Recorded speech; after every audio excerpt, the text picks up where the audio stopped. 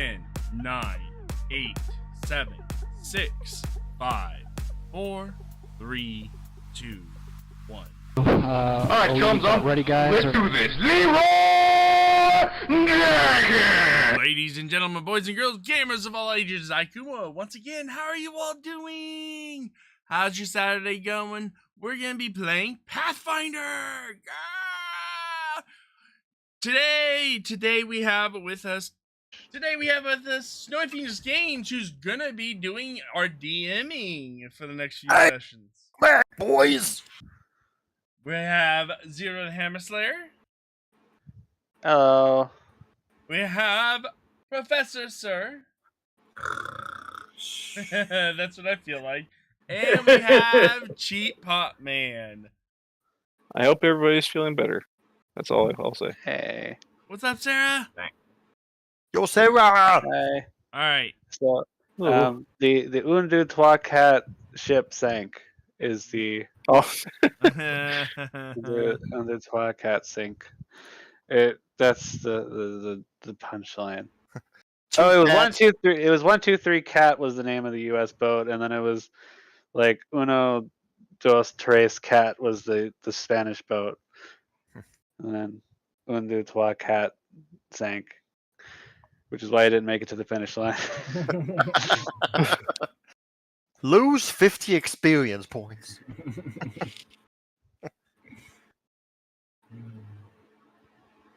Welcome aboard, guys, to my foundry. Lose 50 experience. There it is. Welcome aboard. Hope we're gonna have a good time. Haven't had the whole party in my foundry for quite some time now. It's nice that y'all are here. I'm here. Yeah. Goodness. Before we start, Ray, does Thread have an unraveling for us today? What does that mean? An unravelation, if you will. He's just here. He's following. I thought Thread was continuing the newsletter. Oh no, Thread's only been alive for like a day. He doesn't he's the even know original what a host for the newsletter is. He's the OP. He spent his entire non-existence in a basement, so he's not very knowledgeable on the world right now. Have you been living under a rock your whole life? Yeah, Yes. pretty much. It might Yes, as well, actually. yeah. Just now started getting out. Also, is our bag of holdings just not in Foundry? It's named something different now. They renamed the name. Oh, a bag of holding is now a different name and per the remaster. It's not on Nethys yet, though, so I don't know. No, it's not. I hope you enjoy the new name because it is called. I don't know what you're talking about. I got It's not called Spacious Pouch. I got a bag of holding. No, but you can't make new bags of holding anymore. Yeah, they don't but- exist. Oh. Yours is what is the term? Legacy. You have a legacy bag. Yeah. I had to Yeah. create my own bag of holding. Yeah, so any pre-remaster bag of holdings become fanny packs, so... Yeah. Sorry if it clashes with your outfit. Yeah. That's just what happens. Well, super happy to have you all here. Before we get going, first of all, I'll leave the last session recap to once I'm done with my side quests, because it won't make a whole lot of sense to recap what happened when we're about to start something completely new. Yeah. But Thread is now with us. He joined us at the guild, and as per his request, his sister asked if he could tag along for a little bit and, you know, Learn life a bit. Yes, learn what it is to be alive. Yeah. Following Kireji's offer to us to try and communicate with Emma, odd things happened. The gauntlet did not work as intended. For whatever reason, the communication was severed. The other Amethyst reasoned that means three things. One, she's not dead. Two, she refused to come in contact with us. Or three, someone is blocking her from reaching us, be it Pharasma or any other kind of entity. Stamp, thinking, well, if she's not dead, we could see her via the scrying crystal, couldn't we, back at home? We all thought that was a good idea, so we all went back to Celestra. The purple crystal, the crystal ball did not, it proved to us that she's alive, question mark. She's in a dark void with a bird and a pirate. We also saw Padwina's face emerge from a window of some sort. Yep. Left us all quite fairly confused. We then figured, hey, let's use Zaya's new map to see if maybe she is somewhere. That led us to discover that she's somewhere not too far off from Turalon, that whole desert continent. No idea why she's there, but she's there for now, it seems, according to the map. Despite our greatest desires to want to rush to Turalon and meet with her, it was convened that maybe should wait a couple of moments before rushing headlong first. Stamp and Savelis had also just promised to go and find her parents to meet up with them. And Thread is now with us in Celestra. Yeah, so that is the recap I said we wouldn't do. Yep. Hey, you're missing the most important part of everything. Tall bird eggs. Yes. How many did we get? 3? 5. 5. 5. You guys got 5. And one was mine. Let's hope one of them looks up to Kireji. Judging from how tall they were, For the sake of... They'll look down on Kireji. I do not have the rules for the tall bird egg thing. I don't want them. Yeah, that's gonna wait until... I ain't managing that, dude. That's, it's a long and lengthy process, so we'll say that they have been left in the guild for now, for safekeeping. I'll put them in my container. We figured the guild lady could use some excitement in her life, so we had to watch over the eggs. There you go.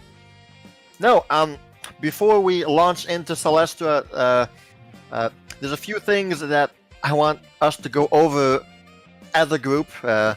Various things. Some are character specific, some are just remaster specific. Since we haven't really talked about it as a group, things, new rules to maybe implement or not. Like, we'll see how the group feels about it and whatnot. Here is the small list of things that I want to mention today. Starting with Zaya. Clerics and champions have a new thing that's called sanctification.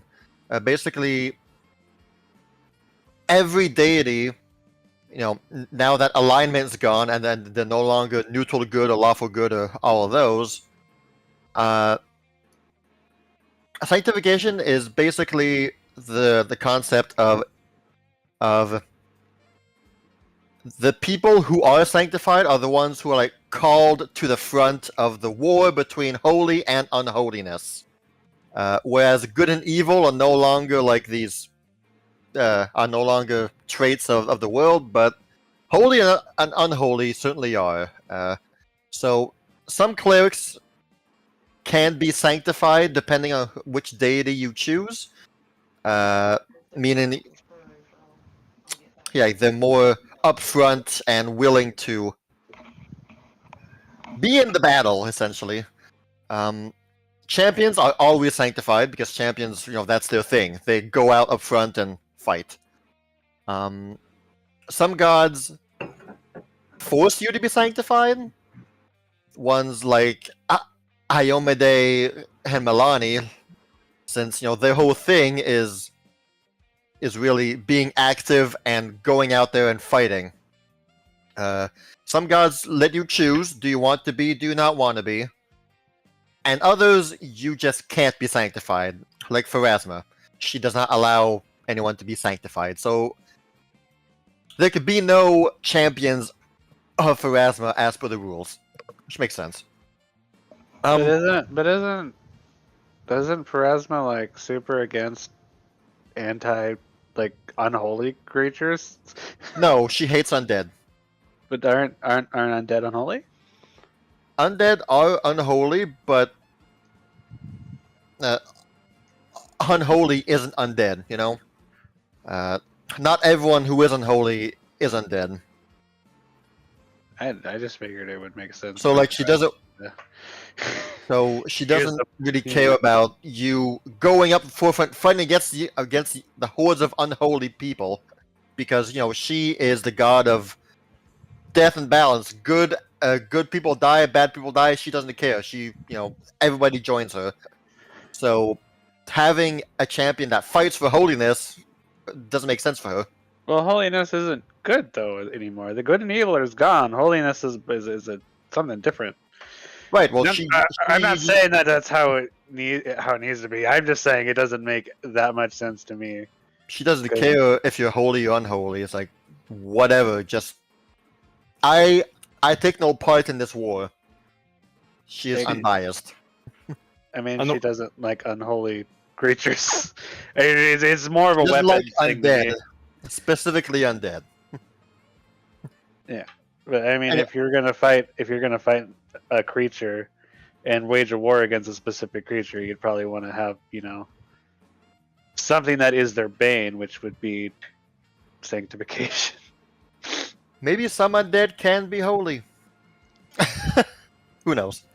But the benefit of being sanctified is that for both holy and unholy, is that you a lot of your spells gain the holy trait or unholy trait, and what it does is that it lets you trigger holy and unholy weaknesses. For example, all, if not most, of demons have a weakness to holy damage. So a cleric who is not sanctified won't trigger that weakness, but someone who is will trigger it. And vice versa, of course. So since Zaya is a champion of a holy god, holy deity, who forces sanctification, Zaya is sanctified, meaning that all of her attacks, normal weapon strikes, and every offensive strike will trigger will trigger unholy weaknesses. Nice. So yay, cool. So should we fight demons and devils and fiends? She's going to be super effective. The other part is Zaya's potions. We went over it as a group and kind of realized that Zaya is at a point where her potions are really, really good. And making them for free is strong. So very simply, we're going to go as per the alchemist rules, that every morning she can create a batch for free, and they go away at the end of the day. She can also choose to craft them permanently, but that will come with a cost and a crafting check. Kumo, very easily for you. It can be easier. In the character sheet, if you go in the crafting tab, right above the known formulas, you have a button that says Complete Daily Crafting.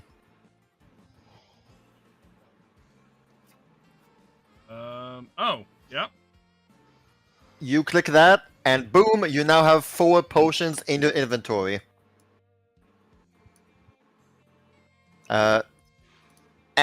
and they have a blue background I see line, that. meaning that they are temporary. Mhm. Cool. Now, cool thing is that if you click the elixir and drag it onto someone's token on the map, it will give it to them. Try it out.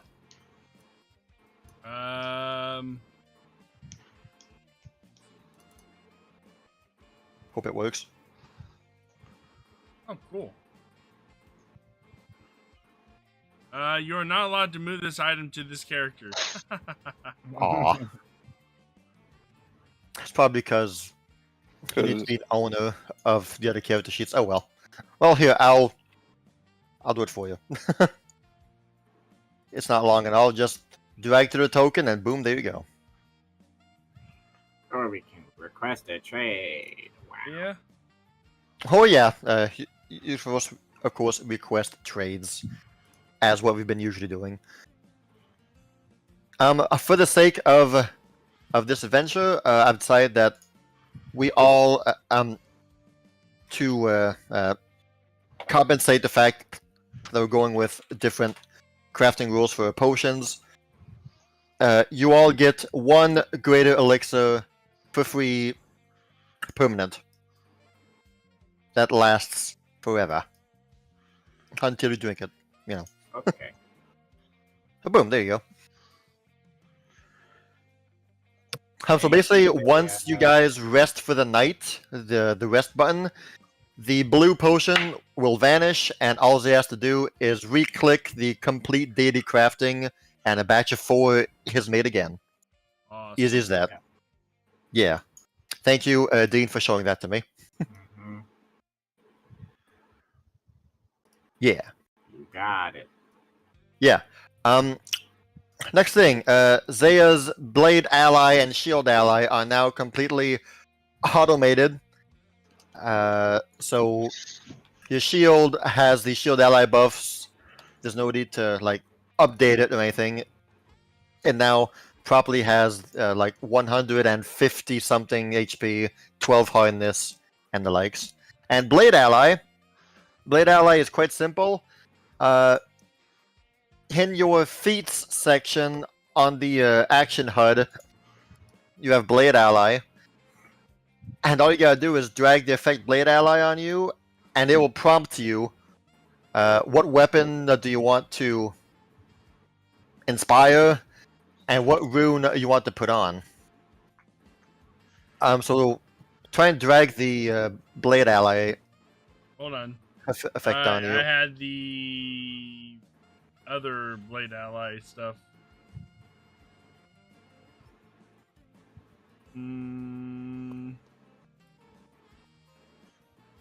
The Radiant Spirit Blade. Yes, that is also applied. Just drag the Blade Ally effect, and you'll see that they are both they are all included as well. And for the sake of simplicity, you can drag the Blade Ally effect onto the I hotbar, and see. you can just click it down there. There That we too. go. Cool. Yeah. I know that we kind of said that you'll always be going flaming anyway, but you know, just in case something happens one day, you want to switch it out. Who knows? Question. Yeah. Would the Holy Rune stack with Zaya's already holy damage? Well, what Holy does is that you do extra 1d4 spirit damage, or 2d4 gets unholy. See, doesn't the sanctification Ye- just make it so that Yes. and it's not necessarily it adds damage? No, you're right. Zaya's sanctification right. doesn't add damage at all. It simply triggers holy weakness. Okay, it triggers weaknesses. So the holy rune would stack because that actually adds spirit damage. Yeah, Gotcha. Okay. that makes sense. Holy Yeah. shit, I knew what I was talking about. Yeah, so Zaya's damage might have gotten a slight increase against demons and fiends and the likes, which makes sense. Join the club, Zaya. Join the club. Okay, next part of the things to mention. Kireji back when we killed the Raven Lord, her gauntlet had a special effect that would kind of be like the opposite of the gauntlet he already had, which summoned friends to talk to. That one would like summon spirits who would fight for him. That was sadly never properly implemented on my end, and we never got around to using it properly. So, and too much time had passed, so I was like, you know what? Let's just make it simple, make it quick, make it easy, and but still be a nice thing, you know, but not another thing to manage and another mini game basically to play every combat. So right now, here is what his new gauntlet does. Absolution. Yalana's twisted morals darkened the key power stored within. She forced unwilling souls to fight for her on the battle. Kireji's pure heart has calmed the key stored within, purifying it. Now, the souls of those dear to Kireji willingly aid him in his fights. Once per day, one of Kireji's friends, deceased or living, gifts him heroism, heightened to 6th level. The effect lasts for 1 minute. And heroism gives him a +2 to attack rolls, perception checks, saving throws, and skill checks. Once per day for 1 minute. Oh, so does this not take key points? Not anymore, no. Okay. Neat. Those were the two things, the two characters that I had something to talk about. The next bit is... We're the problem child. So. There were two sections of the rules that I recently discovered. One via a Pathfinder podcast that I'm listening to, and the other just I saw it at some point. It concerns a concealment. When you are concealed, you know, if somebody wants to hit you, you have a DC 5 check to do to see if whether or not you target that person. I recently realized that concealed is any creature that attempts to target you must do the DC 5 flat check.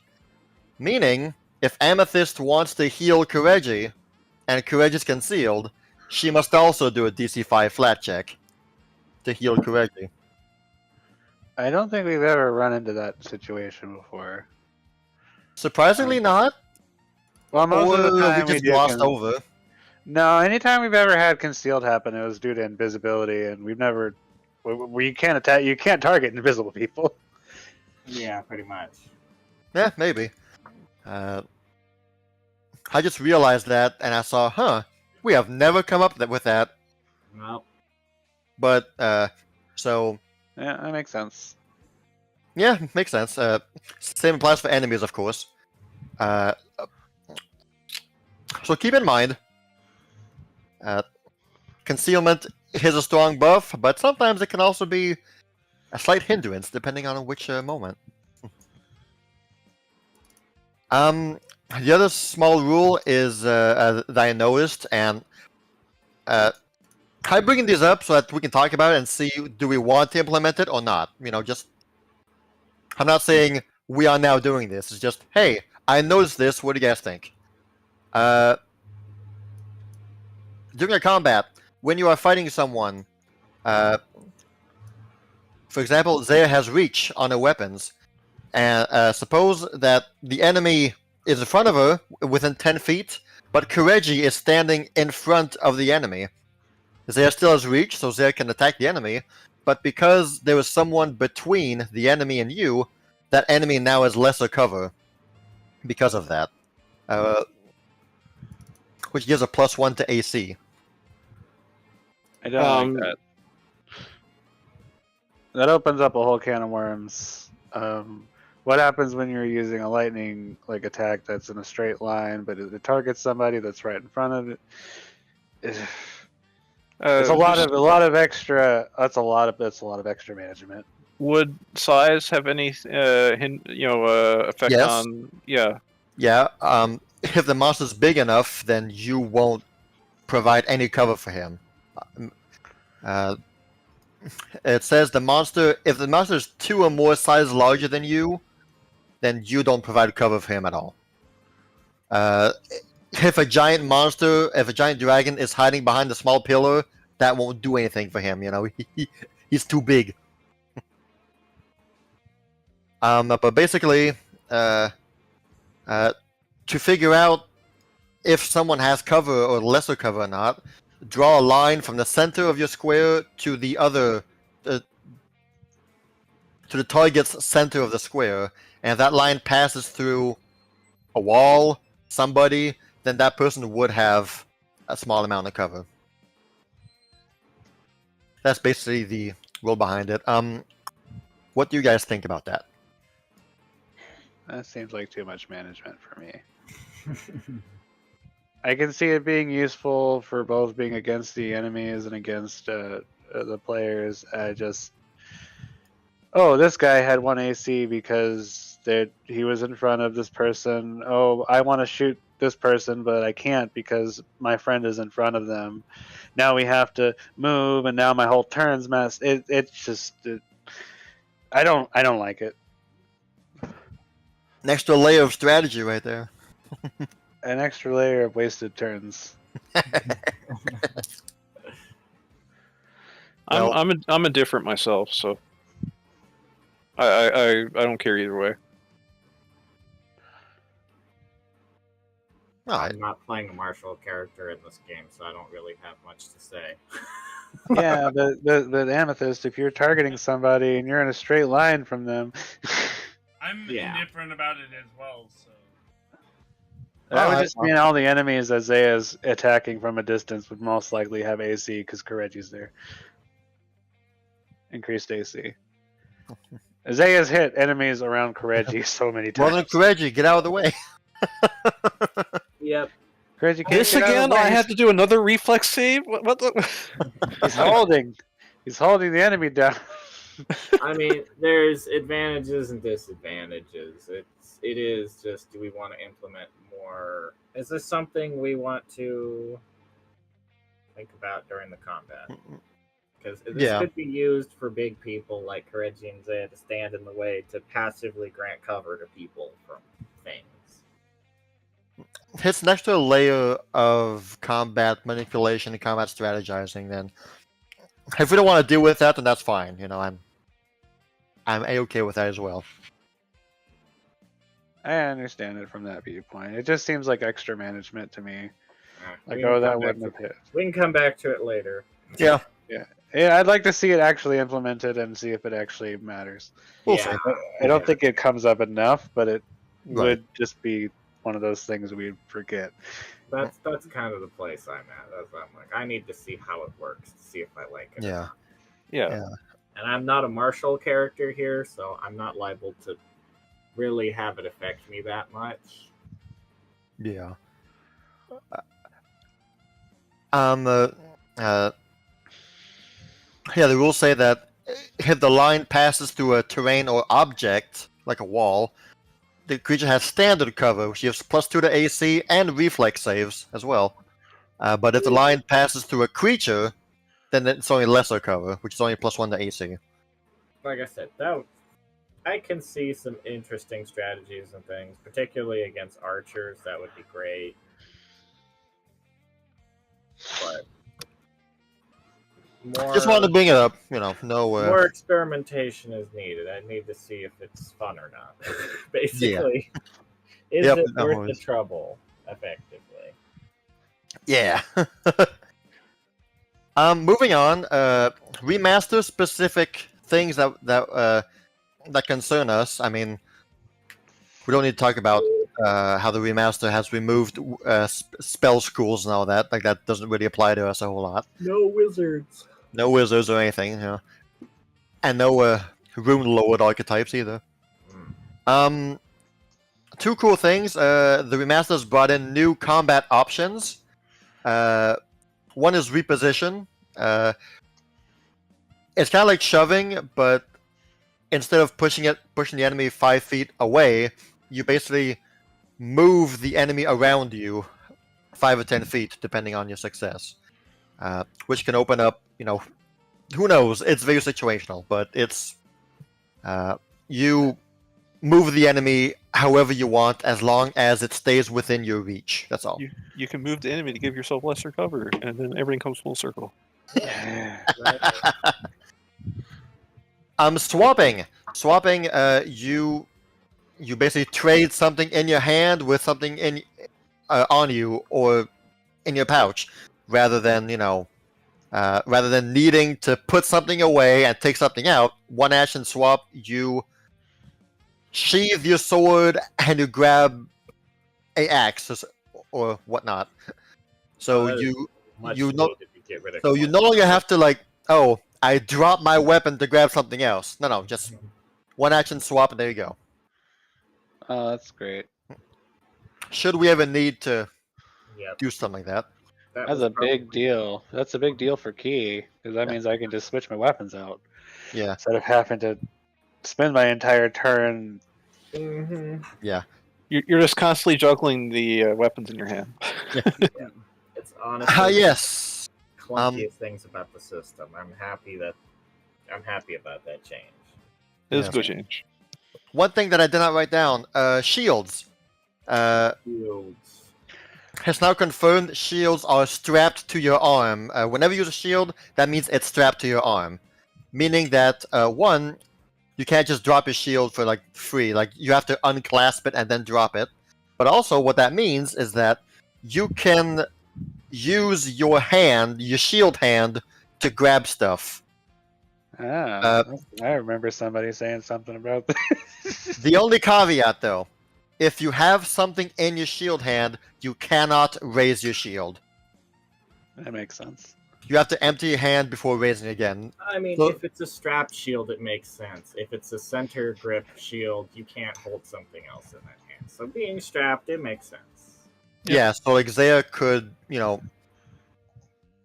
grab a potion, drink it, and without needing to finagle, her hands, whatever, just... Yeah. But if Zaya's holding something in her hand, she can't raise a shield, that's all. Which will probably never happen anyway, but who knows?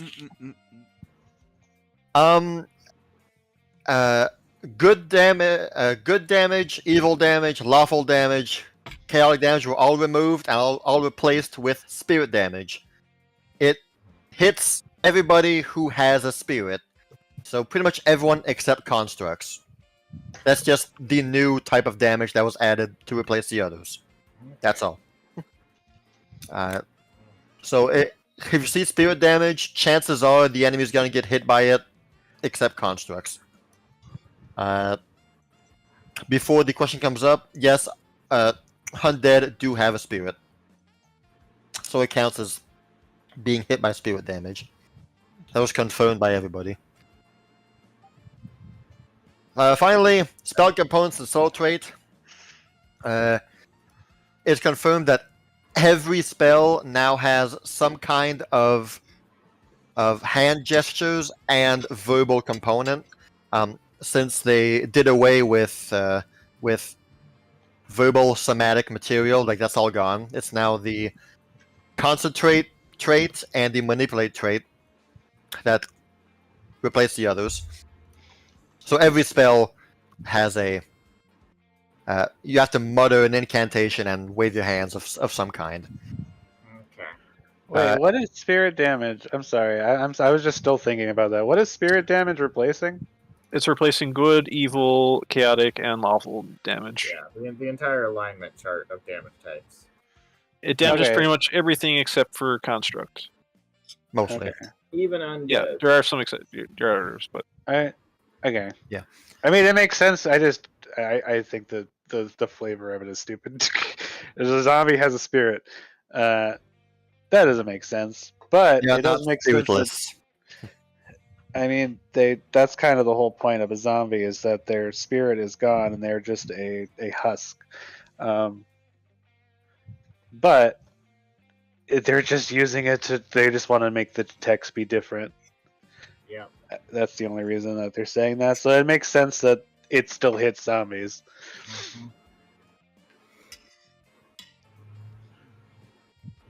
Except for the subtle trait, when a spell has subtle trait, that means it has no verbal muttering or a hand gesture. You can do that completely unbeknownst to anyone. Hence the subtle trait. And finally, I'm gonna end with hero points. We all have one hero point, at least. Here's someone else too. Every session, I'll be giving out one that will only last for the session. So there's no point in trying to save it. But should the situation come up, I will still give bonus hero points to something really cool that happened. You know, as we've usually done this whole time. So I'm not taking anything away. I'm just adding one extra hero point per session that goes away at the end of the session. So there was no point in trying to save that one. Like, use it whenever you want. So I need to think up a really good kickflip to do during this session. Okay. So meaning that on the character sheet, if you already have a hero point, give yourself a second one. And that second one will be temporary. Okay. All right.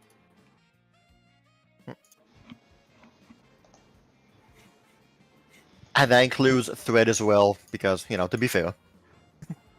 Sorry, I had to step away for a second. What happened? Are we talking about the hero points still?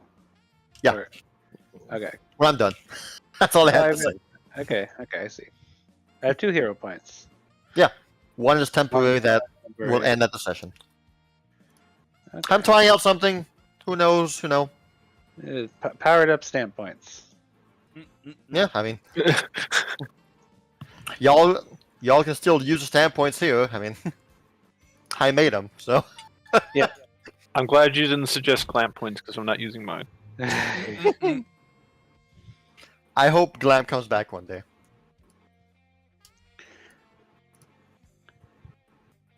One day.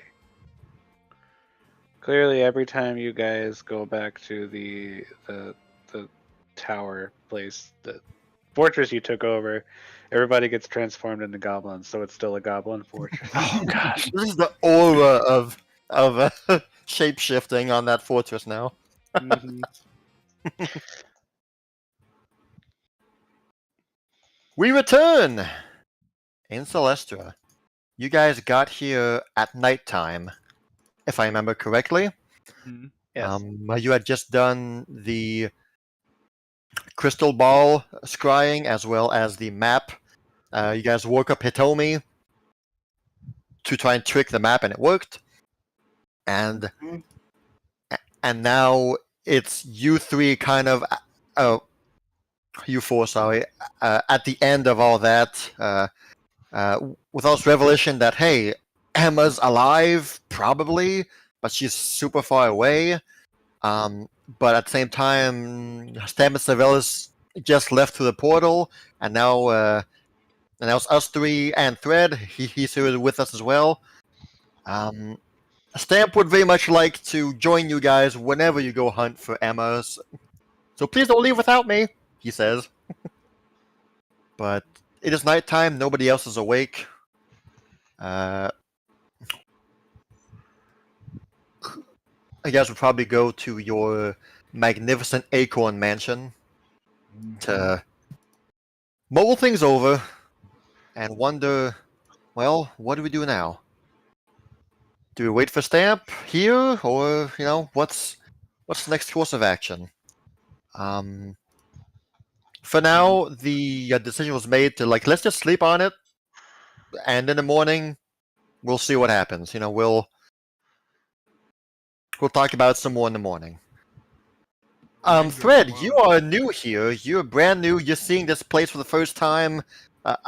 Sure, it's nighttime, so we don't see anybody, but they bring you to a big tree, and suddenly you are warped into this magnificent mansion with a butler and everything.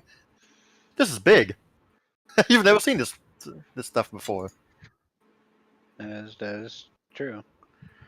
That's an accurate statement. Yeah. He looks at you with his soulless eyes and says nothing.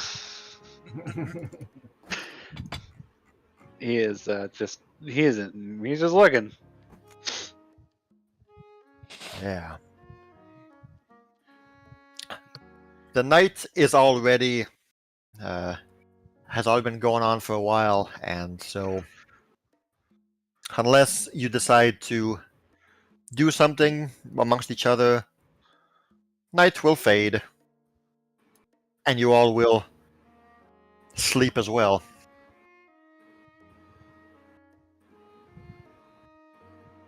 Yep, sleep time. Good night, everybody. See you Good night. next time. Amethyst, that is gonna come into your bedroom and then jump on your bed and sit at the edge of the bed and say, "Is this where I rest?" Sure. Okay. And he just flops back and falls asleep on the foot of your bed. Kind of wish I could do that. You have a dreamstone. Oh yeah, you're right. I wish I could do the.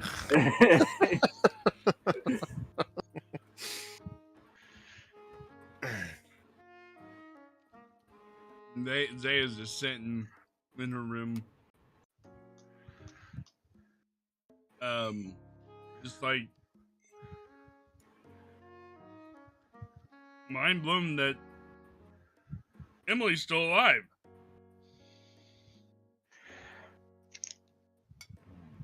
It's hard to believe.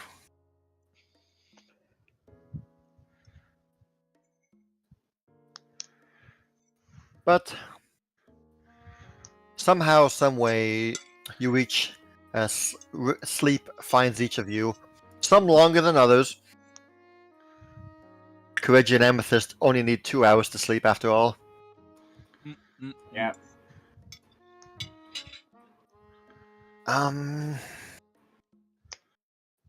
We will begin. Either Kireji or Amethyst, since you guys wake up the sooner, either of you roll me a d20, a flat d20. Who both of you roll me a flat d20.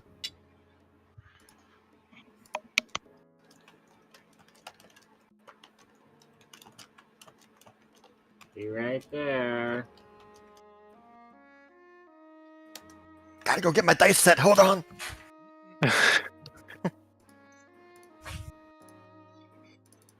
Oh, are we okay.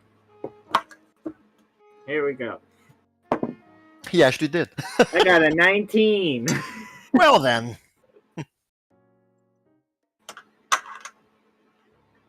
Kireji, are you gonna roll a 20 or a 19? I'm assuming you want to have me roll in the game, though. I believe you, man. It's fine. No need. So just a regular perception check, or Flat d20. flat nothing d20? else. Okay. See who's lucky and unlucky. I think that answers the question. Amethyst! You're awake, though of course still in your bed, because that's what you do. When you hear a slight knocking at the door of your room, with a familiar butlery voice of, "Pardon, Lady Amethyst." Here's the voice of the butler of the mansion. I don't remember his name, but Amethyst would. Me neither, Pretty sure he had a name. because I'm not the one who named him. Was it Jeeves? Whatever. Yep. The butler. Yes, the butler, of whom I totally remember your name. So terribly sorry to disturb you at such an hour. However, I thought you would like to be informed that there was someone outside who was trying to, I suppose you could say, is doing the equivalent of knocking at our door. Not literally, of course, because this mansion is elsewhere, but I can't help but notice that he is requesting passage inside. And I figured you would, as owner of this mansion, you would, as co-owner with Master Kireji, you would like to be informed. Who's knocking on the tree? Rylon. Let me in! I'm trying to bring down the tree. From what I've gathered, he seems like a man in clerical robes with orange hair.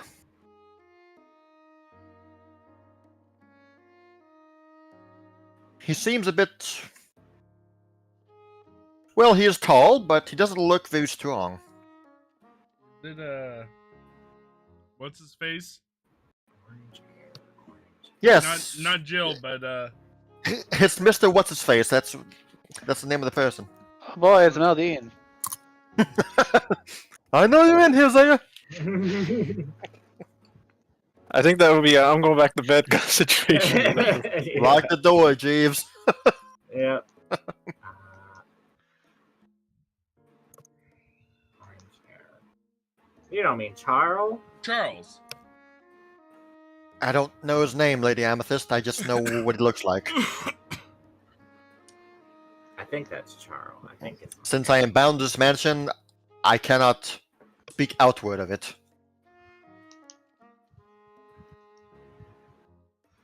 I believe he is requesting to see one of you. Probably Zaya.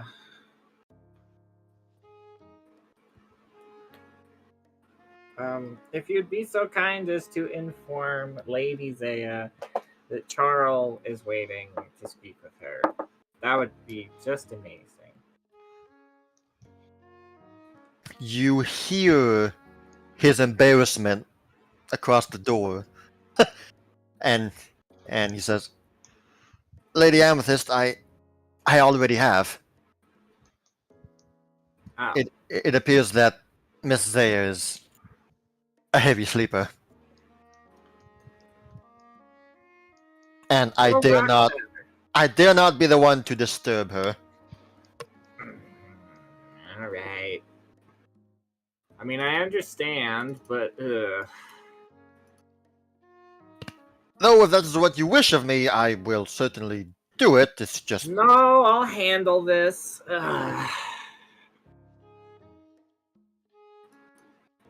Amethyst will go over to Zaya's room, just kind of Nope, sorry.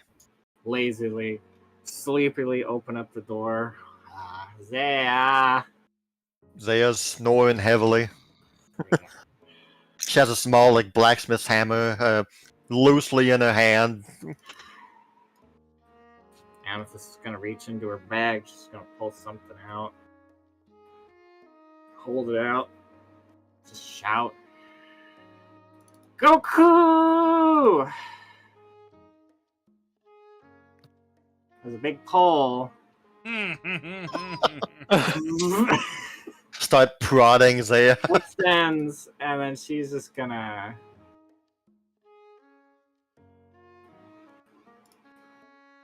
She's just gonna start smacking Zaya. Lily smacking. Zaya, wake up! Ringing her armor like a gong.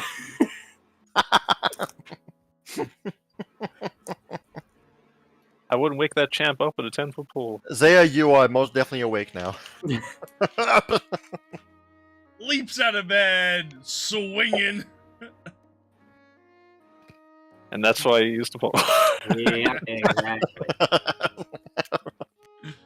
Wonder attack! Goku! And the pole will shrink down. Zaya, Charles here to see you. Huh? What? Oh. He's bonking on the tree. Go say hi to him. Why'd you hit me with that thing? Because I wasn't gonna get close to you to wake you up. I learned my lesson a long, long time ago. I'm very sorry, okay?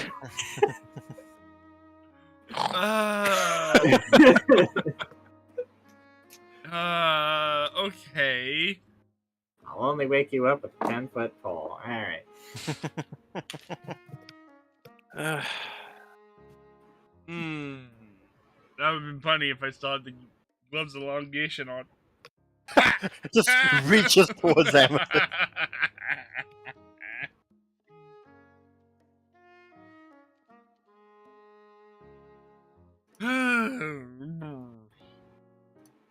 Gets I mean, if you do that, next time I'm just gonna drop a stone wall on you and call it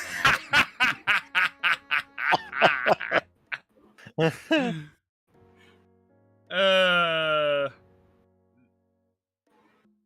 Just saying. Gets dressed, and walks out of the house. I guess. Yes. Alright, so you Charles. walk out of the house, you go down your treehouse, and you see someone who currently has his back turned to the tree and was slowly starting to walk away as soon as you came down. And yes, indeed, it is Mr. Charles, who seemed to have been the one knocking at the door. We are now early morning, about 6 a.m., give or take. Rubbing Actually, scratch that. It's more like 3 a.m. Okay. It's still night outside. I'm It's still quite rubbing- night outside. I'm rubbing the sleep out of my eyes and yawning. He turns around, surprised at the sound. Oh! Oh, you're here! Oh, I'm sorry, I didn't know if anyone was there. I thought I'd try my luck.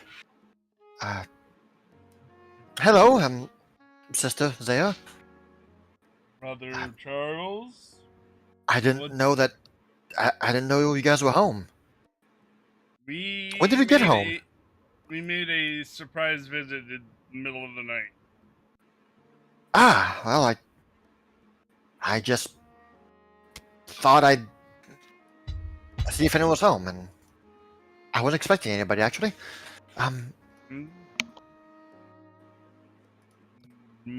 Truth be told, I was kind of.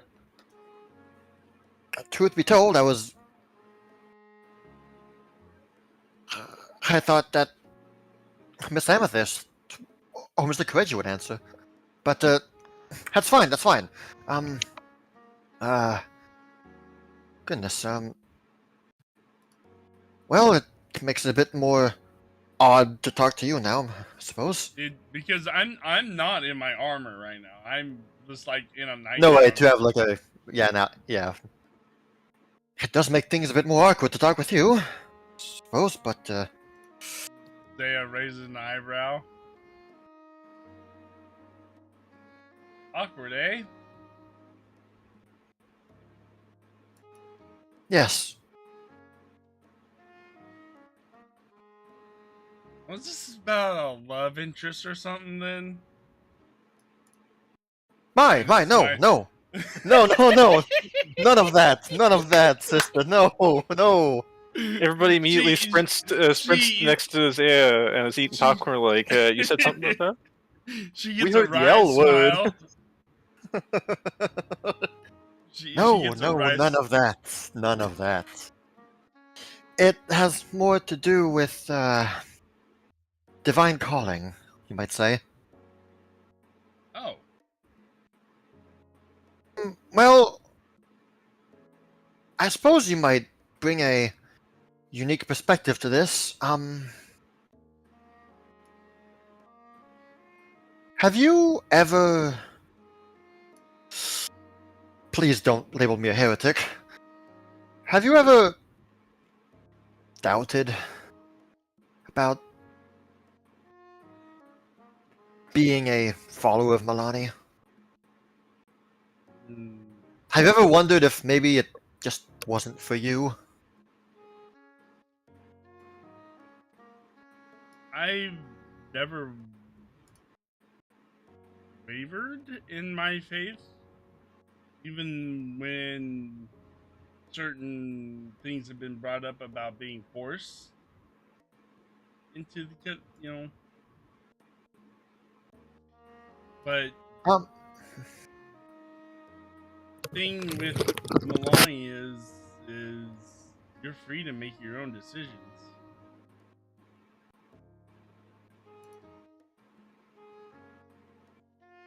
How did you come about, um, entering her church? Like, what brought you to want to train under her name?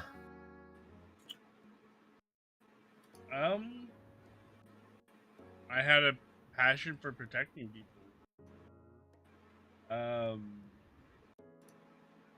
Making sure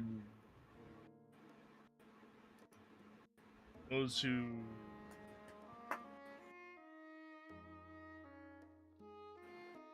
can't protect themselves have a way to be protected.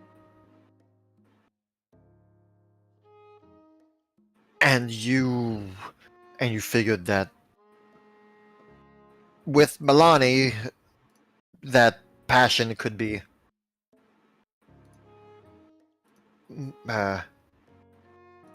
more easily accessible for you. That you could protect others more easily with her. No? Yeah. In a way, Alright. yes. I suppose that makes sense.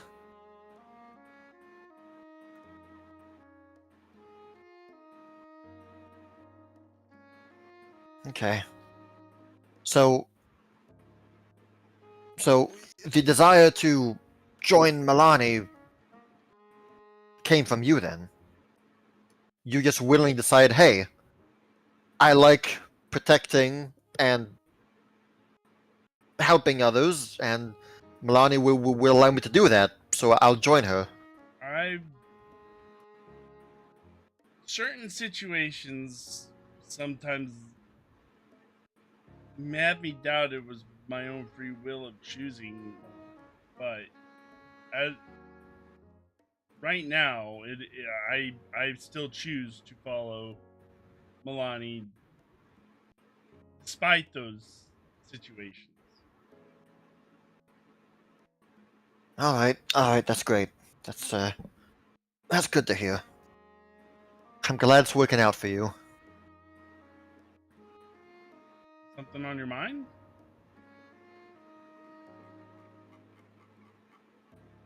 He kind of looks around and scratches the back of his head. It was my dad who, me and Jill's, our dad who kind of forced us into Milani's service. He is perhaps one of the most fervent worshippers. He's not a champion or a cleric or anything, he's just someone who has really strong opinions. Sounds like Haldane. And he really wanted us to follow in his footsteps, and he's never had the opportunity to become a more fervent follower, but to us, he kind of saw us enrolling into Milani's service as something that he wanted us to do so that he could feel accomplished in life. And, I mean, we've been serving Milani for the past, couple of years, sure. But things are happening. And I'm realizing a few things there, sister. And that is? Let's be honest. Milani is the goddess of revolutions, of freedom at any cost, It's no wonder her symbol is a bleeding rose. She wants to obtain freedom at the cost of anything. She is willing to wage wars and bring destruction to those who restrict freedom. And look, Zaya, I've got nothing about that. I can't hold a weapon. I can't do anything about that. I don't want to fight. I don't want to wage war against people that we label as evil, slave holders, and I love freedom. Granted, I love the idea that that we are free to make our own choices. Yeah, sure. But let's be honest, I don't have what it takes. I have nothing. I got nothing about that. And well, things have happened that made me realize that I don't think I've ever actually wanted to be in Melania's service. I think it was all Dad. It was all my father who I wanted to please. I wanted him to be happy. He seemed like he wasn't happy in his life for a long time. And if doing this, me and Jill, would make him happy, then I was willing to do it. It's been about 6 years since we've joined Melania's service. And, well, to be honest, ever since I came here, at your request actually, ever since me and Jill made it to Celestia, we've never heard back from them. The church has never reached out to us once. Never wanting to hear how we were doing, never wanting to know, how we were progressing. We've lost complete contact with them. I don't know why. But, to be honest, I think being away from them for so long has made me realize a few things about what I'm doing, why I'm here, and all that. And I'm starting to believe maybe Milani just isn't for me. It's weird saying this after I spent 6 years, saying the vows and saying the oaths and pledging myself to a cause. But I've never really given myself the opportunity to be honest with myself. And something has happened that has allowed me to start thinking that way. Oh? And that's why it's odd talking to you about this. Being a follower of Milani, I was kind of wondering how others who are not involved would react to this, but that's why I'm asking, please don't label me a heretic or a betrayer. Like I said, Milani's... What do you think? Why would I label you that? You have the freedom to choose who you want to be. Not everybody's cut out to follow Milani, or and that's fine.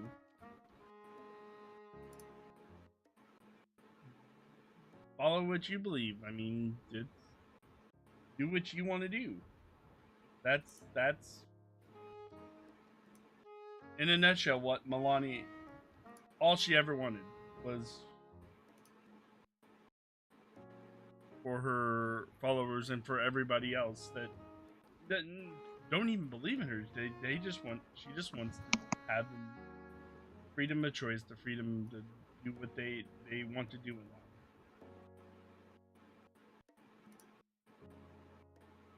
Well, he kind of nervously chuckles.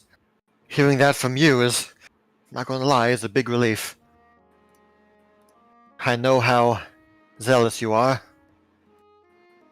So, yeah, that's... Now, if I'm actually surprised, but pleasantly surprised at hearing you say that. I mean, now if somebody comes and says you can't do that, then yeah, I'm gonna have an issue with that.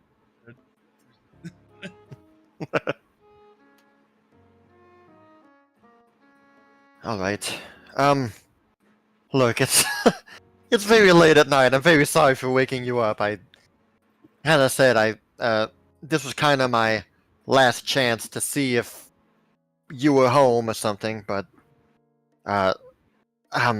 I'll let you go back to sleep. I'm quite sorry. It's just... I'm still not sure how Jill is gonna take this. She's as fervent as you are. I'm kind of worried how she's gonna react to me saying this, but Hopefully, I suppose we'll see tomorrow morning. uh, talk to you in the morning then. Heck, Jill dropped out of the church, but she still retains that fervent energy from Milani, so... I don't know. We'll see.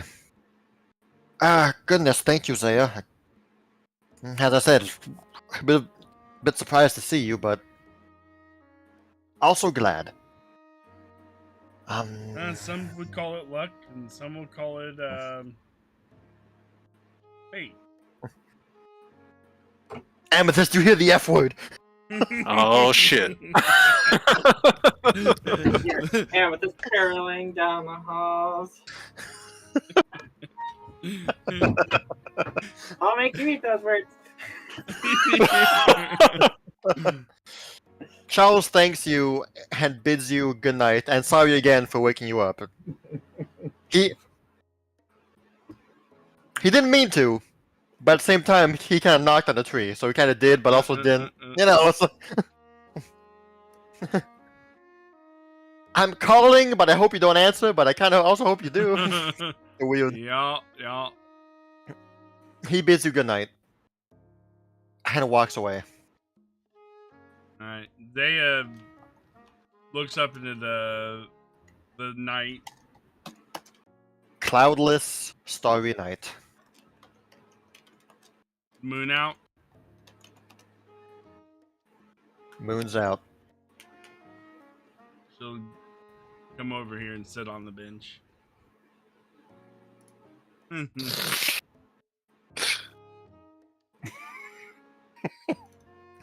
Intrusive thought. Carry on. It is you and your thoughts. No sounds whatsoever other than the small pond that ripples with a small wave with the wind. It is very quiet. Unusually quiet. Zaya just meditates there. No one will come and disturb you at all. Except, however, at some point, a voice can be heard behind you. A small,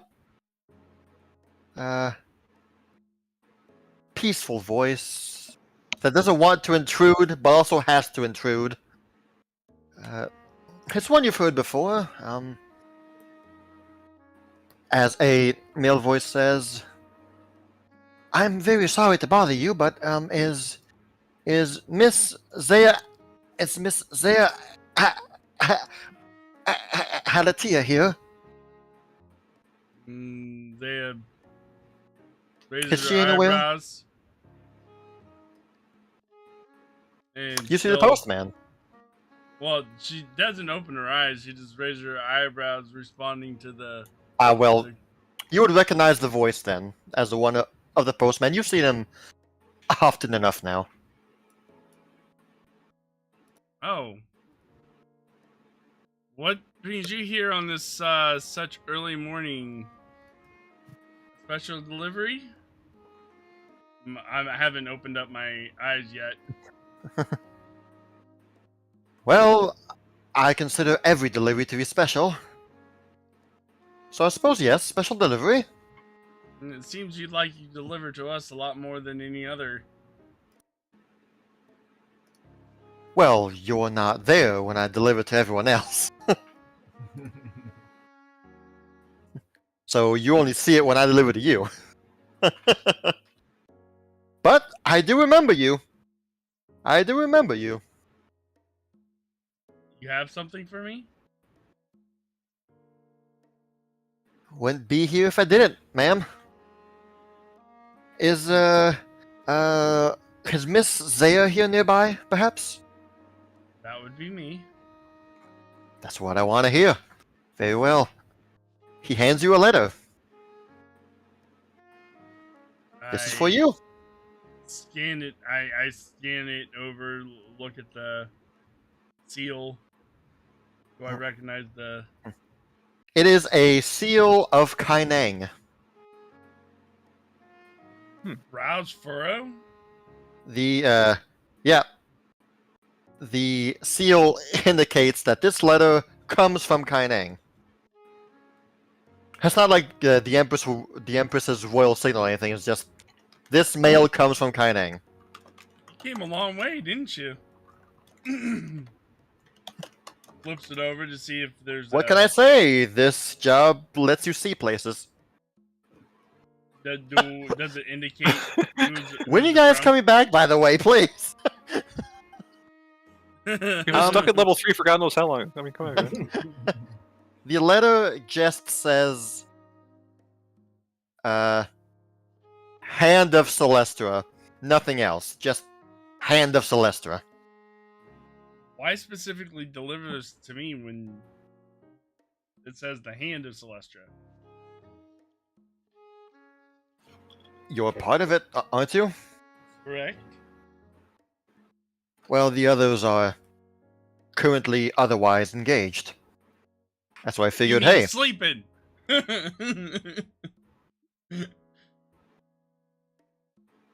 sleeping or otherwise don't want to be disturbed. I have ways of knowing. Zan nods. That's creepy, by the way. It's all part of the job. You saucy little...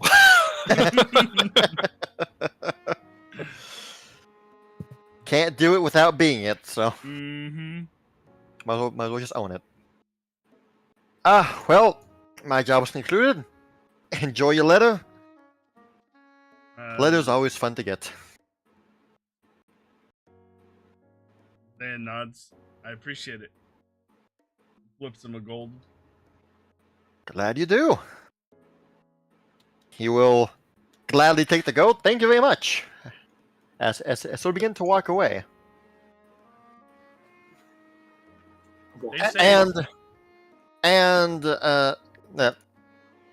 he waves at you from behind as he will as soon as your eyes look down to relook at the letter, kind of look back up, he's already gone.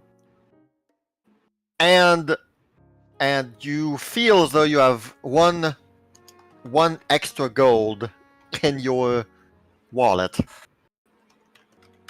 Hmm.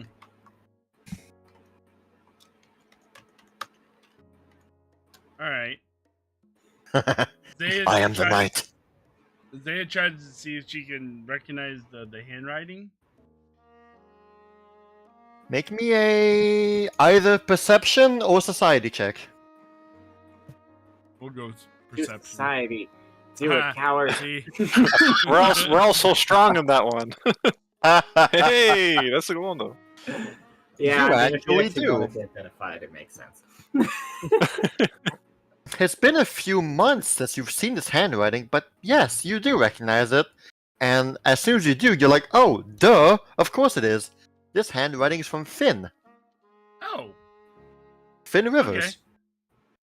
Okay. Zaya opens it up. The letter starts by saying, "Hey, yo, guys. It's Finn. I've been Kaineng for the last few months, looking for Azoth. Remember? Well, I finally found him. Well, I found his body. Aw. So, I guess I'll head back home. Not asking you guys to wait around for me or anything, I just figured you want to know. So, see you soon, Remind me- guys. Remind me again who Azoth was? Remember when you guys were in Host and Finn was telling you guys about his best friend that they both got separated from the Raven Hearts? They were both in the Raven Hearts, but then like and right before you guys found the dragon, like Finn and Azoth had this like face off where Finn defeated Azoth but didn't kill him or anything, but and like you all guys tried to redeem Azoth, like no, you know, the Raven Hearts are bad people, but he kind of wouldn't believe you, so he just left. Oh They- man. That's the letter you got. Azoth's not the guy from Host, right? Was it Kaining? I'm sorry, I missed the very beginning part of that. Yes, it was Host Kid. But I thought he died. Zaya brought him back. I thought Yeah. Emma kept. Actually, Emma brought it back, was that's right. the one, yeah. Yeah, Emma- Yeah, sorry. Emma brought him yeah. back. Now I remember that. Yeah. As though we did kill him, to be fair. Finn did, He was yeah. just brought back immediately. Yeah. Yeah. He was the. If Finn would have killed him by himself, Finn would have got an extra level. That's Yeah. right. Yes. That's the guy right there.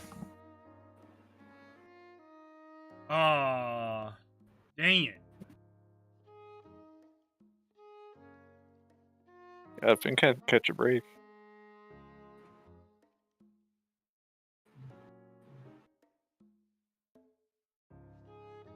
Well, It's now about 4 a.m. for you. they Thread is still will- sleeping peacefully. Kireji and Amethyst are they're awake, but who knows what they're doing. Hmm. They will pin a letter to Finn about Yes. what's been going on. And Yeah. sorry for his loss, for his friend.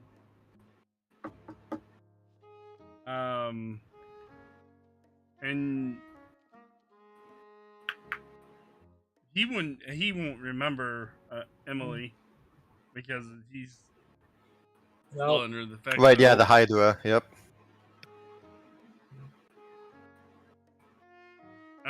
Just to explain to him, we're on this journey to bring back the person that one of the hand of Celestia that's been erased from memory.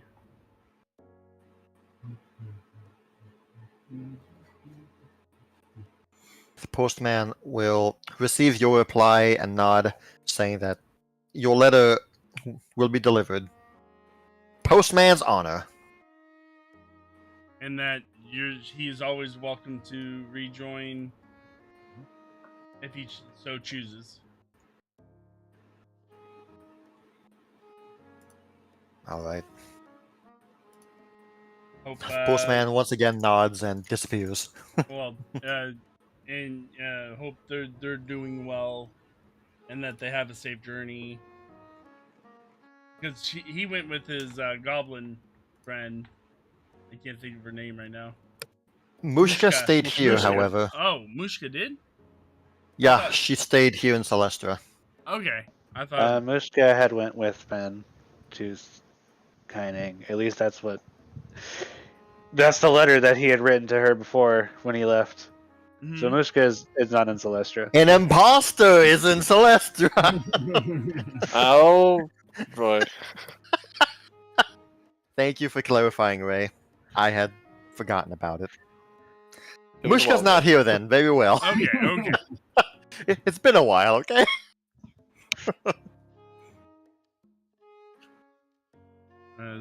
Zaya sighs and looks at the water and goes back to meditating. Alright. Eventually, sleep will find you once more, and for the remaining 2 or 3 hours, you will go back to bed, either in a tree or on the bench. Either way. She's fallen asleep like this a few times. It's not unusual. But eventually the sun will be rising up, and everyone awakes. Thread as well. And morning's here, guys. Kireji already has breakfast ready for everyone. Amethyst, are you still? Did you stay asleep or are you just awake? Amethyst would be up painting right now. You would see or hear Thread. He would just immediately sit up and he'll say, "I am awake." Such the opposite of Stamp. I love it. Amethyst, He looks. look over. Congratulations. Thank you. This is the first time I have been awake from a sleep. It was nice. Congratulations on your first wakey. Well, good. He's gonna walk over to what you're painting and he'll look at it and say, "What is this?" Just some stuff I've been working on. I see you are using different colors to make something that is not what it was before. Yes.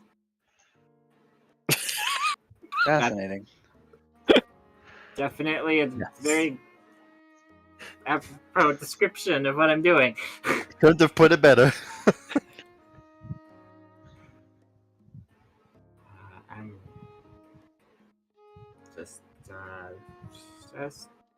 just working with my paints. I don't get to do it as much as I'd like anymore, but you know. Oh. Is this a normal morning tradition?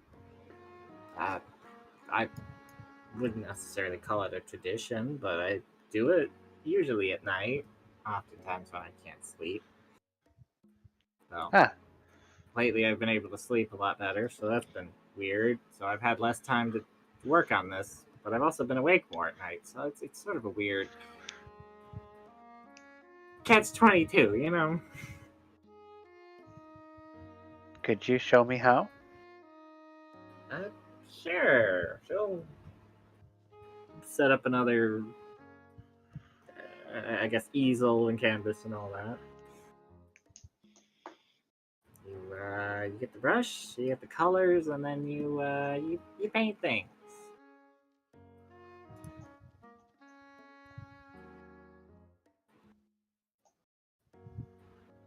I have made a circle. Hold on. You have a crafty check for that, my dude.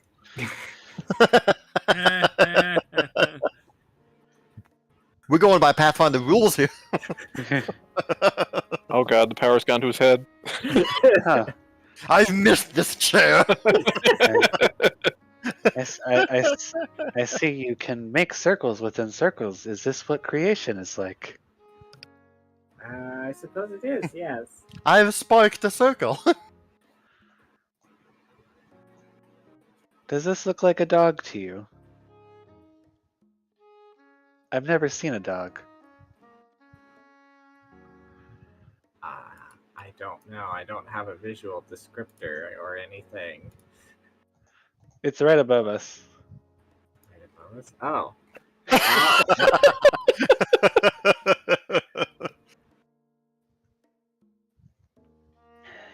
It doesn't look like any kind of dog I've ever seen. I guess I'll have to meet a dog. Do you have dogs in Celestra? I have 2 dogs. We actually do. Duke and Turk. I don't get to visit them as often as I'd like either, but they're good boys. Could you show me your dogs later? Sure. I have been told by my sister that they are considered good boys in your culture.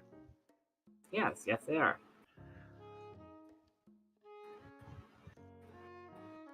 Well, great. I will continue drawing circles. All right, then. That's good practice. Get good at drawing circles. Everything can be broken down into its basic shapes after all. Once you reach your 7th circle and have made half of the 8th, you hear Kireji knocking on the door, and at the same time, a strong smell of food emanates within the room.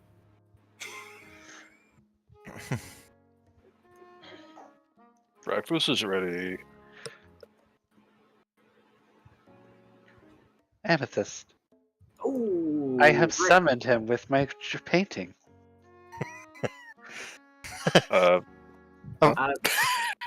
You drew a grape, of course. Further investigation, but we'll see. Good morning, Mr. Garu. Let me just lay this down here. What's with all the circles?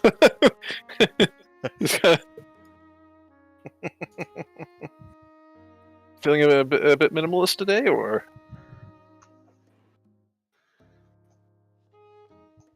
Who are you talking to, Kireji? Tot and Amethyst. Okay. Oh no, those aren't mine. Those are threads. Oh, It's a dog. I just look over. So it is. I suppose if you made the circles a certain way, it could be. But keep working on that. I will. Thank you. In the He meantime, goes back to painting. I'll lay this down here for you if you wish to try it. And I'll lay down a bit of like a breakfast sandwich there next to you. Ooh. I made sure not to make it as strong as first because it's not. Maybe you might not be used to it, so just start off a little more basic at first for your sandwich this time around. Hopefully it doesn't Sandwich take them sounds 2 hours to different. taste the You're the best. Thank you. Oh, don't mention it.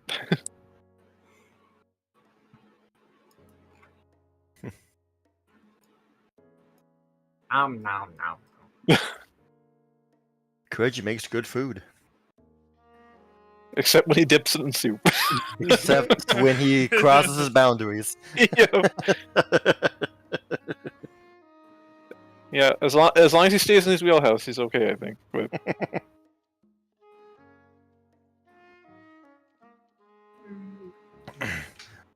Zaya, at some point, you'll get woken up by a squirrel. A squirrel from the tree just like starts sniffing you too close, and his bushy tail like rubs under your nose, and it tickles you awake. have you seen Bad Weena? I miss her very much.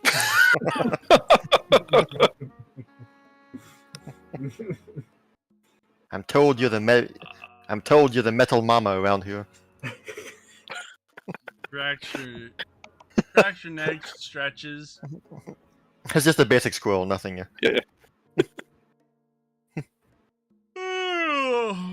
It's now morning, and you've been sleeping on the bench, as uncomfortable as it is. And sometimes uncomfortable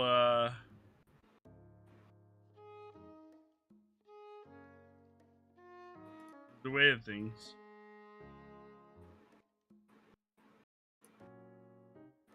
Starts to trudge back to her room.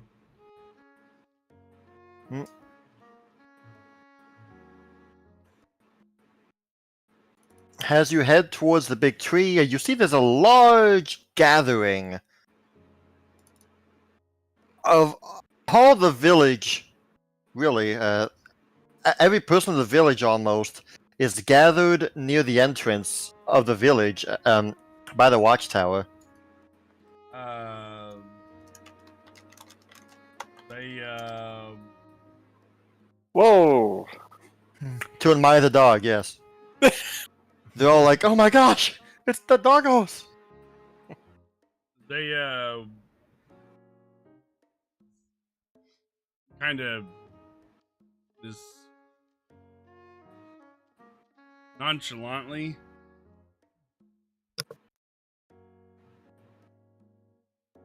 just seeing what she can pick out or pick up.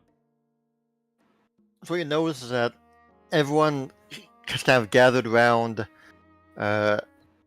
two individuals who are standing near a loaded wagon with horses. As you make your way around, you notice that, hey, it's Charles and Jill who are standing by the wagon, and everyone seems to be shaking their hands or hugging them and wishing them well.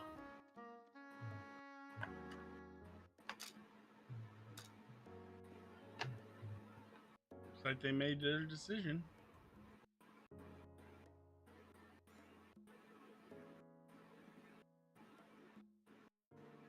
Zaya nods.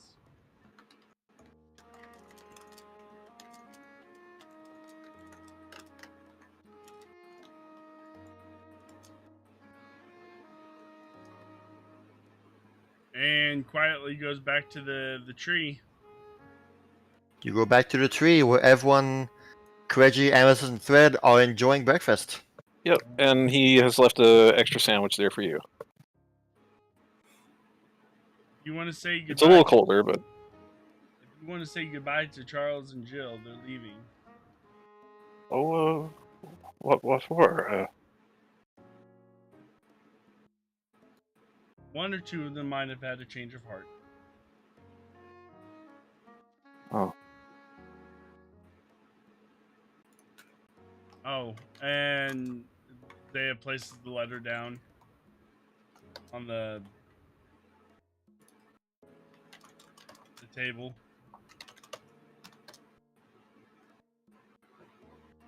Yes, you guys are all together. Okay. Wait, Charles and Jill leaving? Where are they going? Zaya nods wherever their heart takes them. Zaya shrugs. Like, are they I'm making it sound like they're just leaving Celestra? Are they just leaving? They're not just going on a trip?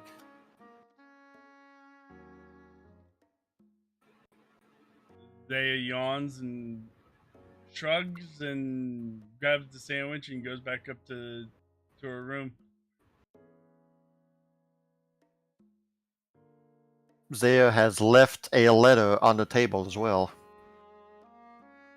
for you guys to read. It's Finn's letter.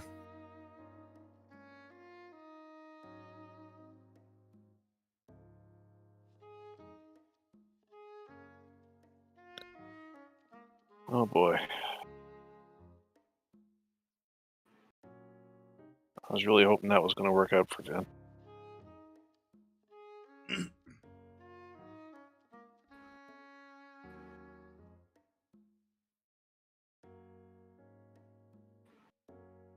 Yeah, well.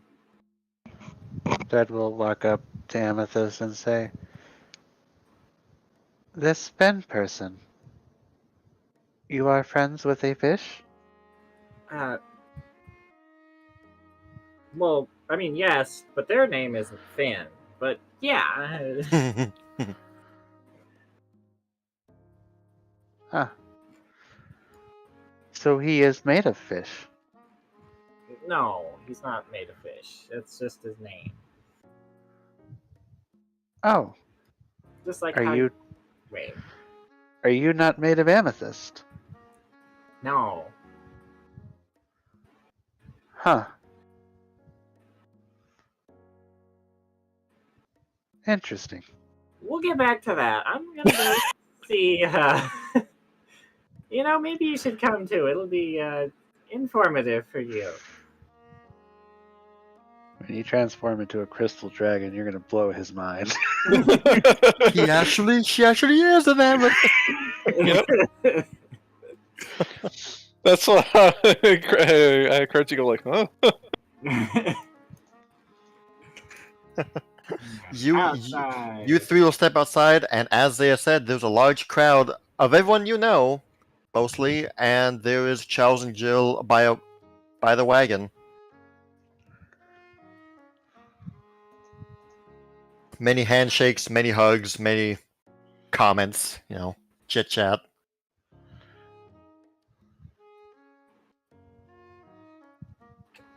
It won't take very long before Charles and Jill notice you guys and waves you out as well. We're moving through the crowd. Yep. Yeah. I'm about to lose one of my best muffin makers. I know. Well, hey, what's all this? Charles speaks up first, and he's very happy to see you guys. He was hoping to see you before leaving, but also he knew you guys were gone, so it's like, well, I didn't really. I saw Zaya this night, at least. But great. I get to see you guys before leaving. I'm very happy. I wanted to see you guys before leaving. I was just worried you guys wouldn't be here. Well, through a very unusual set of circumstances, we happen to be here today. What's all this? What's the commotion? What's going on? Well, due to an unusual set of circumstances, we won't be here. Our dad is dying. Oh. And he asked that we go see him before it's over. So we're heading out as soon as we can. I see. Well, I'm very sorry to hear that, Charles. It's We're not leaving for good. I mean, we're planning on coming back eventually. It's just, well, we don't know for how long we'll be gone. Dad lives in a capital city, a bit of a road away, I'm afraid. take all the time you need, my friend. So, yeah.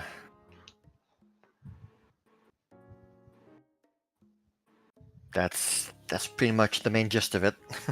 Yeah. I don't know what else to say. I'm happy that you guys are here. I was really hoping to see you again. Especially you, Kireji. He goes in and big hug and thanks for all the bacon time we had together. Sorry if I gave you some quick orders right away. I didn't mean to spring those on you, but sometimes inspiration strikes you funny. Hey, in the last few years, I haven't had more fun serving you and the others here. It's been great. Well, just remember that it's always there for you whenever you want to come back to it. Fred is going to walk up to Charles and look up at him and say, "It will be okay. My dad is dead, but it's okay. I have a new dad." And he points to Kireji. He's also the one who killed my dad. Oh, So perhaps you find someone to kill your dad and you will get a new dad? Oh my I- god. Whoa. Don't mind him. He's new to he just people. he just recently he's new, yeah. Well, he's new. He's still trying to get certain understanding. Yeah, stamp. yeah. Think stamp. Think stamp. He just nods and thanks him. I just look over at Amethyst after like the teeth gritted, like, ooh. Oh, you know, kids say the darndest things.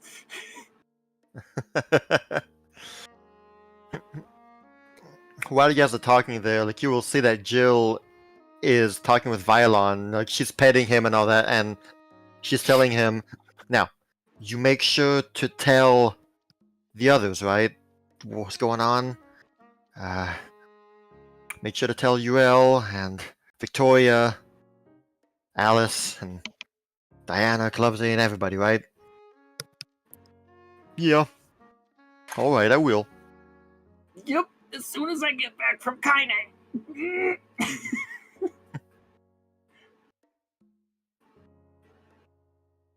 Is he also gone with Finn? Yeah, I went with Finn.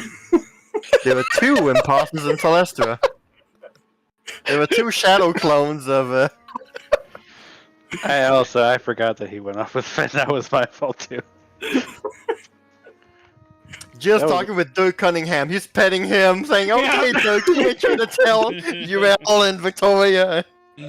Yes, Dirk will. Dirk will. Okay, moving on with the side quest. Roll initiative, everybody. We're just moving to chapter 2 right away. Roll initiative. We're finding a body gas. I don't care. Yeah, it's just slowly turning into an Among Us episode. So Oh, he's gone too? Oh, she's gone too? Oh. As far as I know, those are the only people that are gone. I thought Finn was alone, man. Oh boy. Whew. I like how you temporarily revert the stamp to say that. Can I go back to being a player now? I'm done GMing. Don't worry about it. No, it's fine. She'll be talking to someone who's familiar with the ladies and telling them to yeah. make sure to tell them about this. I'm gonna write to Victoria, cause yeah, but I just tell the others and all that. Yeah. Once the circle of greetings is done, Zaya's not there, alas. But Charles looks at the big tree, knowing that Zaya's probably somewhere in there, and he'll tell Amethyst that, make sure to say, make sure to tell Zaya that I said goodbye, and also thanks for last night. Of course. It's given me perspective on things. What she said.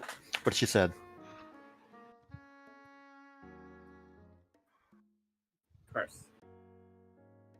As I said, like, we'll be back. We just don't know when. And don't know in what state either. But we gotta go. And go. They will both hop on the wagon, and again, a large crowd starts waving their hands. Goodbye! Bye-bye! Don't miss Have one out at a time. on my account. And without looking back, they steer the horses outside of town, and they become smaller and smaller as they go away.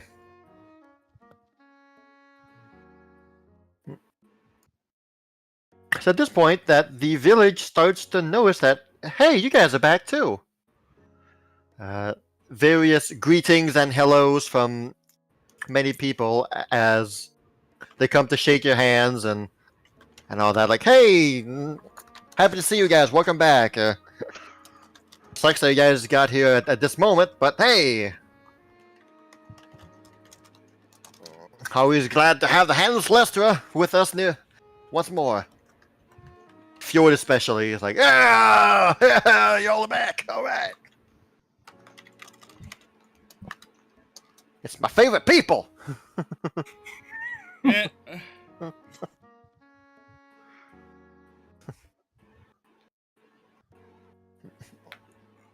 Those two who were quite sad that they were gonna miss you, but turns out they didn't. So great. No, didn't miss us.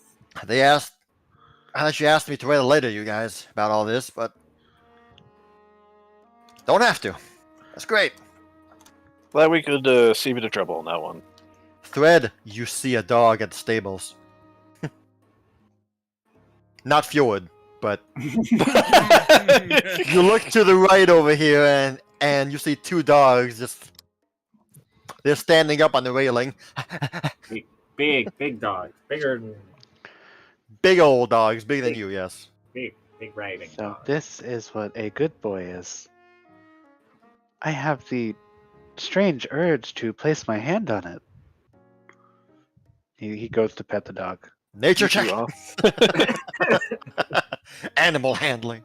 Kireji's right back to thinking about the frog again, so I guess I'll do a check too. It's fine. Those dogs are well trained. Clubsy has made some amazing work with them.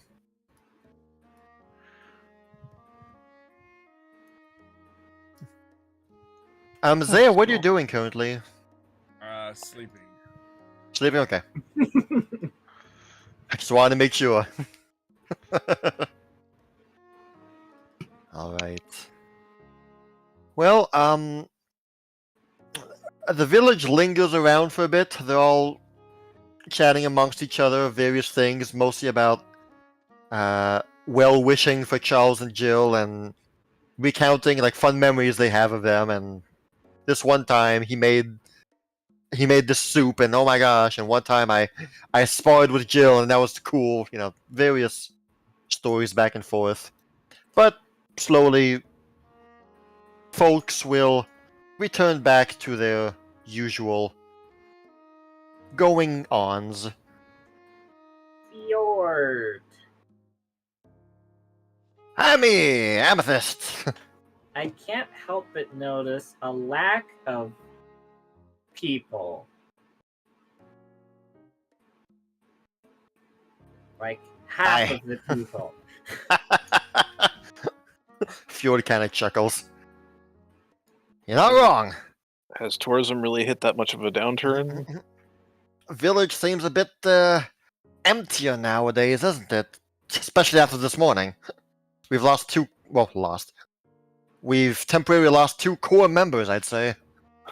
Yeah,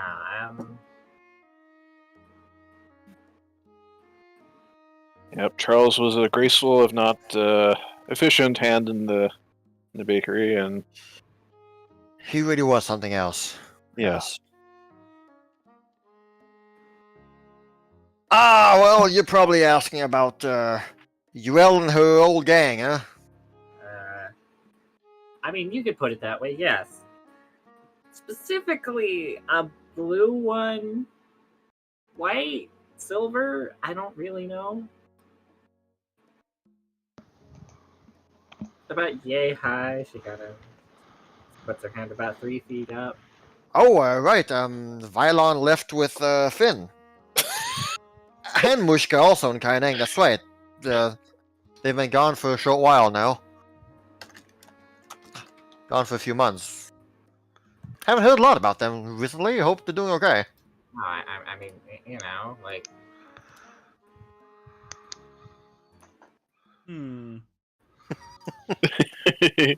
He says, "Oh! Ah! Right! Old Pitter Patters. Yeah, her. Sorry, Padawina. Bit too unformal there. well, everybody calls her that now.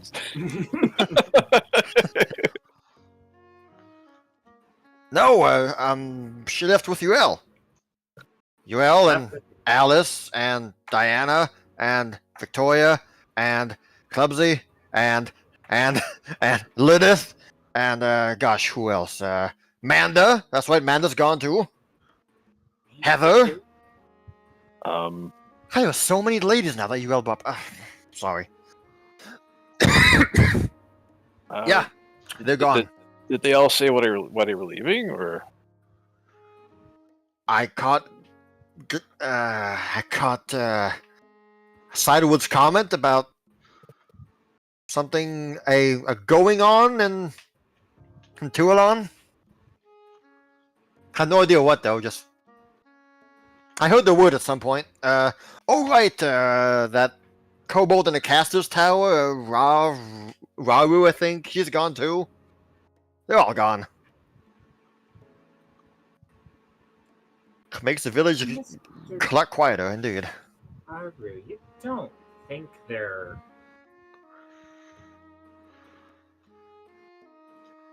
She kind of looks up and you don't think they're trying to get Emma, do you?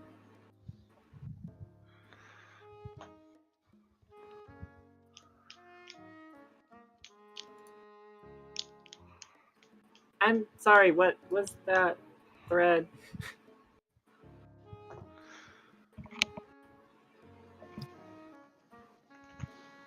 I don't know what he's saying. I can't read it. Yeah, right. Gotcha. Got it. Yeah. Yeah, her. I actually can't read it. That's weird. We were looking for her. You know.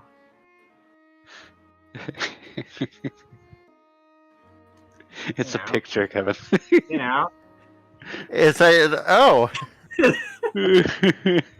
Oh, okay. Copying word for word. Okay, it's a picture. Okay. He doesn't know that language. That's so why I can't read it. That's weird. I'm a DM. I'm supposed to be able to read it. He's just repeating back what Amethyst was saying because he doesn't understand it. So he's just going around saying that now. Oh boy, of all the words to teach him in Why can't I read that?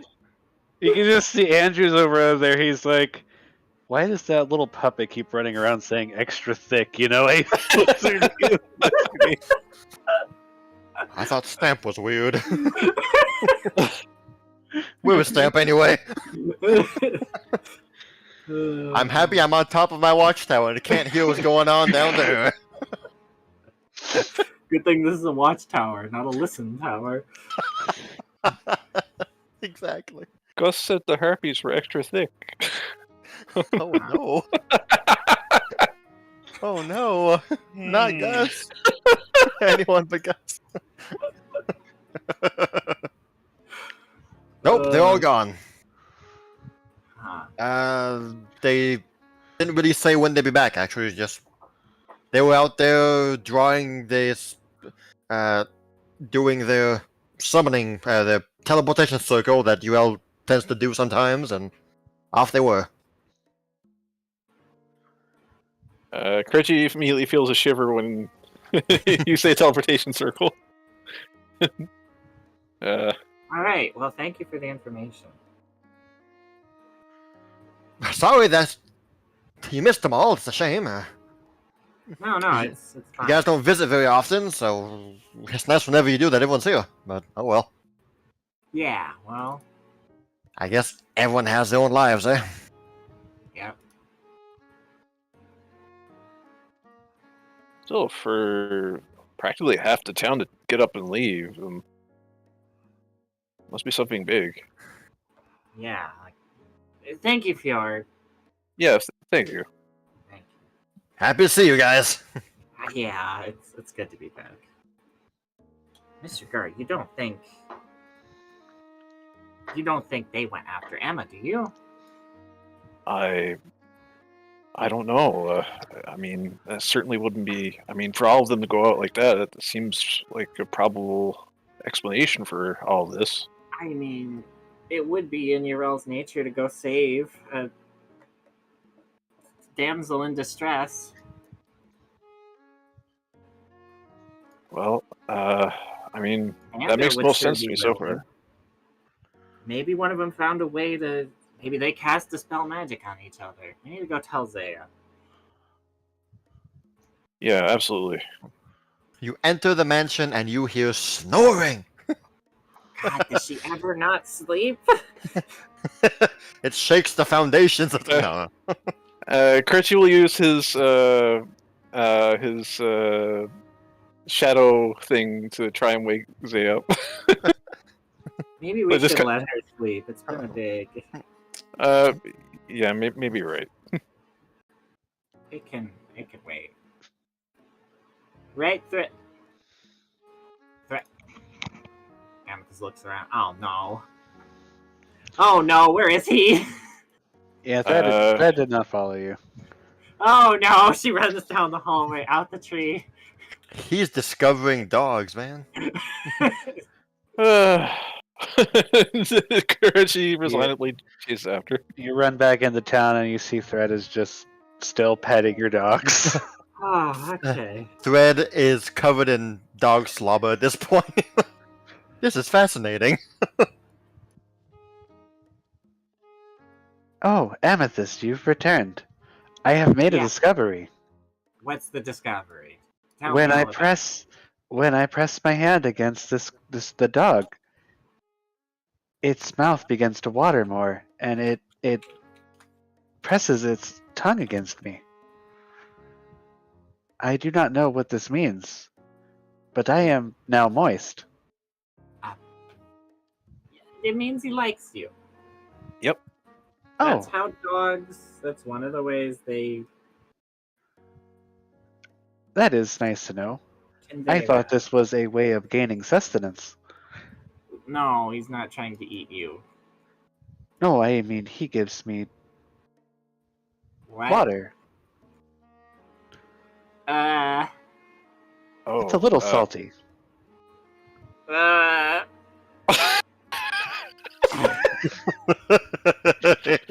Boy, we are learning a lot here today, aren't we? Oh, it's learning for everybody. Right. No, he's not giving you water. Look, he's casting the spell create water. I would say the feeling is mutual, dog. And he bows towards the dog and gives it one last pet.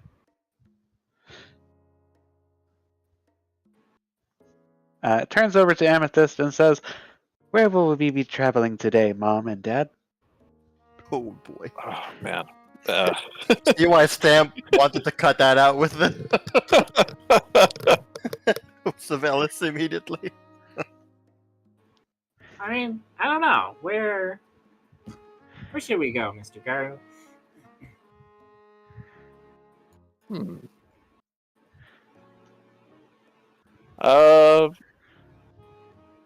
Well, I guess we could just walk around and see if.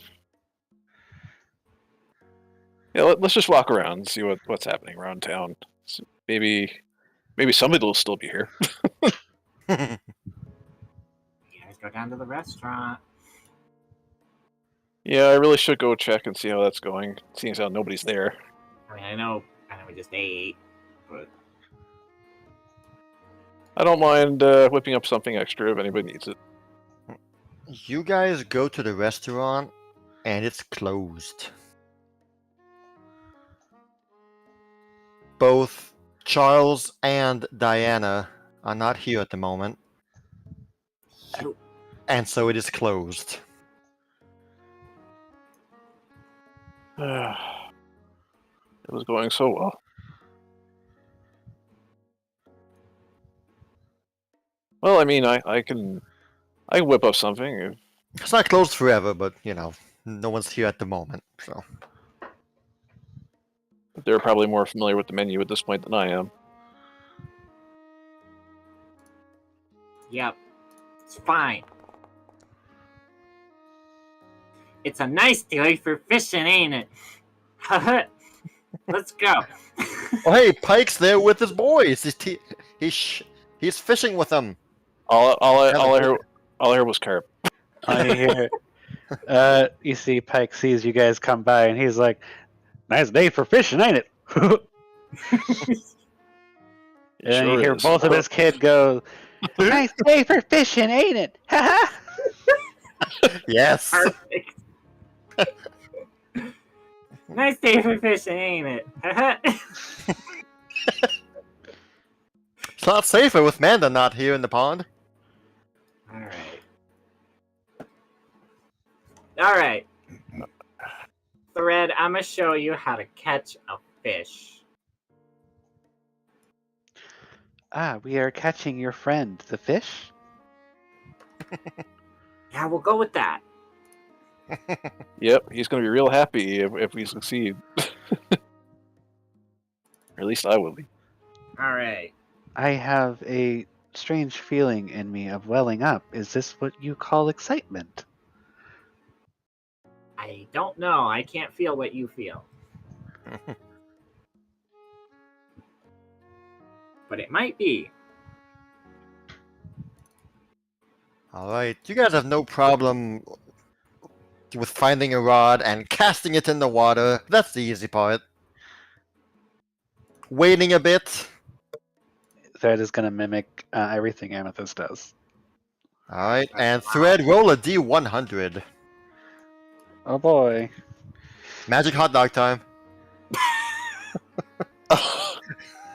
Okay, maybe not a hot dog. Alright, that is the third threshold. So suddenly, as you are listening to Amethyst and the Kireji show some tips and pointers, and okay, so you hold it like this, and you wait, and just as Amethyst is saying, like, now, when you feel a large tug on the line, at that moment, you feel a large tug on the line.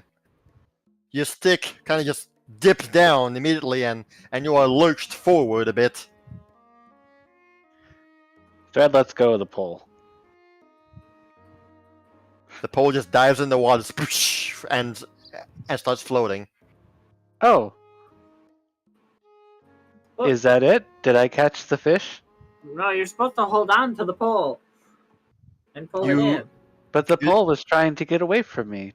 Do you wanted me to hold the pole still? Yes. But the pole wouldn't like that. He wanted to get away. What? Huh?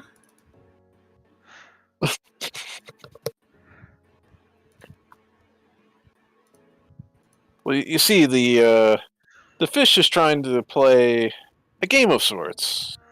He's trying to haul the stick away from you. Oh, I see. So the fish took the pole, and they ran Yes, off to be friends instead. Well,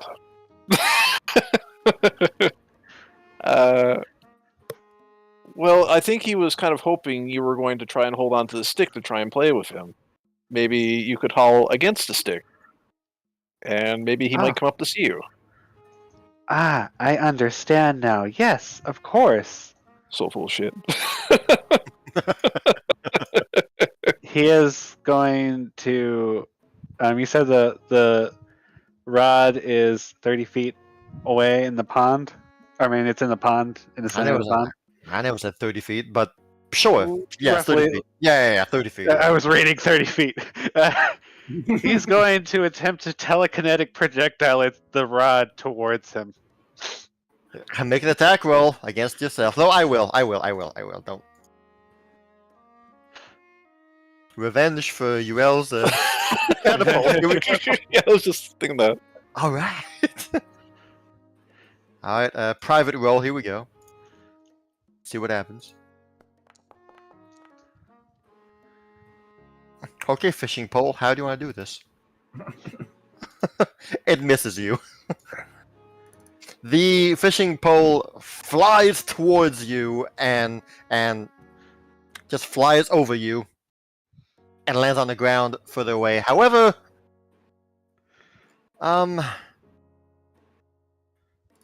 do a flat d20.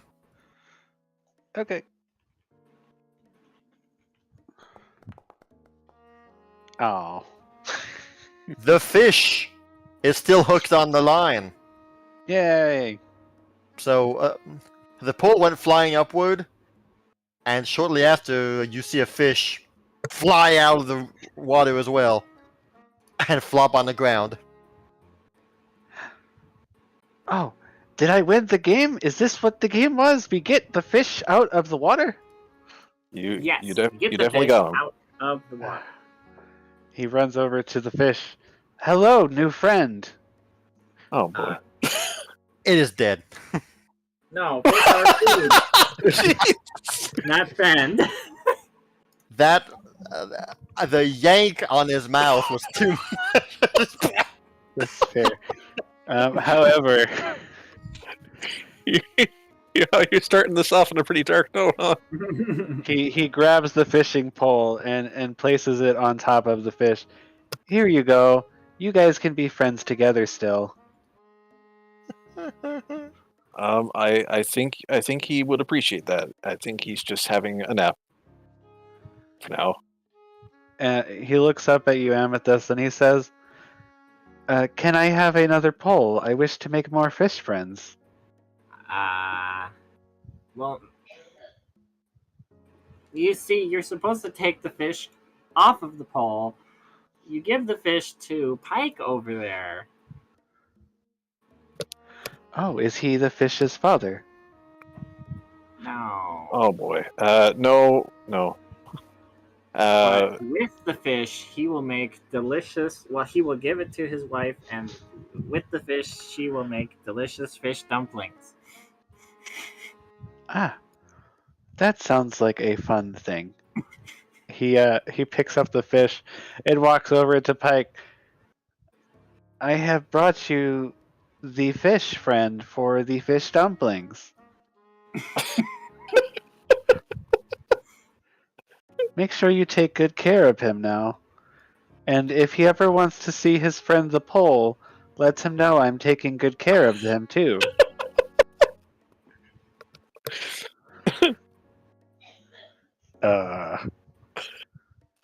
It was a nice day for fishing, ain't it?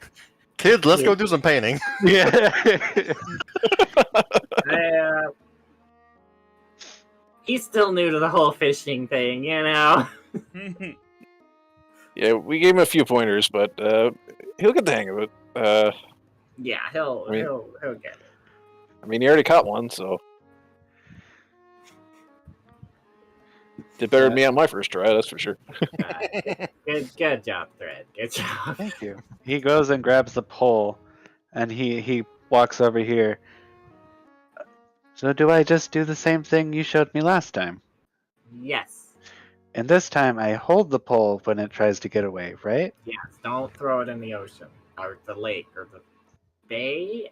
What is this? It's a lake. The water. Don't throw it in the water. Zaya, you are up at this point, and you are alone in the mansion. Oh, jeez.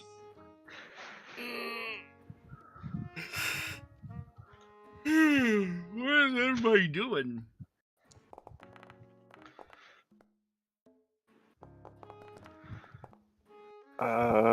Thread, make an athletics check. Got a whopper. You got a big one on the line.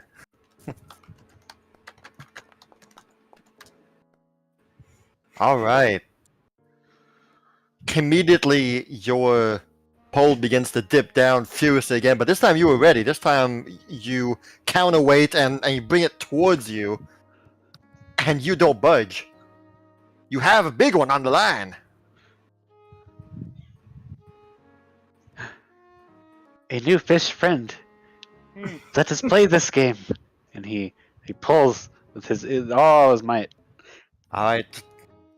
Make a reflex save.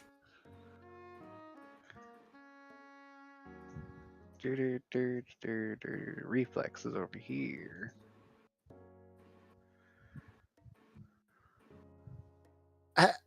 As the fish pretends to be led on by you, but immediately he jerks to the right, and your pole falls with it. But you just have enough time to as you got the fish back on the line, and you're reeling. The fish is coming closer, and it breaches the water. You can see just this big old catfish is flopping on the water, trying to pull it back down. You don't know if that what it takes to bring that last bit of strength onto the fish, but however, roll me one final athletics to one final pull out of the water to get her out. You almost got it. You did it with summoning your inner magi strength. You yank the pole, bring it forward, and a big old catfish starts flopping in the air. Oh boy, I have made such a big fish friend. Robin and Spare were like, "Whoa!" I won the game. I won the game. Yes, you did. He'll make especially big fish dumplings. Oh. He'll He'll bring it over to Pike and say, once again, another fish friend for the fish dumplings. The day has been restored. see. That's what It you is a said, but fine day. all I heard was blood for the blood god. Blood for the blood god. Zaya, you walk by and you see Thread holding a fish almost as big as his head. Just I have one. I mean, if it's a big fish, it would probably be almost as big as him. Yeah, I'm only Yeah, 3 feet basically, tall. yeah. He's holding it like above his head with both hands. I have a fish. Oh wow! It is official. That would make a good meal. He looks over at you, Zaya, and says, the giant woman is back. Yes, she is. Giant woman. Zaya, right? Yes. Is a giant woman feeling well rested today? Oh, let me try this. Nice day for fishing, ain't it? Haha. Very good. You got the hang of it. You learned that from Pike. He looks over at Pike. Is that Pike? Yes. Yes, that is Pike. Then yes. As long as you're having fun. I was playing a game and I won twice. And I made 2 friends. Awesome. Yes. They are Yep. going to be made to fit into fish dumplings. Fish. Oh, Zaya, we have maybe news. It's speculative, but everybody's gone. Charles and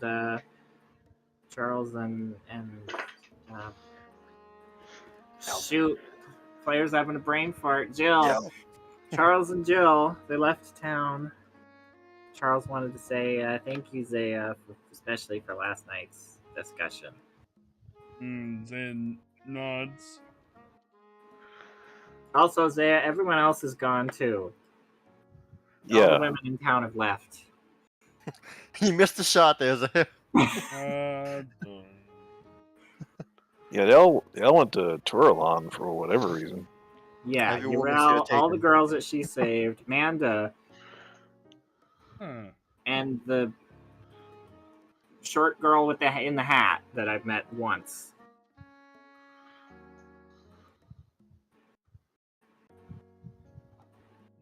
They all went to Touralon. That's weird. They didn't give a reason for leaving, but also Padwina's with them. But my theory and speculation is that they went to go get Emma. But how'd they know Emma was... One of them must... 9 out of 10 of them are magic users. One of them must have used the stray dispel magic or something, and they remembered. Doesn't that seem so... random? Well, we Does are it in seem in random? Celestra. Random things do Urel happen. and Urel and Emma were close. True. I know Emma and Padwina did a bunch of stuff together too. So, I mean, that makes sense that Emma and Amanda were very close.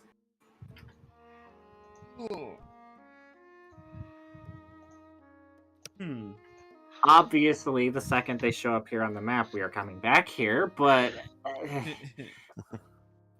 as it stands at the moment, that's the best explanation I can think of for why they would all up and leave, and Padwina would happen to be near Emma.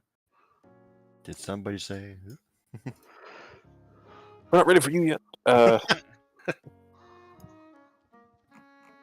Like I said, it's all speculation, but it makes sense, you know? I like that version of well, I like that better than the Padwina has done something. So Yeah, well, I mean, well, not that it's ruled out or anything, but yeah, well, yeah, exactly.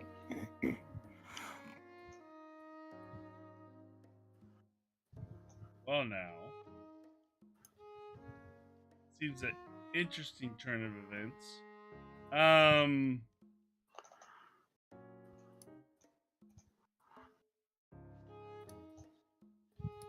Well, should we just leave them to their own devices, or what are we gonna do? I mean, we could try to get there. Do you know any way of getting to Turalon? Not really. Shy of taking a boat for weeks? No, I don't. But also, Stamp said he wanted to join us. Yeah, exactly. so I guess we could. Well, what do you think? Should we wait for Stamp? I mean, I think Emma would like to see him if we're able to help. So it might be good to have him with have Stamp with us. Oh, maybe we should just go back We're to. stupid. What's up? We're stupid. We're dumb. We're all Huh? dumb. We're all dumb. Why? We're all dumb. We have a crystal ball. Do we? We do. Yeah, we do. You're Why right. did it take me this long to get it? Who did we see in the image? Well, we saw Padwina, and we saw. Exactly. They're really eyebrow. I'm not the one doing the cooking this time, so. Well, isn't it obvious? We scryed on Emma. We saw something. We saw Padwina. What's the next logical step? Scry Padwina, I guess. Exactly.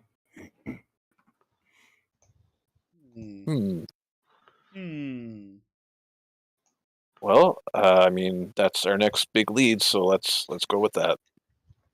Maybe that'll give us a little more insight into what's going on. Possible. Are we good? We get to it? Go on right ahead.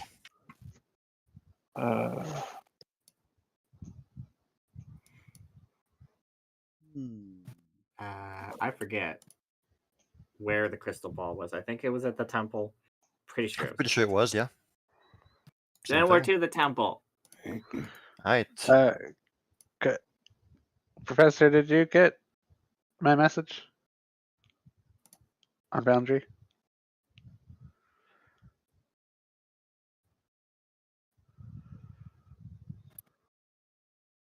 Just now, yes. Okay, I just wasn't sure because it says GM only on it, and I was really confused. No, I just wasn't looking on that screen. Alright, you now have access to the crystal ball. They have granted you access. Because they know you. Alright, we're gonna look at Padwina. Alright. Your class DC is 33, 30, 30, 30. Right now, I don't know. It's way bigger than it was before. It's 31. 31 it is. Is it 31? Is that correct? That's what I'm seeing on the character sheet. Did my mouse just die? I think my mouse just died. Cool. Oh no! This is where Farrah comes in and says, Ray's "What happens in a dead. minute?" Got a $5,000 diamond or 5,000 gold diamond. Here we go again. Yep, 31. My quest involves a wish spell at the end for a reward. Guidance. Guidance. Well, Kireji, you're fast enough. We can run the Pathfinder and cast guidance on her for a will save. You just run to Alon, touch her, and run back. Okay, she's guided. We're good. All right. Well, here comes Padwina's secret will save. I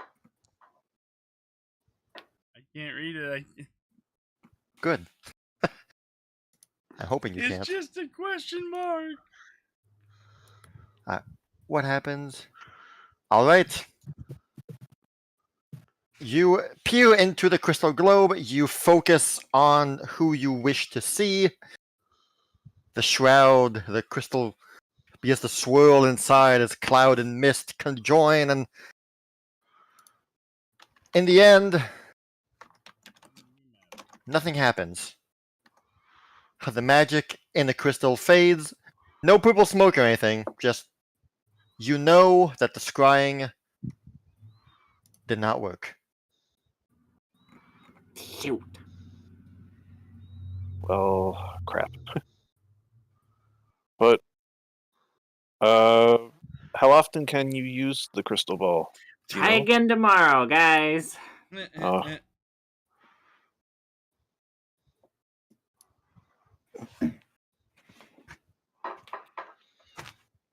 Oh, I don't boy. specifically remember, but I'm pretty sure it's a once per day. That was our shot for today. Yep. It is. I was looking forward to seeing the scaly dog again. I think we all were. Hold on.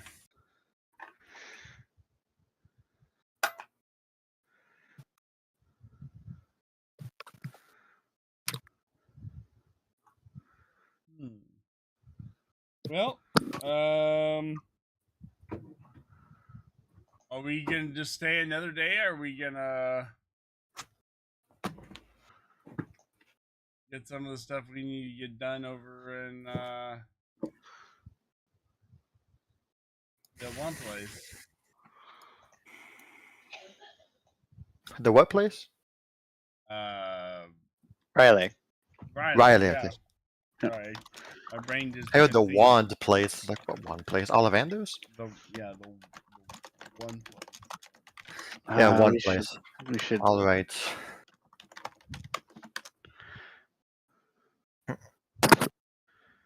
Okay. So Time- they're spending some time learning. Yeah. Time will be spent Okay. just you four, just walking around town, explaining what happened, of course, and also meeting the new people. Thread will be especially curious about meeting all of the kind folk here. He's curious about the blacksmith and all these various tools and things going on. Like, oh, these are all neat things. The alchemy shop is fascinating. Also, a bunch of vials of rainbow colors everywhere, and he's having a blast. You know, he's seeing new things. He's playing games, and at some point, you guys. Sales doll collection. Oh right. And at some point, you guys will stop near the park, the pond, to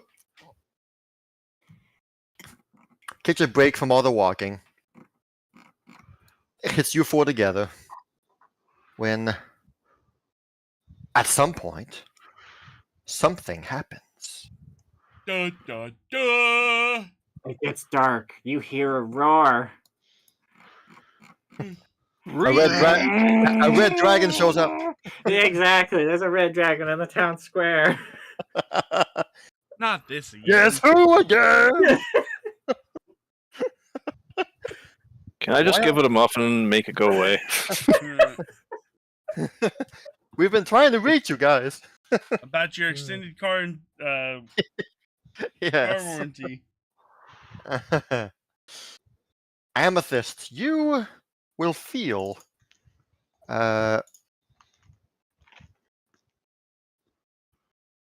your dress of many poofs, the spot in your dress where your sewed in bag of holding is, that section will begin to shake and rattle. Oh.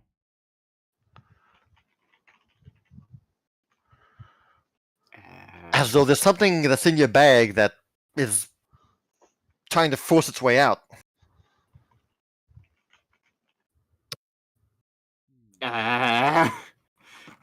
She's going to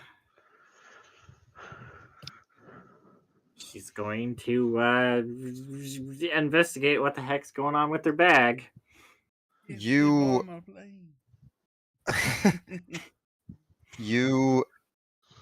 plunge your hand inside the bag of holding, and immediately something shoots itself towards your hand and wills itself to be grabbed by you.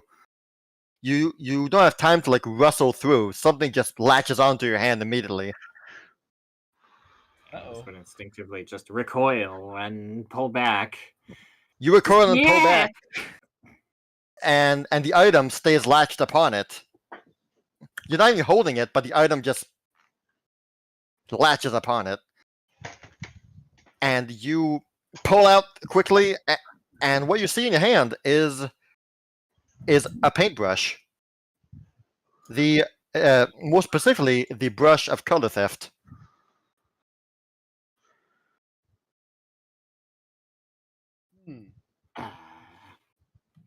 You see that it is jittering, it's vibrating, it's jostling about in your hand.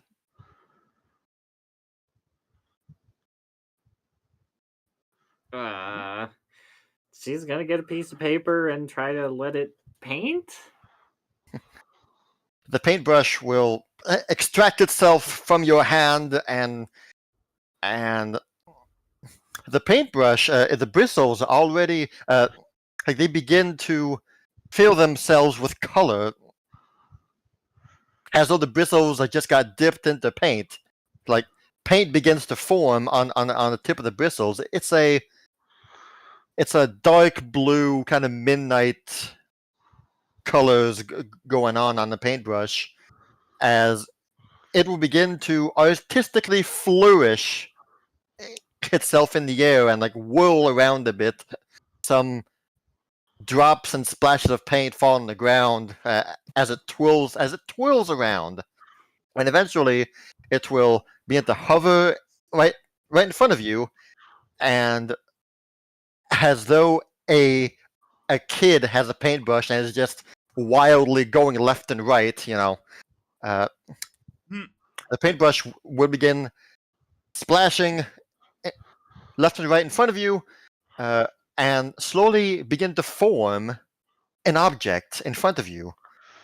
It's a thin rectangular piece of paper, actually, but not just any kind of paper that you paint on. This, what it's making is, the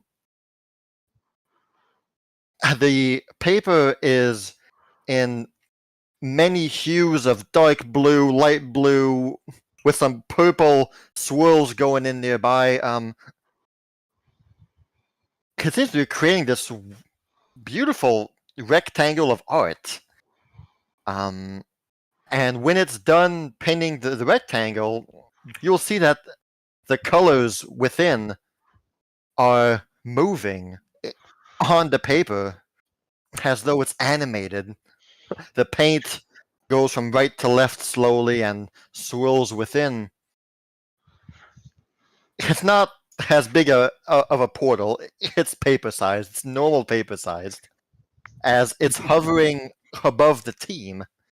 And once that's done, the paintbrush will shoot back inside your bag of holding. Its job now done. And the paper will begin advancing towards you, Amethyst, wanting to be held. Okay, well, first of all, can I do any kind of knowledge check on this? Yeah. Hmm. One of your 4 magical traditions. Art is magic, right? I'll allow that, yes. I mean, you better. Oh, well. What Ooh. the frick is going on? Well, that's fine. This is I weird. got this once per hour. What the frick is going on? This is weird. What I said was true, certainly. You've never seen this happen before, especially not with your paintbrush. But as the paintbrush was flicking around, you could detect some a touch of divine going on.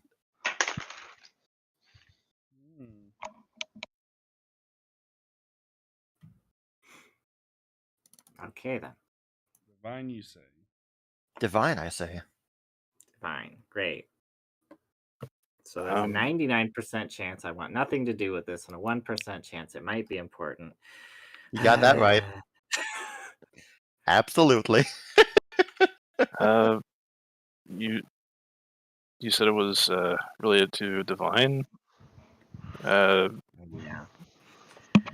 All right. What's she looking at? All right. As I said, it is the shape of a letter, a paper, but as you gaze upon it closely, the letter is simply hovering above you. You begin to see words forming on the letter. White words begin to start at the top and go all the way down. And it reads as such. Once the letter is done forming, the colors behind the text still seem to shimmer and move. And the text reads as such. Good evening, little dancers. I will keep pleasantries to a minimum. Lori requested my help concerning a little problem you're uniquely involved in. Well, Saint Amethyst and her friends, is what she said. By this letter, you understand that Lori is otherwise engaged. Were it not the case, you would have heard from her by now. To be quite honest, I have a personal interest in seeing Pazuzu eat the dust, so I will help. I have granted you passage to Elysium. Use the brush to reach the Midnight Pallet. We will meet there. Ta. Huh?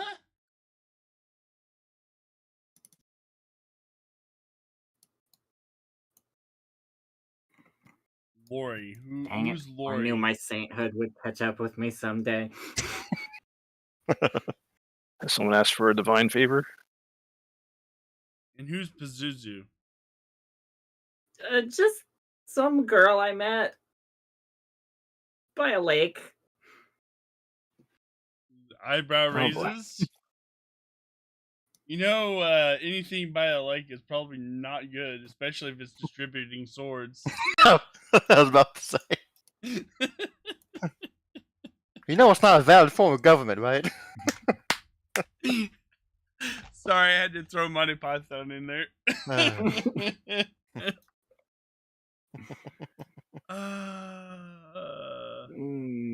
And who's Lori? Does Amethyst know Lori? You haven't heard anyone go by the name Lori, but Well, make me a religion check. Oh, Or, boy. yeah, religion. Why not? Here we go. You're feeling especially devout today. Yeah, You not think I. about it.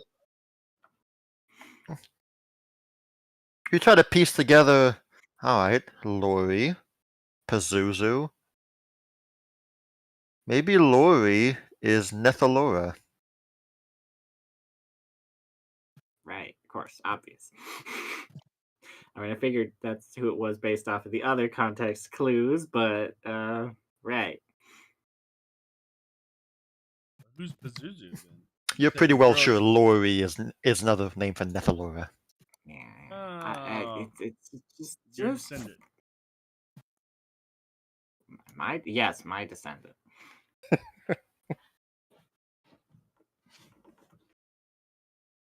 That's right, thread over here. Okay. Well, I accept this. I accidentally pressed the mute button literally right before you said that. What did you say? Huh?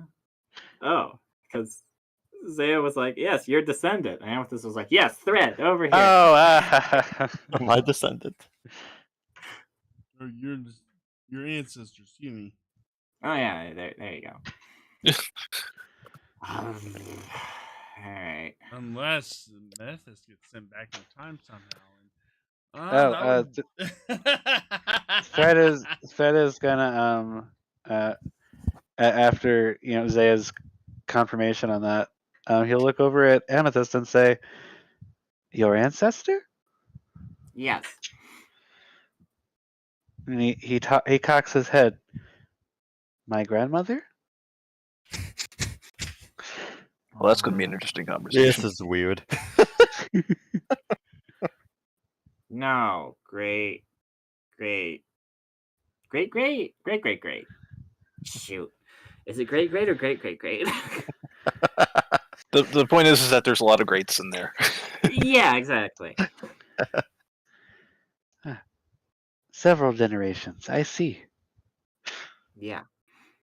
Oh, will we be meeting grandmother? I think we will be. This is exciting. I think, yes. I feel the feeling again.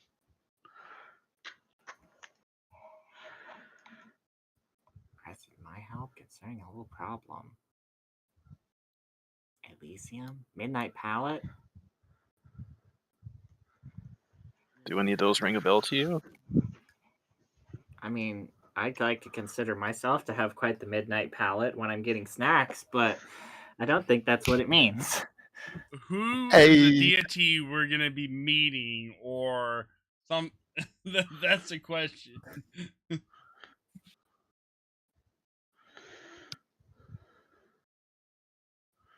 Well, Well, probably Nethalora. Obviously, she's the one asking for help. Who is the person that is doing this? Probably a champion of Nethalora or a cleric, I'm going to assume. Definitely not another deity that we've met before that has ties to Nethalora. Pharasma! No. Oh my god. If uh, I meet Pharasma a fourth time, I'd be like, I'm pressing my luck here. I can assure you it's not Pharasma. I can already tell you this. Okay. Spoiler alert, it's not Pharasma. it's like, look, lady, I know you're sick and tired of seeing us, but Look, we're both sick and tired. Please wrap this up, guys. Yeah. I wasn't sure what Pazuzu is. I know Pazuzu is like some sort of type of demon or Zuzu's big, possibly an scary, undead. big. Okay, so I may have had a run in with a demon lord a while back. Oh, wonderful. And You really want to just get this war started off, just like I don't think anyone wanted to start a war here, as but it always just seems to creep its way into things somehow. One thing you know, Zaya, is that Elysium is where Milani lives.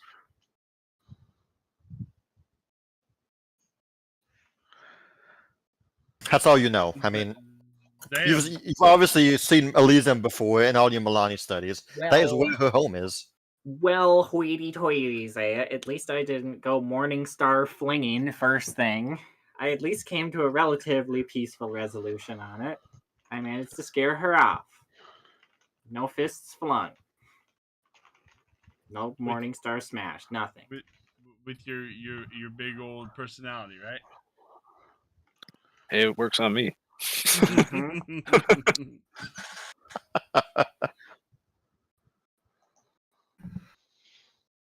Good on you. So yeah, this had something to do with that. Oh boy. So Will we be meeting a demon friend of yours? Not friend, but yes. Ah, Elysium. not friend. Yes, not friend. Then he I've shall seen perish. that. I've seen this place, or I've heard this place mentioned before several times. Many deities live in Elysium: Milani, Desna, and a couple others. Some major, some minor. So we've been granted passage. We might see different. Oh boy. Yeah, Yeah, this oh is boy, definitely indeed. this is definitely a little above the pay grade, one would say. I don't know. Level 13, you guys are shaping up quite well. It'll be fine. Last time was fine. So you've been there before? No.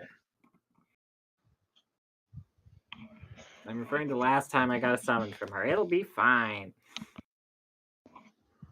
Got summons from this person before? From Nora? Yes, I did. We had a Oh lovely well, tea party. Laura, we talked. Yeah.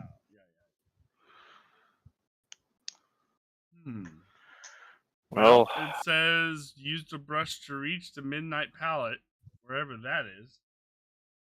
It sounds like a paint.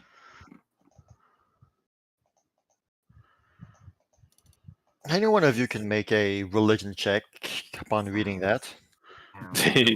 I know what a midnight palette is, maybe. Let's go with my +6. It's when you got the hankering for snacks at midnight. Yep, that's what I thought. As Amethyst said.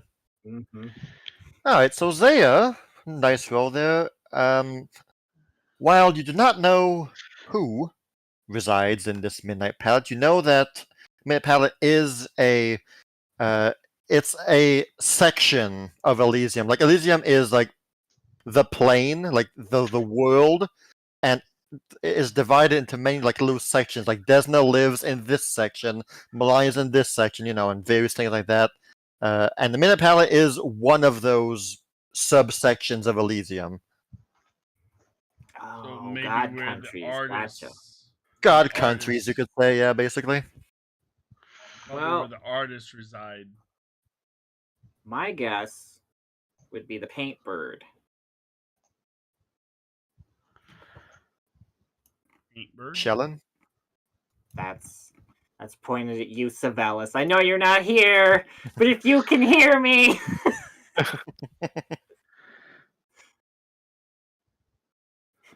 Savelis just shivers in his spine.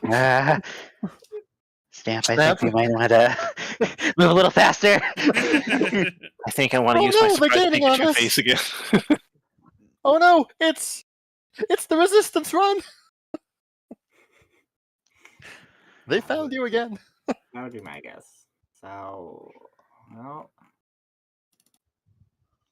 well, I mean, your bags packed, everybody. Whenever you're ready. Do you think maybe you want to take the crystal ball with you, or do you think we should leave that for when we get back? That's not mine to take.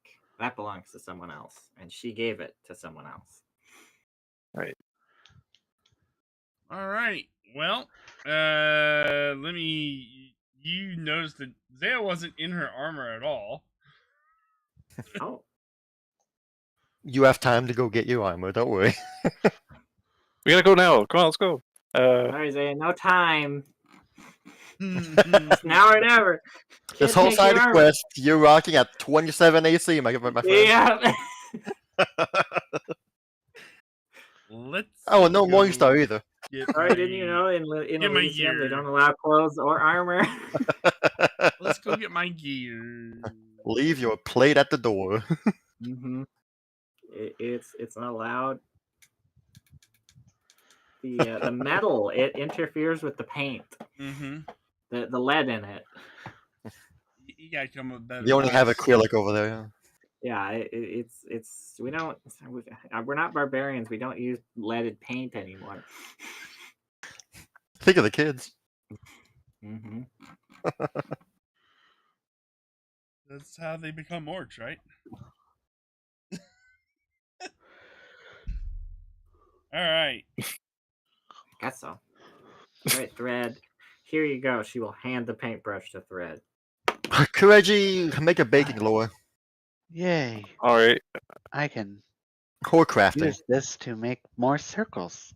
Yeah. Because you definitely know how to make the Kireji special. The others maybe not, but Kireji special, like, heck, you birthed that one. So yes, you know how to make Kireji Why special. does it say warfare? I Power clicked of baking. warfare. Look, You make muffins.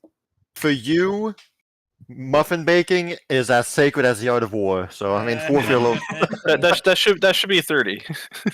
you can make Kireji specials. That's fine. The Okay. bakery is still open because you have the key. Just excuse me for a second. I'm gonna. You just see me make a beeline for the restaurant. Caillou rushes to the bakery. Mm-hmm. Thread is going to start rubbing the paintbrush onto this tree, attempting to draw circles. The paintbrush refuses. Does it steal the color of the tree? No, it stops your hand before you're able to place it on the tree.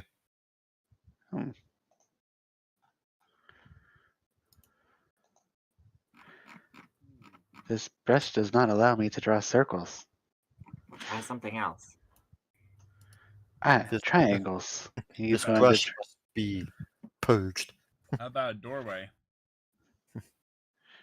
He tries to draw a triangle on the tree. Your attempts at using the brush for its regular purposes prove to be unsuccessful, as every time you approach it to a surface, it stops. Your hand is no longer able to push it forward for some reason. The brush is resisting. He'll look over at Amethyst and say, I don't think the brush wants to be my friend. It's fine. The brush is just shy. He'll stroke the brush's bristles and say, it's okay. You can be a good boy too. Mm-mm-mm. Give it some alcohol. It'll loosen up. There you go.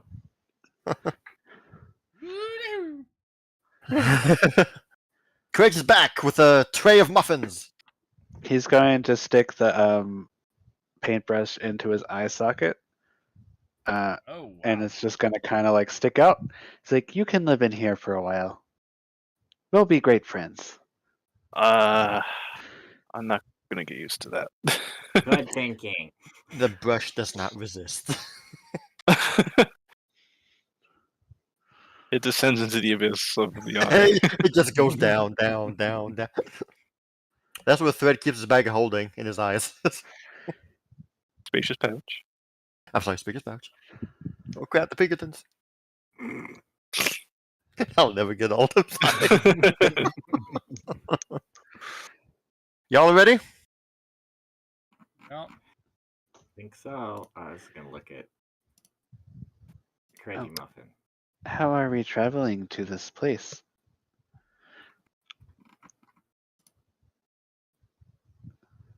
Kireji'Muffin gives you +5 diplomacy. +5 diplomacy to your first diplomacy check.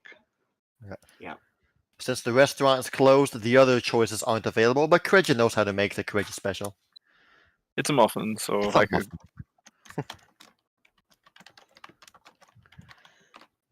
It's Kireji's favorite muffin. Hey, Or Chris's favorite muffin. I don't remember Yeah. which one. Both. you automatically get a nat 20 on tasting for that one because, damn, it's good. Mhm. Yeah. Unfortunately, it sends people with allergies into anaphylactic shock. So. I'll keep it away from me then. Wrong allergy. Sorry. Diana was currently in the process of making a non-gluten, a allergy-safe version of the Kireji special. Mhm. It's not done yet. Alright. All right, Thread. Try again. Oh.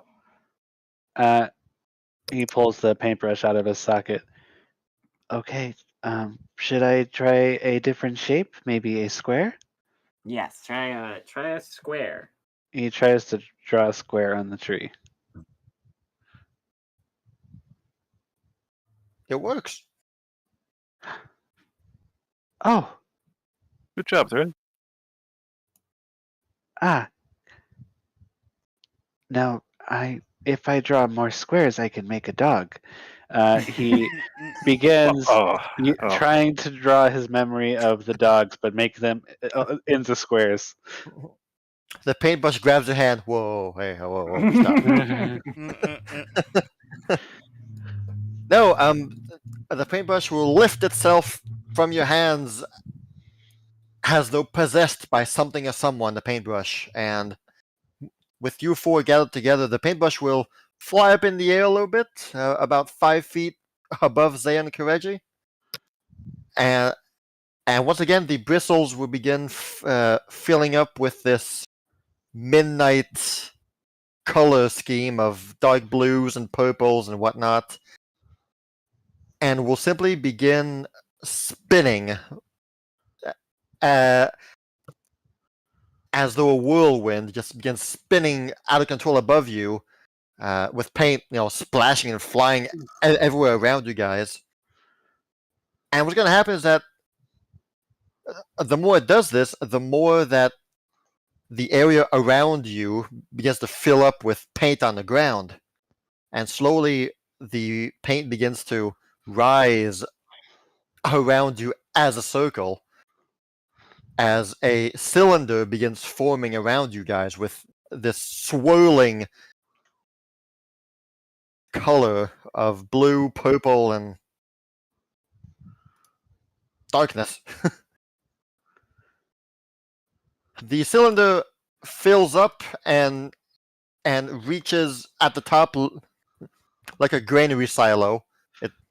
It rounds up at the top,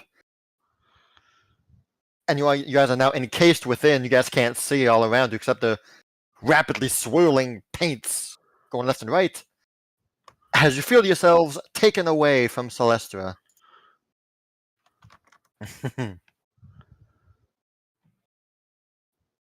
Once again, you guys seem to be voyaging inside the cosmos.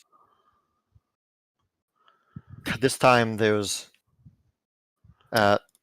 rather than seeing like trails of stars and maybe some galaxy dust, you guys see paint strokes, vivid paint strokes being formed all around you, as though you are inside this masterpiece painting.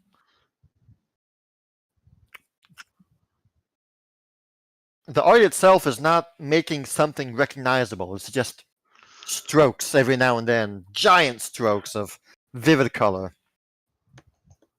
You feel yourselves being taken away from Ospian, not just to the continent, but also the planet itself. As you guys are being lifted away.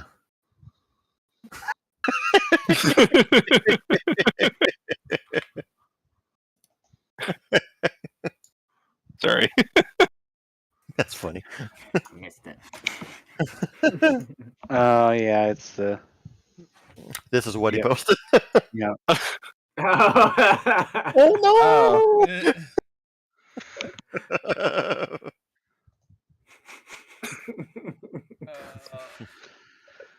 It's taking us to Padwina. They found me! Oh no! I would have You gotten need away a- with too. You need to draw Meddling kids. a version of the Screamer, but with Padwina. Yes, Oh, I will definitely be cranking that out at some point. oh dear. Mhm. Anyway, sorry for derailing. Fine. Eventually, more recognizable patterns can be seen from where you guys are.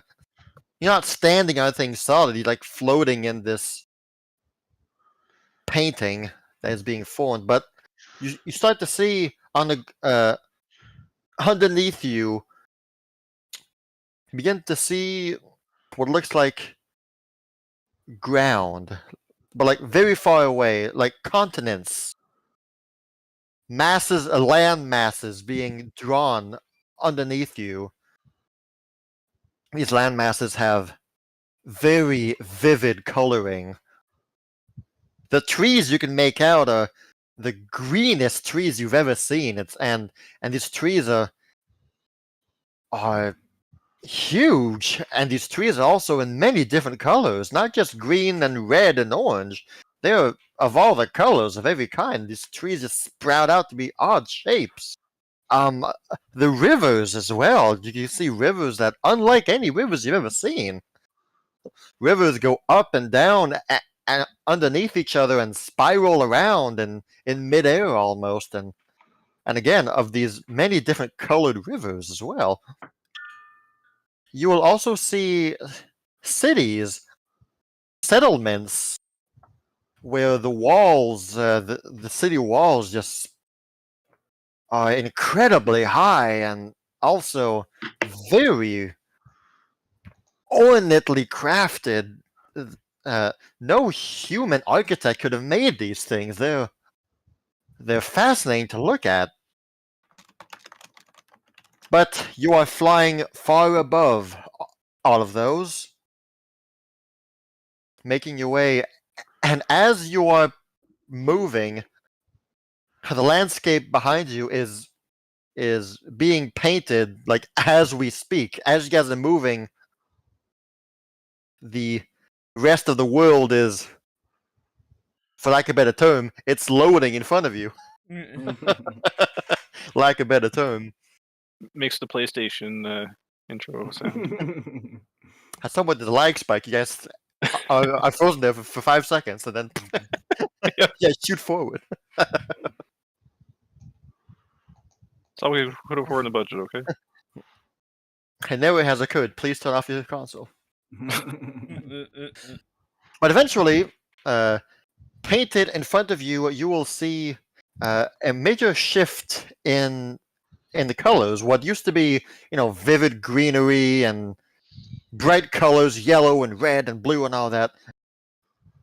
You reach a section where it's not black, but it's dark. The color palette shifts much colder.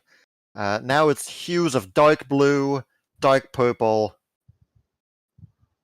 and similar colors of the like. The scenery is still as wild as what you've seen before. The trees are in odd shapes and the rivers are in odd forms. It's just that now the colors are all much darker. It's still as beautiful, just very different from the rest. And eventually, you will see being drawn in front of you a palace. A very fancy and opulent palace is being drawn underneath you. And that is when you feel your body start to descend, start to go down and reach near this palace with these thin, sprawling towers and all kinds of lovely flourishes outside. And eventually, you guys will land on solid ground at the front courtyard in front of the gates of the palace. And here you will see, now that you are on ground level, you will look up at the sky in front of you, and it is illuminated with all kinds of stars, multitude of stars, and a large moon as well. It's not the same moon that you've always seen at night in Ospian. It's a similar round shape, of course, but you just feel it. It's different. It's closer. It's more pretty. And the stars are brighter than you've ever seen them shine in Ospian. Dodo, I don't think we're in Kansas anymore. Heck no. This is where you find yourself. In front of a large, sprawling palace with many rising towers. The palace itself as well is in a palette of purple and dark blues. The windows of the palace are what is currently being illuminated inside. There's a beautiful fountain that's pouring dark blue water as well.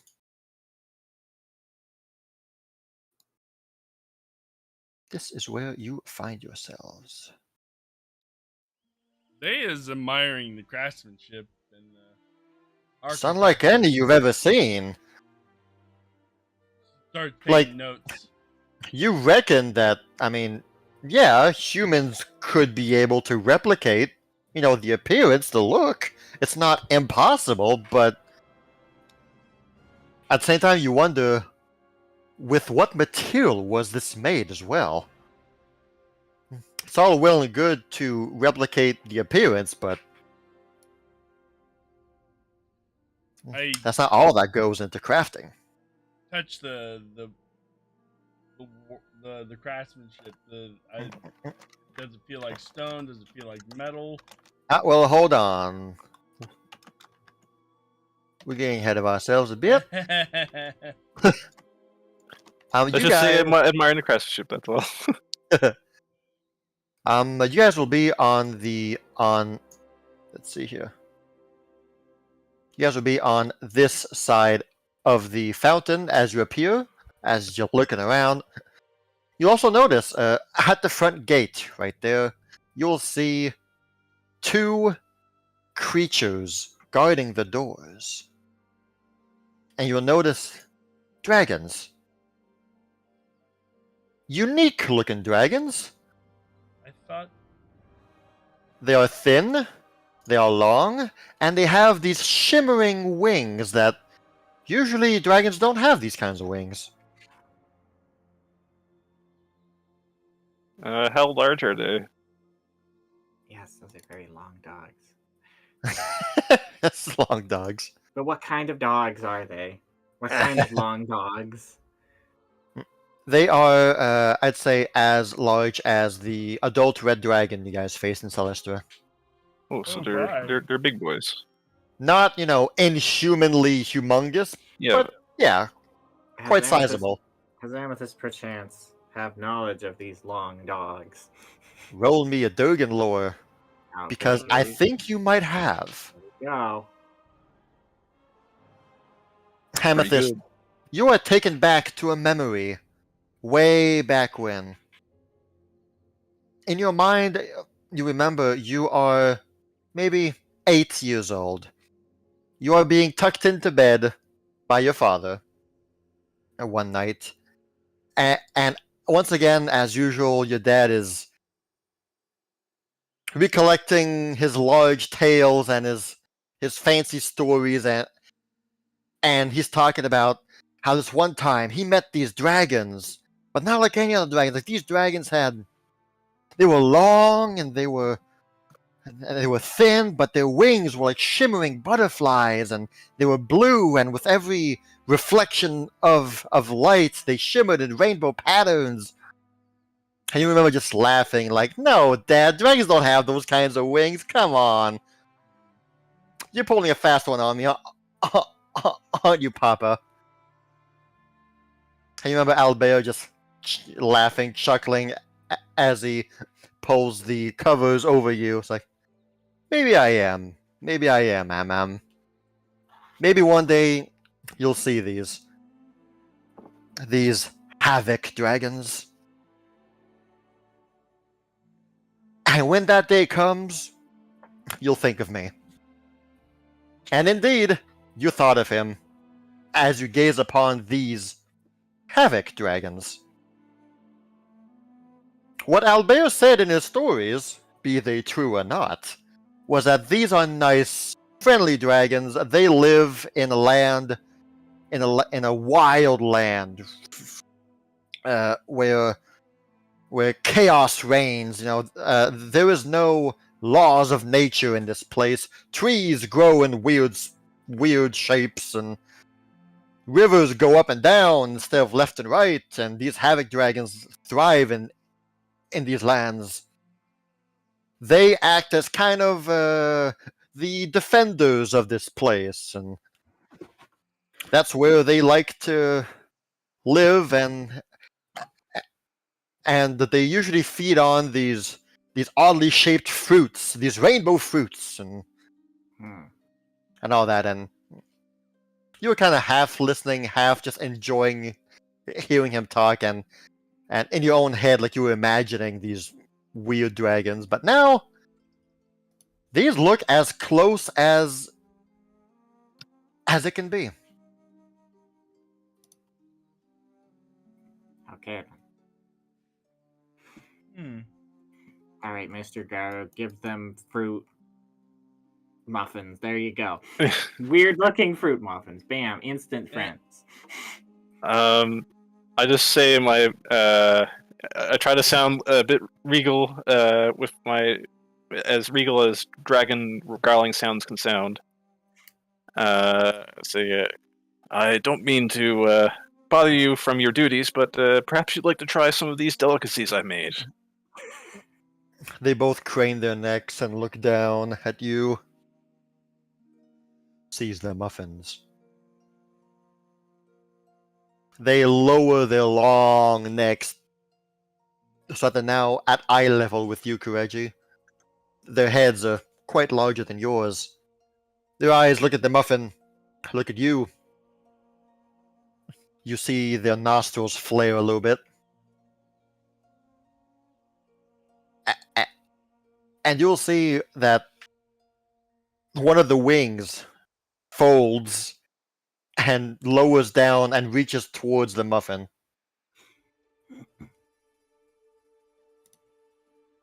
You and your muffins. Feel free to eat them at your leisure.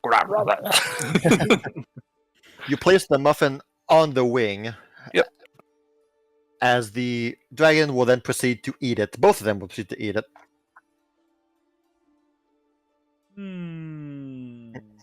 They look at each other and look at you.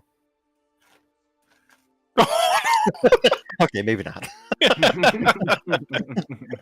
We've been wasting our lives here, man. Oh, great! You'll fit right in. We have a lot of vacancies. We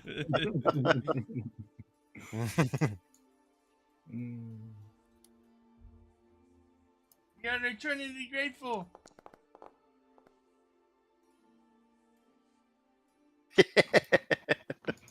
Well, one rolled a nat 1, one rolled a 7. Uh-oh. Alas. It doesn't matter. You can vaguely see the left one kind of like hide his face behind his wing and like stick out his tongue. Oh. But to be polite, he doesn't mention it. But they will both bow their heads, and you will hear a voice within your heads. The mouth will not speak, but inside your heads you will hear, "The lady has been expecting you. Come in." Dun, dun, dun. I just kind of look around a little bit like, and then I realized that it was probably them. Oh, thank you. Sorry, I'll do a better job on them next time. I just say, I think he just said to me in my head that they're expecting us inside. You all hear that, by the way. Then Gra- I gra- suppose we shouldn't keep them waiting any longer, should we? Nope. The doors open as soon as they say that. Fred is going to walk up to one of the dragons and attempt to pet it. You Where? are a good boy?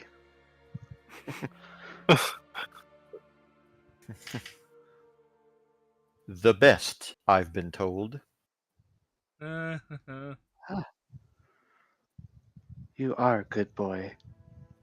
Nice dog. They come on thread. I've not been called that before, however. Yeah. I will Well, we're see making you a great later. impression already. And he will follow. Your wings start to turn red with hostility. How dare you? You guys will be ushered in, no problem. And inside is just as regal as outside, perhaps even more. You guys would have a innate sense of where to go. Actually, looking down these long hallways, you guys you all just know. Okay, it's to the left. Don't know how you know, but you just know. So you guys are all following your instincts kind of through these long hallways, and everywhere in the halls. Red adventurers go left. And it's to the left you go. All along these long hallways, you will see on the walls giant paintings of all kinds. Large and well made. They're humongous also. Sometimes it's paintings of a historical event that maybe you can piece out. Sometimes it's a portrait of someone that you don't recognize. Sometimes it's just a landscape. A wild landscape that you know that's not from Ospian. They are all painted. And they all, while they all share different, colors and themes, they always have something that relates to night. Either there's a moon, maybe there's stars, maybe the sky is dark. There's always something about each painting that evokes the night. Whatever it may be. Sometimes it's just a color palette as well.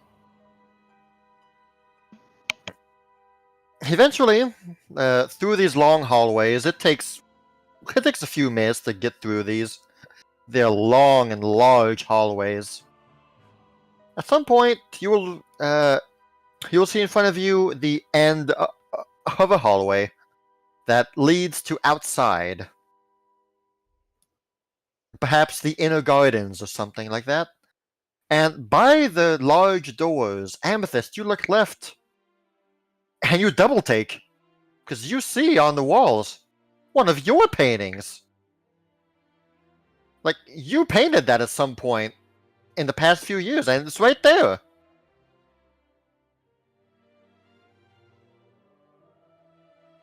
I'm just that good. Listen. One of your originals? Probably the goddess of art.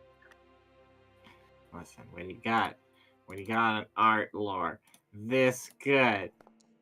Eh, Are you sure this was not taken by art thieves? Ooh, yeah, you gotta look out for AI. Amethyst's painting fade away, and Zaya's painting goes up instead. This one's way better, man. Do you think I'll find a picture of my dog here? maybe. I don't know, you might. Ow.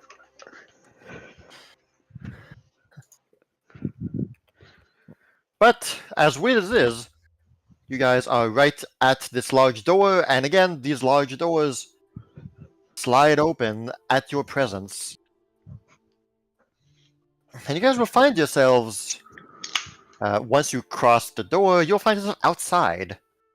Outside at a section of the castle, the palace, that you could not see before. I like Fred's. The first thing that you notice upon exiting the hallways is that, well, first, it's nighttime, quite obviously. It's night, there's a moon, the stars, everything, but again, the stars shine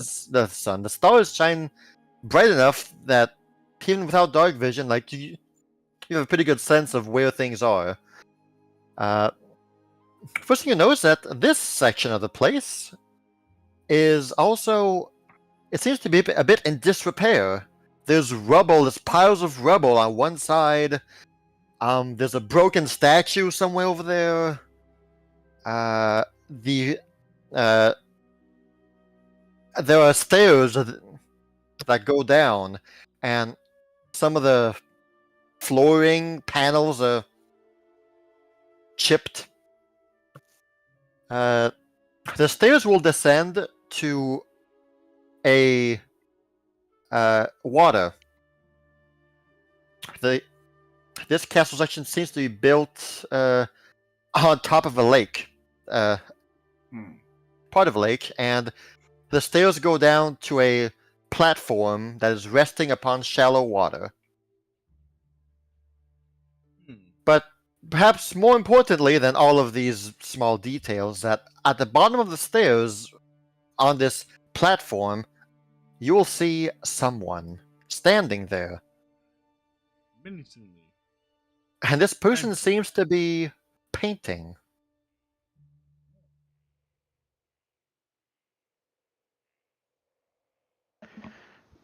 Are they painting circles or squares? You're too far to find out. What you will see is someone with large leathery wings on her back, a slim dress, a robe, and more importantly, she's not painting with her hands. She seems to have 3 thin, long tails behind her, and with these 3 tails, she is dipping them in paint and using them to flourish in front of her. She has no easel, she has no, like, painting frame. She's just painting in thin air. And yet, it's working. The paint stays suspended in midair as her brushes seem to draw something.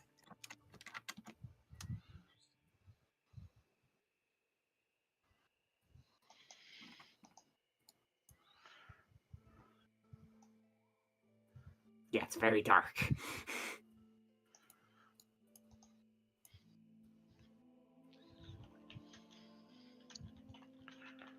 She has not seemed to notice you, though, has she not?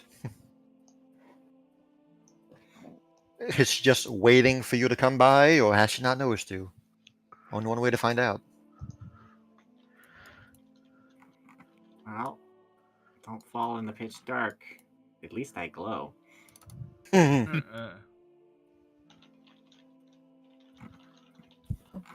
of glow.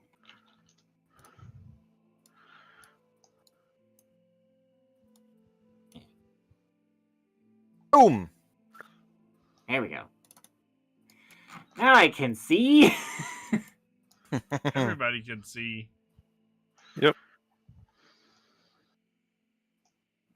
Holy hell. As you cast your light spell and you illuminate the surrounding area, you'll see the woman at the bottom simply raise her hand towards you and does like a motion of as though she's like lowering the volume of something, like she has her hand up and she slowly raises it down, and your light spell begins to shrink a little, fade. Your light spell is still active, but it's not as intense as it usually is. Your normal light spell, someone dimmed your lights, essentially. So, but it still works. You can still see around you. Alright, well, rude, but fine. You will hear her say, lower it down a bit, my dear.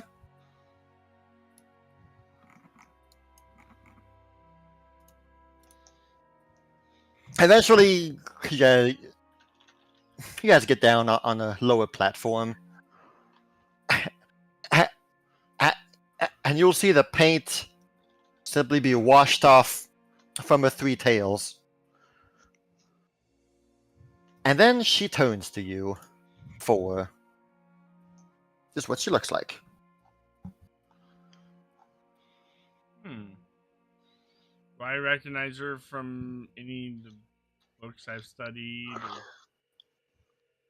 With your focus on Milani and other like core deities of Ospian, nope. She was not part of your normal studies. Actually.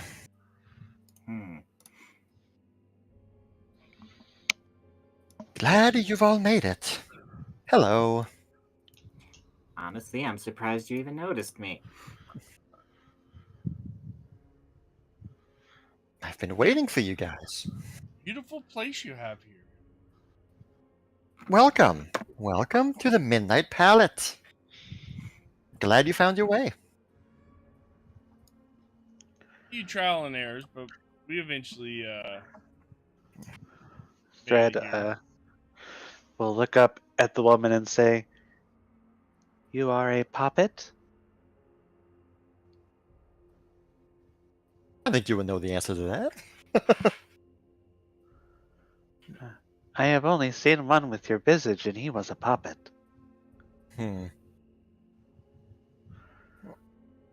She will look down at you and say, you must be the newly born Dread. Yes, Hello. I am new to this world. Hello. Hello. She It turns. is nice to meet you. She turns to Kireji. You must be Kireji, I am indeed. the one who seemingly single-handedly convinced Kunavang to step down from godhood and assume a more direct presence in Ospian. I can't say Impressive. I've heard much about that. You must be Zaya. She looks at you. They bow slightly. The one who's looked Pharasma in the face multiple times and yet has not died. I don't hello. take pleasure in. She nods her head slightly. Impressive.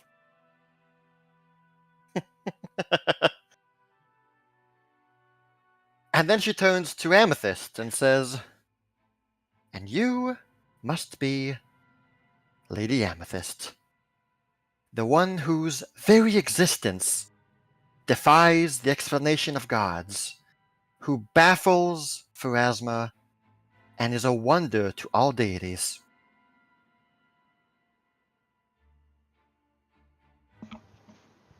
Oh my. Yep. I did not know my mother was so famous. She will lower down, she'll bend her knees down at your level and kind of like whisper to you in a small voice. She smiles. That's my girl. Good work. She'll stand up. So, why have we been summoned here? Your girl? She'll nod. I am Nocticula. You may call me Nocticula. I am, as she describes it, Lori's best friend. Nethalora's best friend. Hello. She is friends with our grandmother. Yes. Add a couple Oh. greats in there. I forget how many. F- So you are our great, great, great friend. Why not? Why not? Oh. Yes, And you've received my letter. Good. As I mentioned, Nethalora would have loved nothing more to be the one to greet you all. But alas, Nethalora is otherwise engaged. And this matter, according to her, cannot wait. I have heard of this before, Amethyst. Engaged means to get married soon. Yes, our grandmother is getting married. Well, she just might be. Oh, what a joyous occasion! Christina We are here Nethalora, for the wedding. They need Zaya because she's ordained. Amethyst will wink at Zaya. Huh? Yeah, No. Zaya is ordained. You remember She you is. married Yeah, the yeah. turtle and the woman. bring your white collar. Come on over. Okay. You see, Nethalora is currently. Well, there are big matters going on with Kunavang at the realm of the dragons. Seems she is. There was great turmoil going on over there, and with Kunavang no longer a god, he has requested Nethalora's assistance. It ain't one thing, it's another.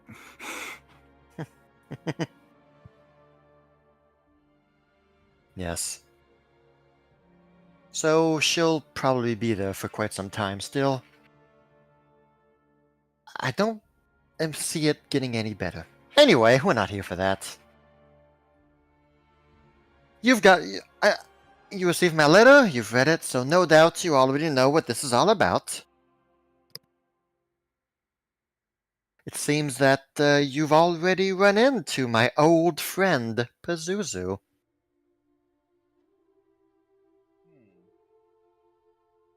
Indeed, it was an experience, to be sure. She is friends with the demon. She is quite an experience, isn't she?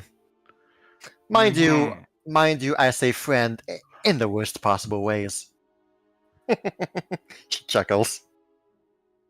Oh, I was not aware that that term could mean such a thing. I hope I haven't offended, Amethyst. No, you have not. Back in my old days, we used to know each other.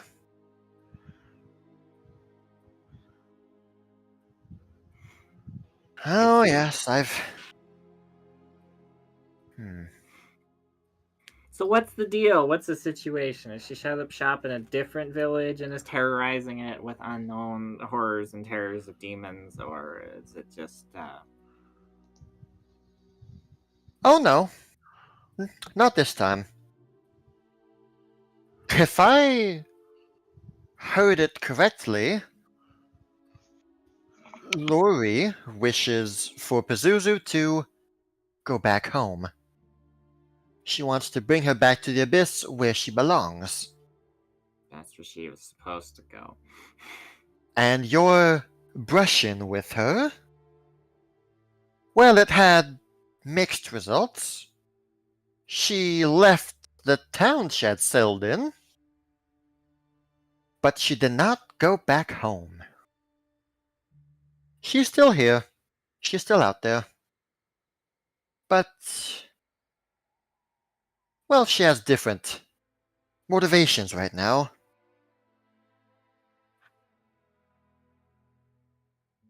She begins pacing around. You all remember Norix? Old, friendly Norix. Which, by the way, I wanted to say personally, thank you for getting rid of him. That's nice of you. He was a bother, to say the least. Yeah, that's one way of describing it for sure. What does this have to do with Norix? To paint a large picture, because I like having guests over, and it's not often I get your kind of guests here. Norix the Lightbringer was once nice, friendly, loved by many. As Kunavang's only son, he was well known and well appreciated. This was, of course, far before the Sapphire Wars, as you called it. Well, when the Sapphire Wars happened, you all know the story, I'm sure. Norix lost his mother by the humans' rage against the dragons. Kunavang did the unspeakable and intervened directly to save dragonkind. Well, all that happened. Kunavang was supposed to receive the judgment of the gods and lose his godhood. Lori decided to step in and take his place. And so Kunavang remained a god, and little Lori descended to humanhood.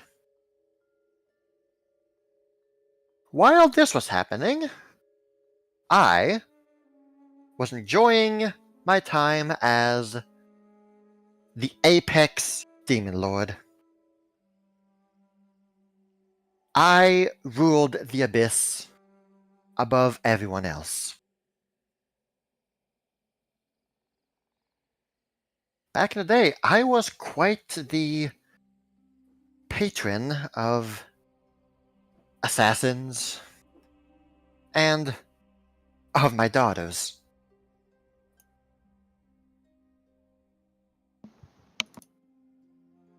I carved my way to the top.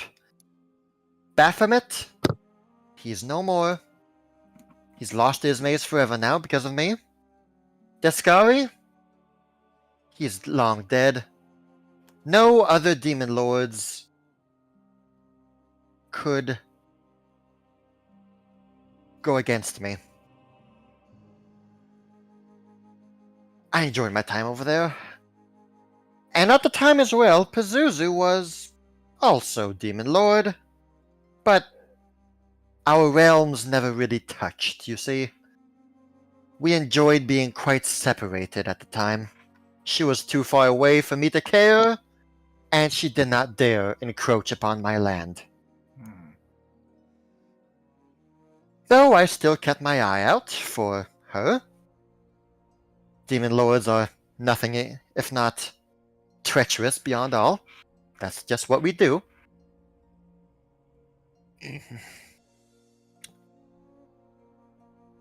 Norix. Ol Nori. You see, prior to the Sapphire Wars, he had already lost his beloved. And now he lost his mother. To humans. This got him in quite a fit. He was mad and he wanted revenge. But he knew that he was not powerful enough to go against all the humans who had just slaughtered all of his people. Almost. And so what could he do to avenge his lost ones? Well, as luck would have it, Lori was gone. The gates of the Abyss were no longer guarded. Norix saw an opportunity. And so he crafted himself a nice little magical item to break down the doors of the Abyss. No one was there to stop him. And so he did. He burst open the gates and he crashed into the Abyss, intended to conquer all. Well, at the time, I was there, and Pazuzu was there. As soon as he stepped in, well, we both didn't want anything to do with that. We both felt it would be easier and wiser to just leave. Many demons were already siding with him, as he had authority, he had presence, he had power. And so many demons flocked to him already. Me and Pazuzu, though, we thought better.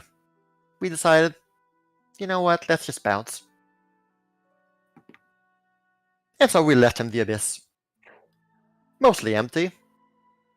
As we brought our followers along with us, of course. I do not want any of my succubi to be harmed by him. Or, worse, to be persuaded by him.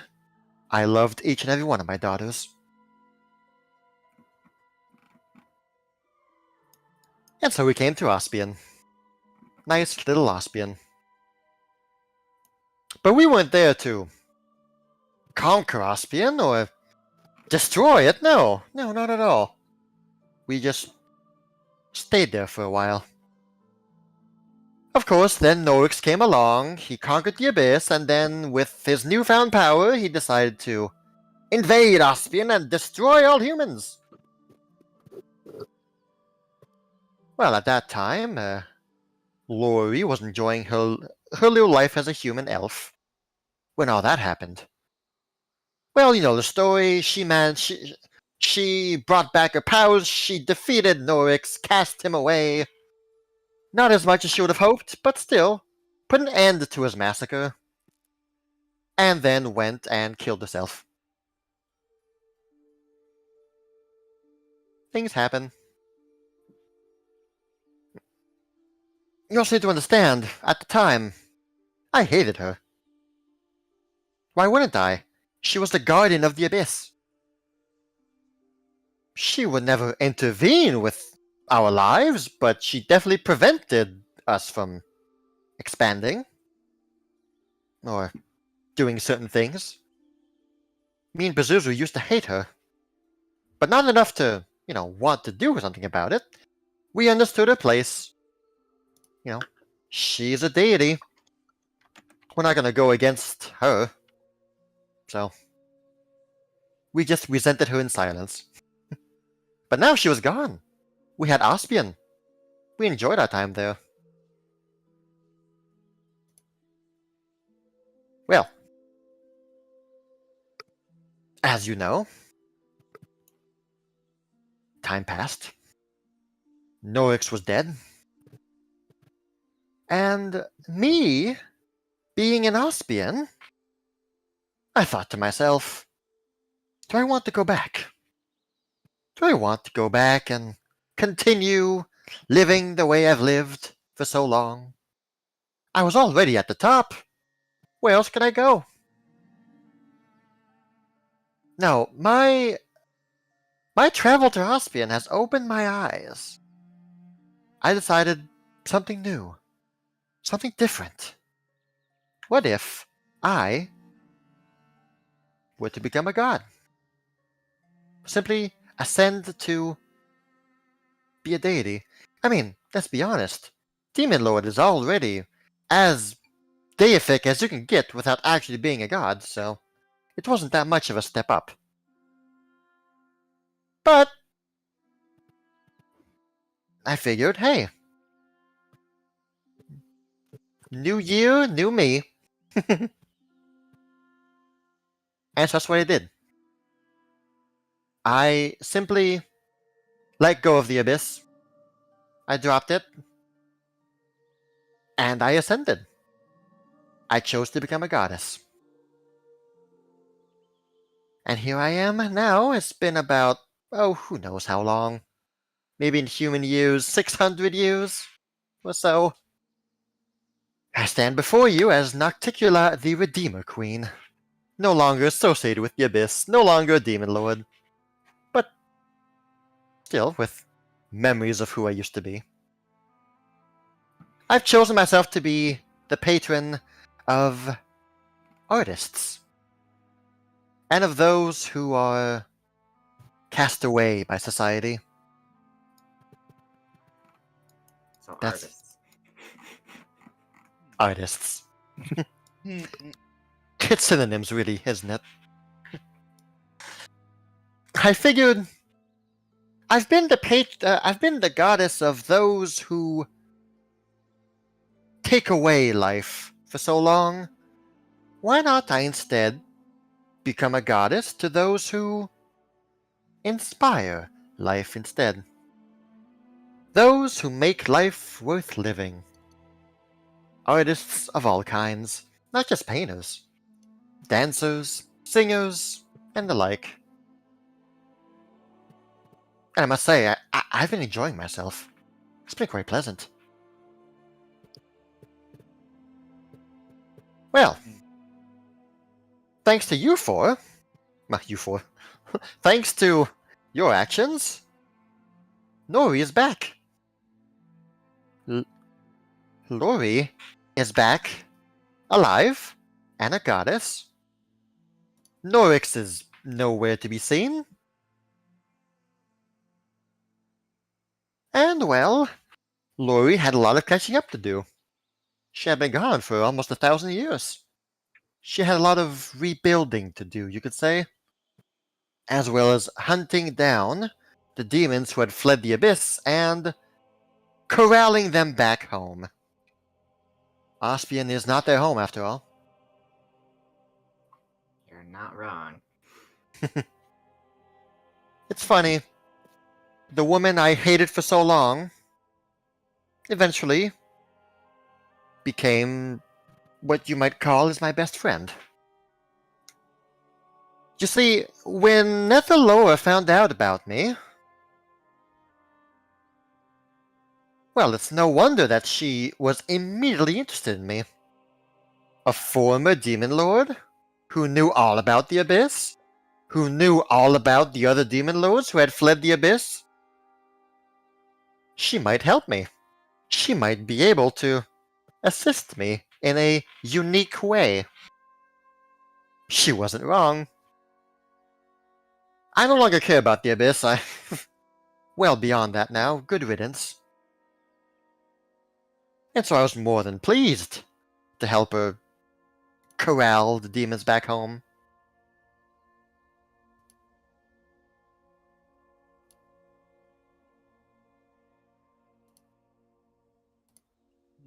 And not too long ago, she went to go talk with you, Amethyst, about a certain demon lord. She sure did. You ran into my old friend Pazuzu. She's a feisty one. Now, you see, she had decided that she actually liked Ospian, and that she didn't want to go back. Even with Norix dead, even with me not being there anymore, she was enjoying Ospian as well, just not the same way I was. She's kept her Demon Lord ways, of course, she has not changed at all. And she has been messing with humans for a long time. Nethalor did not like that, of course, and now that she's back in her position, it was time for Pazuzu to get back home. Nethalor, after all, is now guarding the gates, and Pazuzu had to go back. Well, she doesn't want to. Or rather yet, she doesn't want to in her current state. Since you've cast her away from that town of Phandalin, she has decided that she would enter the abyss in full force and place herself as the apex demon lord, just as I was. Well, good for her. Yes. Except she wants to do it the same way Norix did. she says with There's a always coy smile. She wants to gather an army here in Ospian of any kind. Demons, corrupted humans, you ask for it, you name it. And break down the gates again and crash the abyss and once again do just like Norix did then and make a okay, mess. we learn from previous. It's not going to end well. As learned by previous tenants, yes. And, you know, that's all well and good by me. As long as she goes back home, who cares? Except you might see where this is going. She kind of does this wheel motion with her hands with a smile. If she starts off like Norix, she might continue like Norix, and once again invade Ospian and cause a ruckus. A good old ruckus, just like Norix did. Except this time, Nethalora is not a human anymore. And so she could not be the one to descend upon Pazuzu and smite her down, as she once did previously. And well, truth be told, it would be not fun if Pazuzu does this again. Crashes the human land. Oh, okay, but why?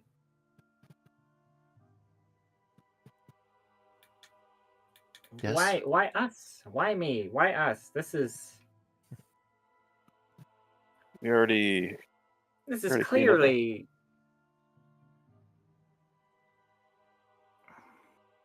If I- Nethalora. So No?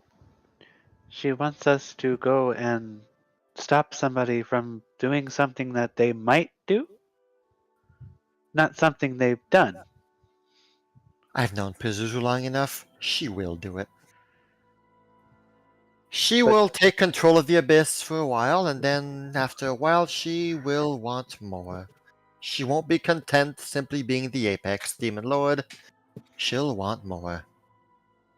But you have changed your ways and you were a demon lord. What Ah. if Pazuzu decides to do the same thing? Then everyone would be happy. However, it's been over 1,000 years.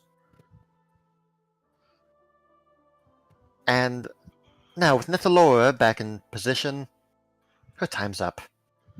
She had time to change, and she did not. So boo-hoo. As for your question, Amethyst, 2 reasons.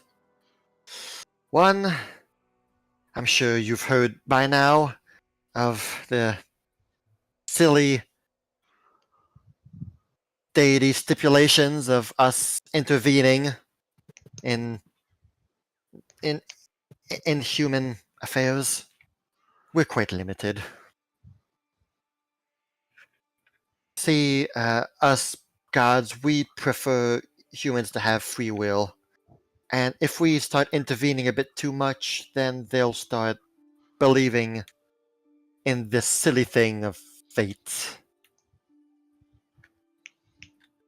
And believing that none of their actions matter, because who cares? The gods will come in and stop everything and help us, and we prefer our methods to be a bit more indirect. And, well, truth be told, at the moment, Pazuzu hasn't literally gone full-blown assault on humans. You could say she's exploiting loopholes. So I you're mean- using us as an exploit and loopholes. Got it. There it is. Tit for tat. But also, while you're not a god, you're closer than the others. And you've already met Pazuzu, you know who she is, and also she knows you. there is a good chance that you can do something about this whereas we cannot.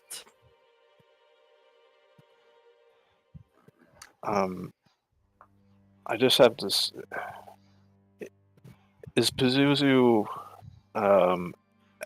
as strong as Norix was when we fought him, or is she still? I just want to know what we're getting into here potentially. We already had a tough time with Norix beforehand. Can't say I'm all that anxious about going back to that potentially.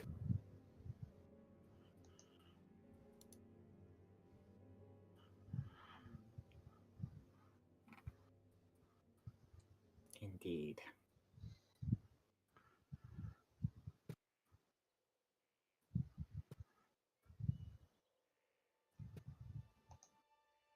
Oh, Kevin Okay. stepped away. I think he may have run away. Yeah, he stepped away for a second. Well, Poopy. I was gonna say, I was like, you stumped her. Jeez. I didn't think I did, but Mm-hmm. just like a husk of a dragon is one thing, but Yeah. Yeah. Well, since it's just us here for a bit, so Amethyst, is this Pazuzu woman? Is she evil? Yes, very. Oh, was she dangerous? Yes, very. She captured a town, made illusions of the whole thing, and basically trapped the entire village there against their will. oh boy. Did you say against their will? Yes. Would you say they were enslaved? Yes. Huh. Perhaps this would not be a bad thing after all. Huh? Yeah. I was under the impression that she hasn't actually done anything wrong, and we were Oh no, she's done going plenty to of stop things her wrong. from doing things in the future, but I can see why there is concern. See, the problem She- with what's happening right now is that she's doing bad things, but they're not big enough or enough for people like Nocticula to be able to step in and do stuff, which is probably why they want us to do it, because We've cleaned loopholes up, for loopholes. and we've cleaned up messes before. That's what we are to them. And this Norix person, he had broken the gate because no one was there. Is there no one there now? Well, that's what I'm starting to Apparently, think. she's not.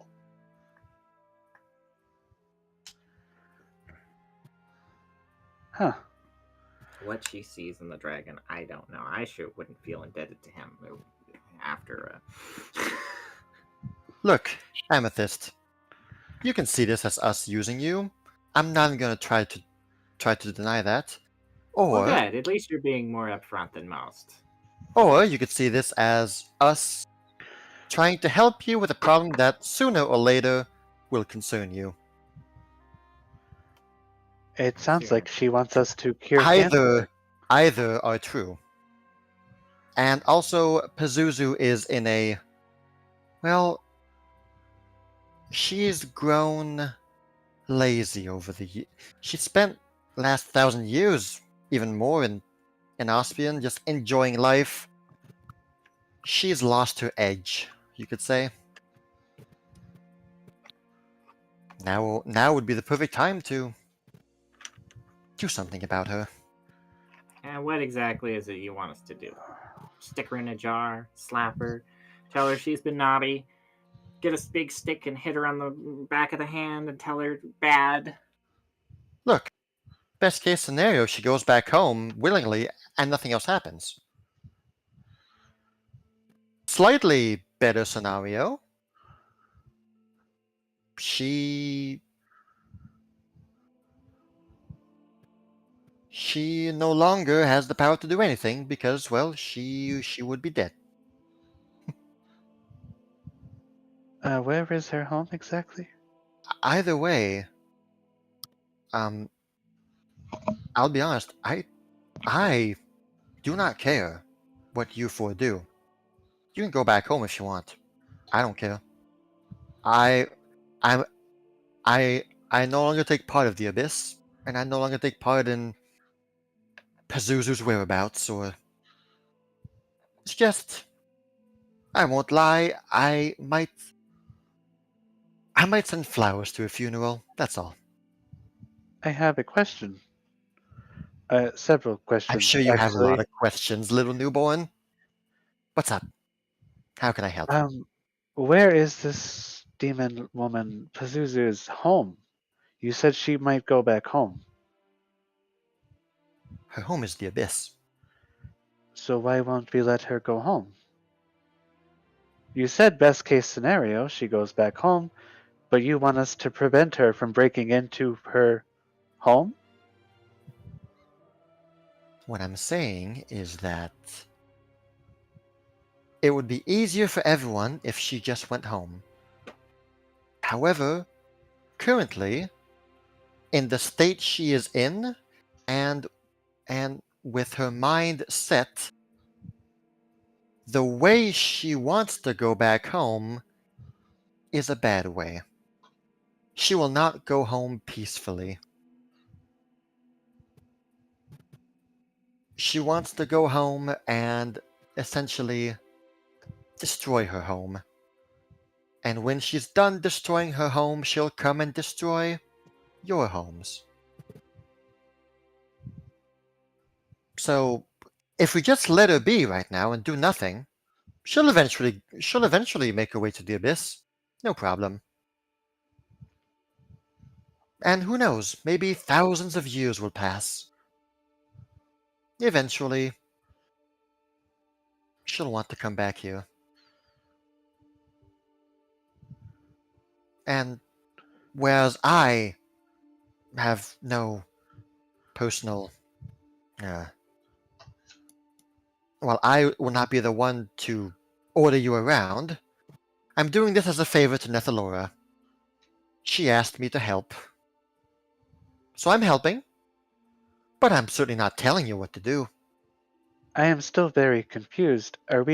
Is the optimal option for us to make her go home? Look, if you're able to do so peacefully, by all means, do so. But if we make her go home, she could do the same thing. I do not understand. Peacefully going home or not, she will be in the place where you say she will destroy. You see, this is the next part. Currently, well, not currently. Back when I was in the Abyss, we had a bit of a ritual, a tradition, you might say. When one ascends to the apex demon lord as ruler of the Abyss, it is custom to carry a souvenir, carry a memento of the previous demon lord as a way to assert dominance. When I killed Baphomet and Deskari, I took his scythe and I took his horn as a proof of my strength, in layman's terms, to validate my position. Pazuzu, well, she wants to do the same thing. She wants to obtain souvenirs from the previous demon apex lords, and also, as we speak, she is currently amassing an army to storm the gates once more. Fun.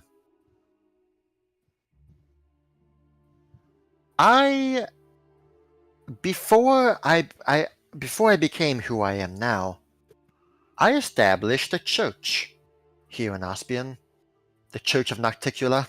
back when I was a demon lord.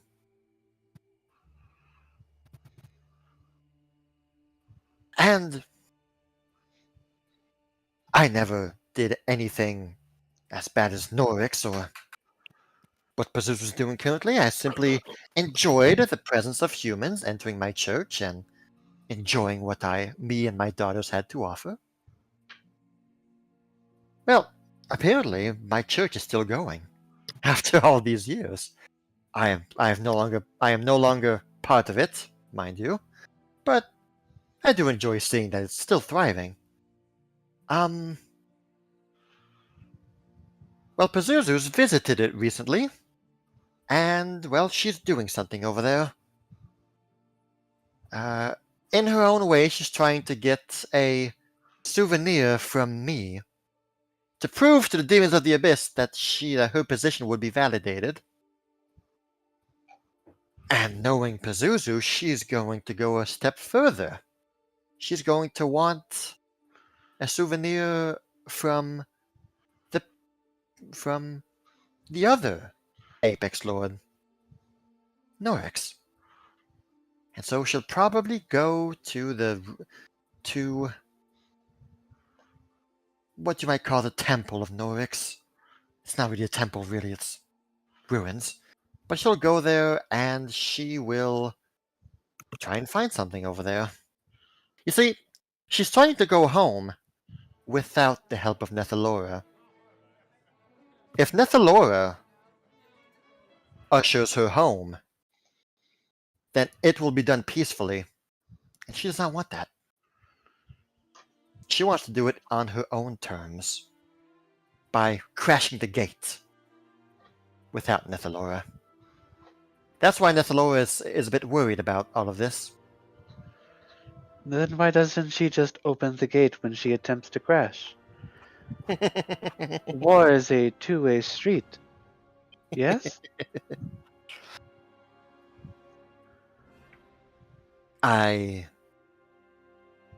You'll soon learn what metaphors mean, little thread. It's a flourishy way of speaking. Could you explain it in a more concrete way then? Because I am confused. What is the entrance to this abyss? It is being guarded, yes, but we want to put this woman through the gate. But also, we don't want to let her get through the gate unless we put her through the gate ourselves. I am very confused. Lori is the one who decides when the gate opens and when the gate closes. Yes? Okay. Okay. If got it. we want Pazuzu to go in, we need the approval of Nethalora. Well, the approval, she needs to be there to open the gate. Right. When she's the one who does so, she is able to ensure that those who enter do not come out, unless by some divine decree it is authorized, but demons belong in the abyss. When she opens and closes the gate, she is able to, in an easy way of speaking, lock it. Pazuzu wants to enter the abyss with a way to get out afterwards. And if she goes in with Nethalora, then she'll be locked inside. But could she not just break her way out from the other side? No. But if it is a gate, it has a two-way street, yes? If you go in and you can break your way out, and you can break your way in, I imagine she would have to go through the same thing on the other side, yes? Is there a way that Niflora is able to do this differently in such a way that they cannot do that two-way street that Thread is talking about? I think is that what you're trying to get at, Thread? Yes. So let's say I am wanting to walk on the other side of Amethyst. Well, Amethyst might block me and say, no, you can't do that. But if I push Amethyst out of the way, I can get to the other side. But Amethyst says, okay, I can get over. I will walk on the other side. But now I want to come back, but Amethyst is blocking me again. So I could just push her out of the way again and come back. That is something that can happen, right? She could enter the abyss peacefully and then decide she wants to come back and break through the gate from the abyss. So I am understanding the best course of action is to end this woman's life so she can't do either. I don't think sending her home would prevent the outcome that we are trying to stop.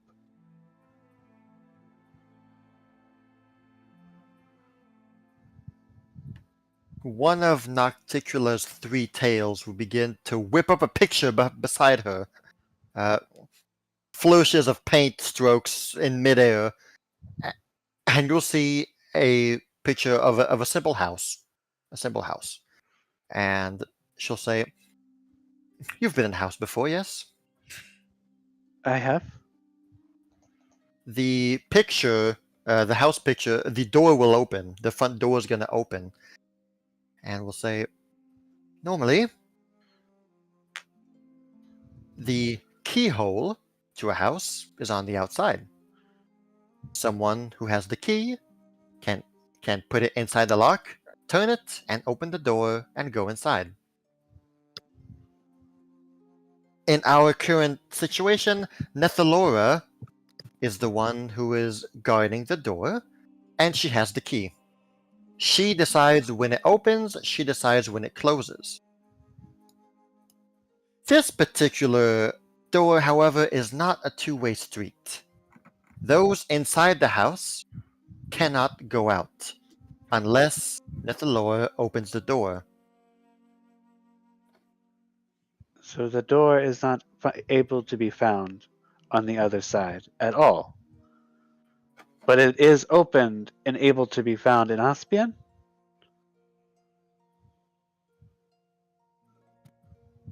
Let's just say you won't stumble upon it while traveling through the continents. But it is on the other side of the abyss. Then why won't he just break the door from the inside? Because from the inside there is no door. That is what I asked, and you said there is one. There is one, but they can't see it. But they could find a way to see it. No. As people have found as Norix had found the way to see the one on these continents.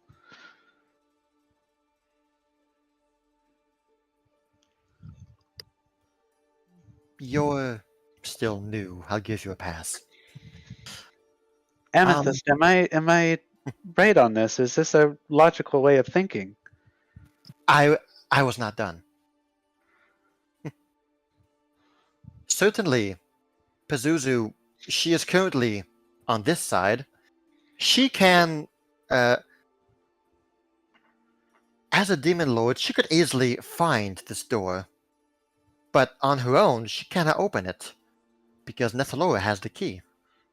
And this is not a door you can simply break down with your own hands. So we just keep Nethalora away from her then, yes? And she can't get through the door? We need Nethalora to open the door so she can go in. Look. Pazuzu is trying to enter the house without the help of the door guardian. Normally that's not possible. You need the key. She has the key. However, as you might be wondering, Norix, he didn't have the key. Sure, Nethalora wasn't there, But the door was still locked. How did she get in? How did he get in? Well, let's just say he...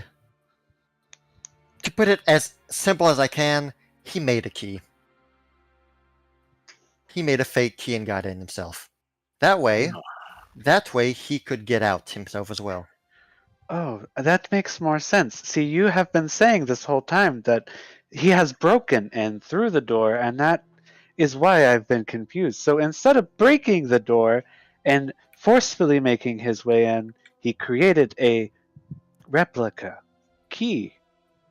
If it's easier to understand that way, yes. So then, can she not make a replica key while in the abyss? No. Why? What Pazuzu's trying to do right now is she's trying to find the same key that Norix used. She thinks it was left here somewhere in Aspian. Oh, that makes more sense too. So she does not have this ability to make this key. So Norix was not a demon, never was a demon. So making a key to the abyss, you know, he found a way. But Pazuzu is demon, has always been a demon lord, and so her making her own key to her own homeland is not a thing. However, Norix, she thinks the key is somewhere. And so she's looking for the key to, air quotes, break in to the abyss. Do we know where this key is? The key.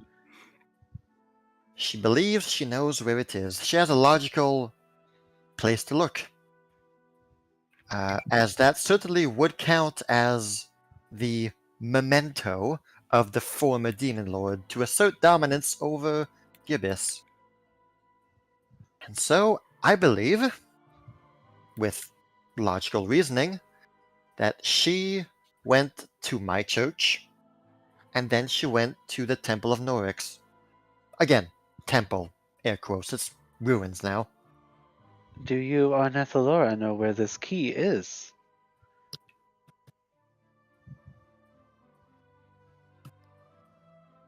%, literally? No. But follow Pazuzu, you have a good chance of finding it. So we're supposed to get the key, prevent her from getting it, and then that solves all this whole issue and problem, right?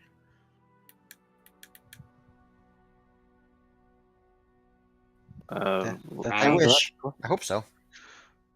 Of course, if she knows you took the key, then she'll obviously want to go and murder you, as, you know, they tend to do. I'm just saying that she's got her eye on you, Amethyst. Yeah, I don't doubt it. But it seems this key is a dangerous object to let stand out regardless of Pazuzu, so perhaps we shall acquire it and maybe destroy it. If you're able to destroy it, by all means, go ahead. Well, no one good will use that key anyway. I mean, we could. Do you think that place in Host is still? I don't even know. Could find out though. So what she's doing at the moment, Pazuzu that is, she is amassing a nice little army of demons in Aspian, and once that's done, she will grab the key and go bust down the gates. You know what I mean. Open the door on herself. Look, you guys can do whatever the hell you want. Oh, whatever the abyss you want. But I just figured, I know Pazuzu, and at some point she's gonna mess up your lives one day or later. Heck, you guys might be long dead when that happens. Probably. At the very least, Amethyst, it seems like this object is of detriment to your world, so it would not be a bad thing at least to take care of that. Exactly. Regardless of this demon lord person. I was foolish Trust to think me. that we were done with him so soon. Well. Trust me, I'm not a big fan either of bringing you guys over here. I know you guys have your own stuff going on back in Ospian. And between you and me, I don't care about the other gods either. Fine.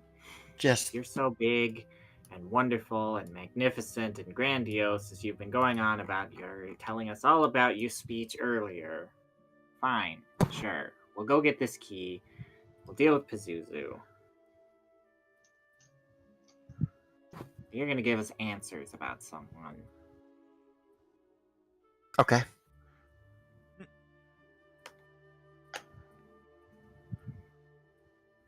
I'm listening. And that's that. You're gonna give us answers. You're gonna give us answers about my friend, where she is, what she's doing, what to do, all of that.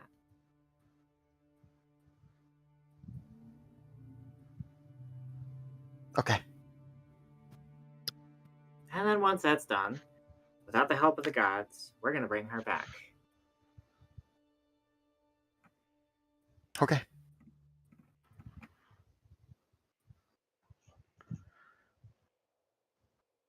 Sounds good. Sound good to everybody? As long as Errrr. as long as we don't lose anybody else, for fuck's sake. Take matters into your own hands. I like that. I will follow you. I am interested to seeing this play out. Yeah. I also have a few questions of my own later. Well,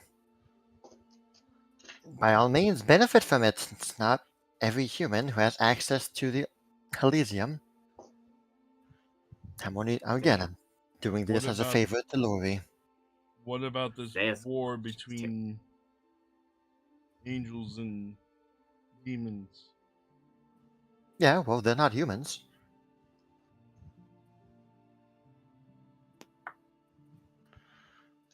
I failed to see what you mean.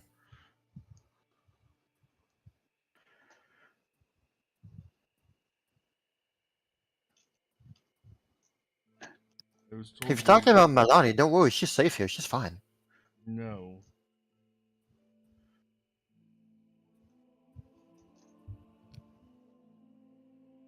Are you talking about the stuff with the fire plane and Maldian stuff?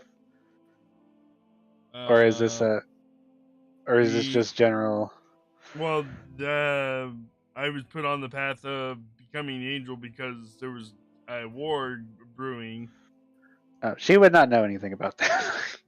Oh. That's my story beats. Okay. That's not really my prerogative there, Zaya. Besides, I don't think you want me turning you into an angel. She winks at you. You might end up having extra horns that you didn't want. She's already got 2 horns right there.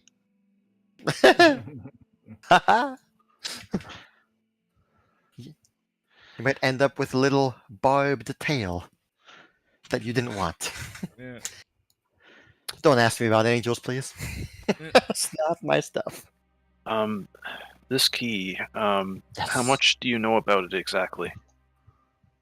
Like, how much do you know if there's any? Oh goodness, previous me would have killed to get her hands on that key. Trust me. Had I known about it at the time. I guess what I'm trying to get at is, are there any strings attached to that key?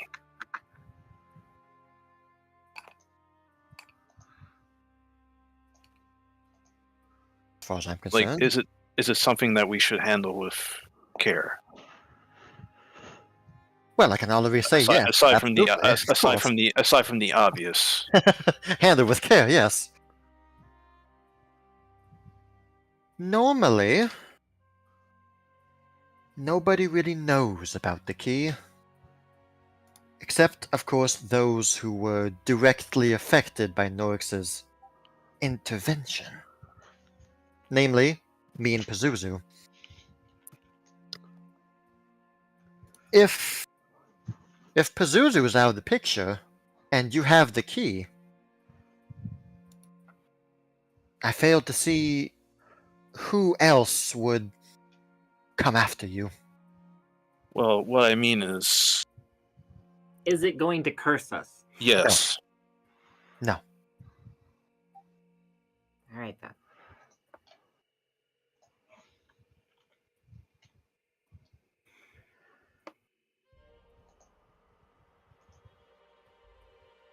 Mm-mm.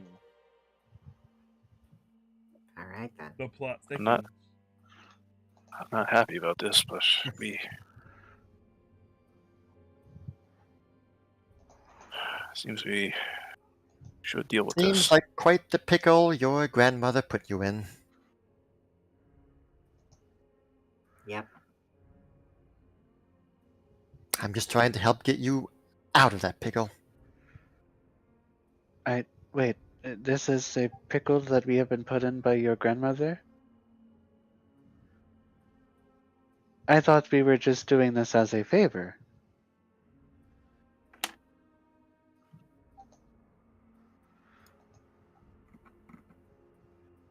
Nothing will happen to us if we decide to not do anything, right? We unfortunately don't know that. There's a good chance. I mean, odds are But nothing will happen. Yeah. Then Okay. I'm going to be honest. If I were you, I probably wouldn't care. I'd be long dead before Pazuzu decides to invade the human realm Yeah, of well, Austria. you're a god. It's your job not to care.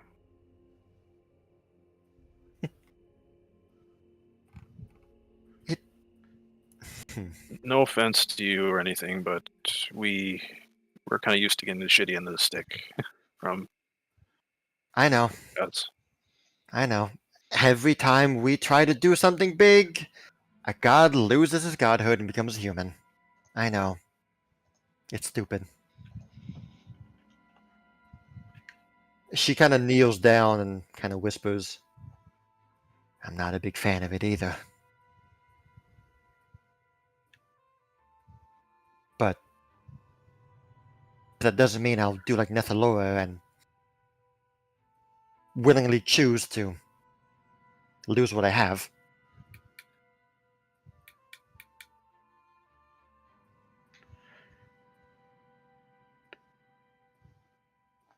So It I beats guess, being a demon lord. That's all I'm saying. I guess all we need to know is where to go, and then we can go. Yes? Yes. Yes, yes, my church. Yes. Good. She will start again. Her three tails begin waving behind her and painting a picture. And she will. Let's see here. Can I do this?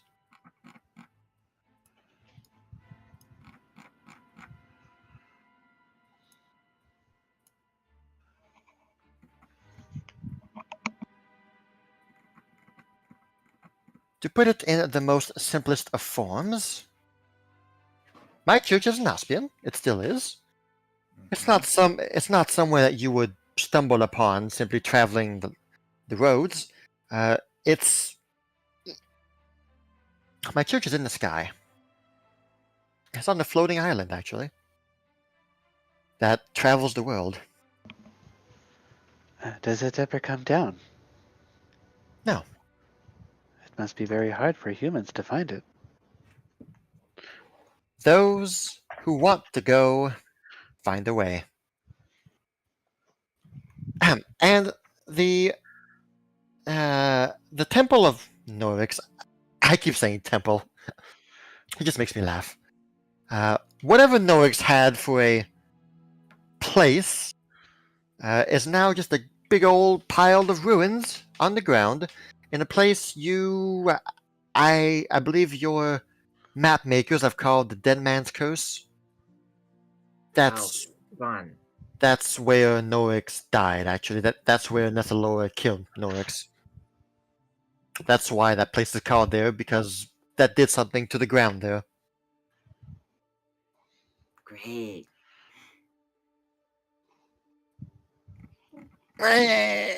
Anyway, that place is now just a big old pile of ruins. It just so happens that my church wanders around the world, you see. And Pazuzu has had time to study and analyze things. And she has found out that my church will be hovering above the ruins of Norix very shortly. And so she's hoping to do a bit of a 2-in-1, you see. Mess up my church, grab what she needs, hop on down to the ruins, get the key, and waltz on back home, acting like the queen of the world, which she would be. Oh, so you do know where the key is. It is in Norix's ex-temple.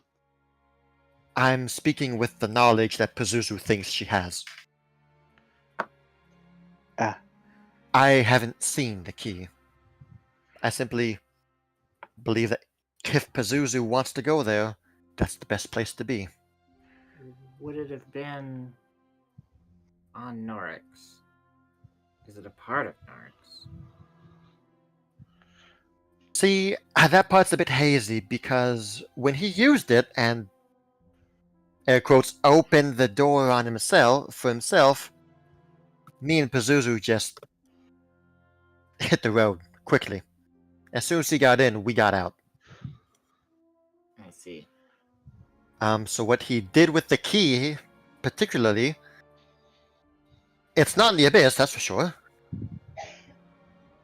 But what happened after that, well, me and Pazuzu steered clear of Norix. Especially when we saw him massacring everyone in Ospian. Okay. So I guess the big question is do we go to the temple or do we go to the ex-temple? I would prefer if you went to the temple first. See, Pazuzu's goal is twofold. She wants an army and then wants the key. If she has neither, if she has only one of the two, it'll be much harder for her to do what she does. If she has no army but she has the key, she can go in, but she won't make herself Apex because she'll only be by herself. If she doesn't have the key but has the army, then she'll just start unleashing her rage elsewhere. On you. It's kind of a bit of a... Oh, so you say there's an army on your church? She's snooping around trying to find what she can at my church. Hoping I've left something behind that could help her.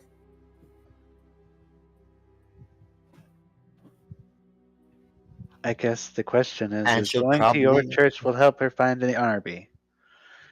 Probably. If she knows where to look, then probably yes. What kind of memento do you think she'll be looking for to prove that she has usurped you, or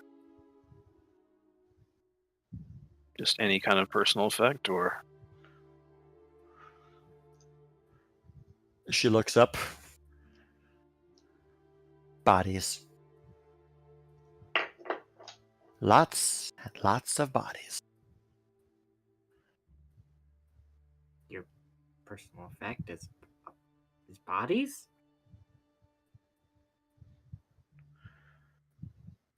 I was the patron of succubi and assassins. I had a lot of bodies at my disposal. So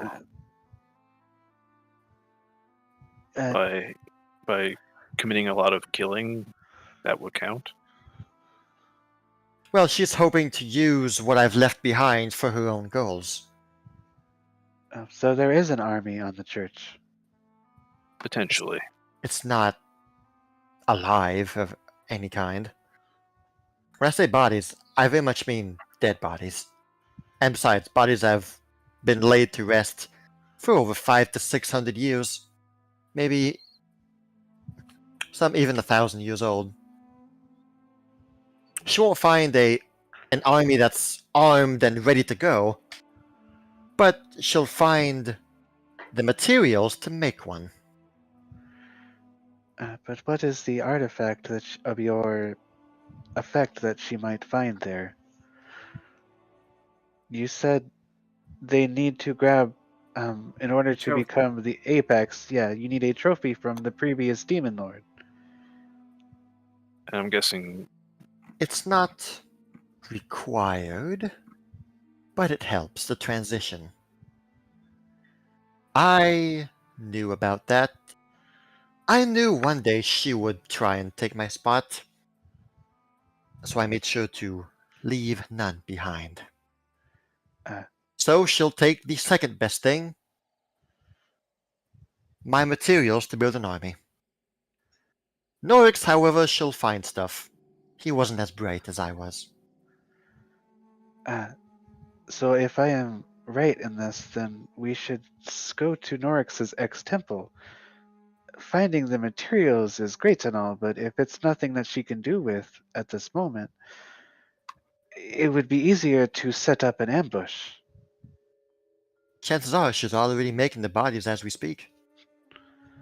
terrific. She doesn't need much, but everything she needs can be found at the church, no doubt. But they are not armed and ready. It would take hundreds, maybe thousands of years to make this army. At least according to what you've said earlier. How so? I'm just going based off of what you said. What did I say? This would not be an issue for a long time for us. It would take a while to get this army up and ready. They're not armed, they're not ready for fighting. Let me clarify. If nothing happens, she and her little army will burst down the gates of the Abyss and declare herself Apex of the Abyss. She might enjoy that position for thousands of years.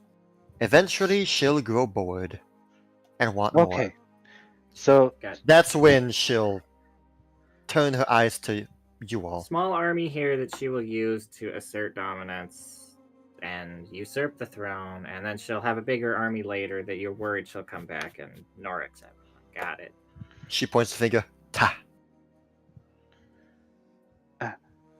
But this army that she has, it cannot be that strong. Well, she's only just begun assembling it not too long ago. It hasn't been that long since Amethyst ousted Pazuzu from her village. So you are aware Before that she's has been found the enjoying bodies? Or are we just going on assumptions? Oh no, I know that she knows where my church is.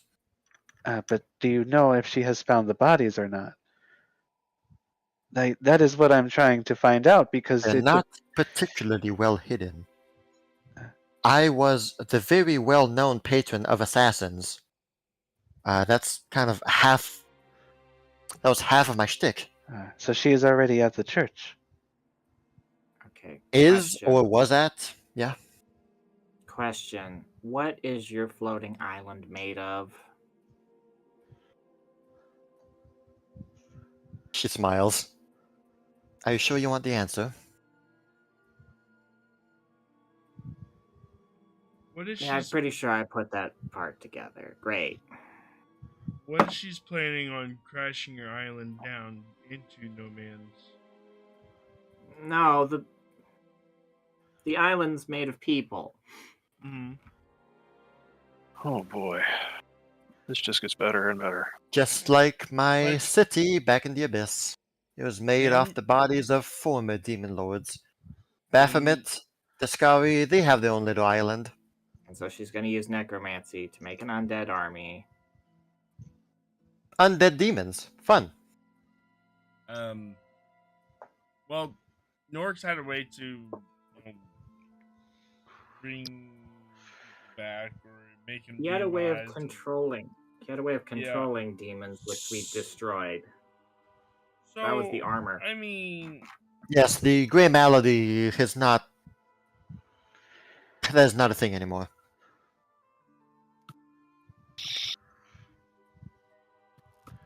But I'm not an expert on necromancy by any means, but the little bit I have a vague understanding of is if you're the one that brings a thing back to life, you can usually control it. usually.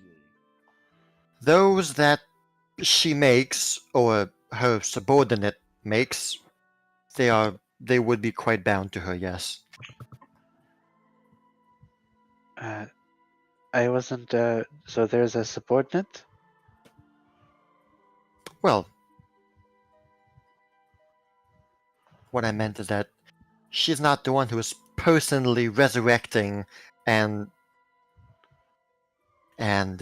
making a demon army. She has servants who does that.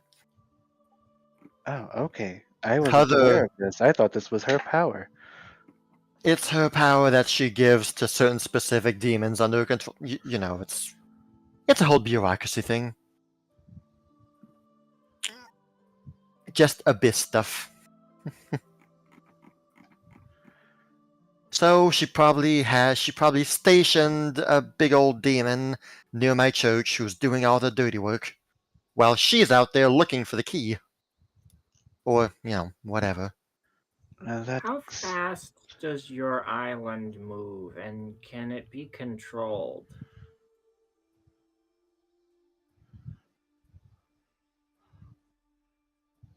Well, I've certainly lost control of the island since I ascended. Whoever took my place as mother of the succubi probably found a way. I never bothered to, give my station to someone else. I just left. I'm guessing if one of my daughters became the mother, she would have found a way to keep the church in motion. Is it an artifact, or this is important information? No. It is simply by choice. As long as I decided to keep it floating and moving, it floated and moved. So if it's still floating and moving, there's someone there who is ensuring its floatiness and moviness. Is that someone there a enemy? Depends who you ask. I'm asking you. Do you want to know if it's a demon or if it's not a If demon? we go there, are they going to attack us? Yes or no? If you find the demon who's controlling the island, what will you do? What will we do? Is the demon an enemy? She might think you are. You might think she is. Well, All I'm saying is that my island was made while I was a demon lord. I probably was your enemy at the time. So all I wanna know whoever... is how to steer it, and if it's fast. It can be fast. I haven't had reason to make it go fast, but it can be. Yes. So whoever is controlling the island is probably one of my daughters, who is a demon. If you all hate demons, then she would be an enemy. And probably she doesn't know about you, so she will think you are an enemy. Is So she she working does- with Pazuzu? So she directly. I sure as hell hope not. Then this is not a problem. Or I might have to go speak to her directly, and I've never done that. So what if we told whoever this, whether it's one of your daughters or not, that Pazuzu has designs for that place? Would they? I assume they wouldn't take very kindly to that. You would probably quickly get on her good side.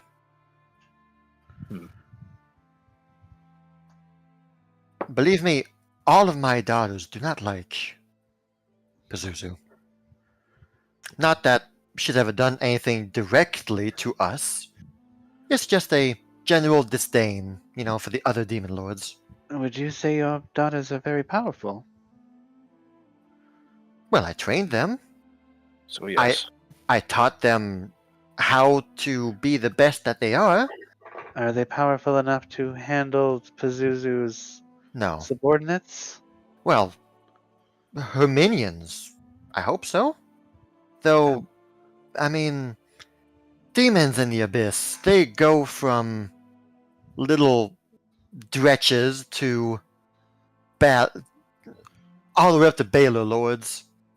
There's a lot of different demons. My daughters can handle their fair share, but I'm not going to pretend that they're the strongest out there. I see. How attached to this island are you? None. Okay. I'm honestly shocked that it's still floating. That must mean one of my daughters is there doing something. And yet she As I is said, that Pazuzu's subordinates just make an army on top of it. maybe she doesn't know. What would your daughters do if they found out that such a key existed? Would they be after it themselves too then? I assume so. See. I hope not. You see, I'm skeptical. I'm skeptical of you. I'm sorry, just because of what you are. I hope you are. Less Blindly trusting a demon lord? You're better than that. Oh no, I would trust a demon lord before I would a god. Demon lords Also tend to smart. be quite forward. Also smart. At least I know strictly what you're trying to do and go for. But because my great-grandmother has a small moniker of trust in you, I'll at least tell you what I'm planning. Okay. She'll turn to the group. I want to crash the island into the barrier over Riley.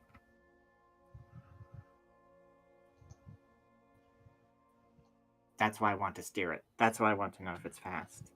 It's a giant anti-magic barrier. If it crashes into that, all of the magic that has anything to do with that place will just pshoom, and the bodies will fall into the ocean, which is Riley's underworld. Oh, that is very interesting. That is a good idea. That sounds hilarious. That's why I want to know if it's fast and if it can be steered. Yes and yes. Well, that solves that problem. Theoretically. If we can do it. Yeah. That's why I wanted to know if it was an artifact or how it's controlled, because I want to steer it there. Crashed into it. Who knows? Maybe keep Pazuzu distracted long enough. I sure as hell know what it's like to go through that anti-magic barrier, and the fact that you don't get your magic or your wits about you till after you've hit the ground, at least in our case. Might even be enough to kill her.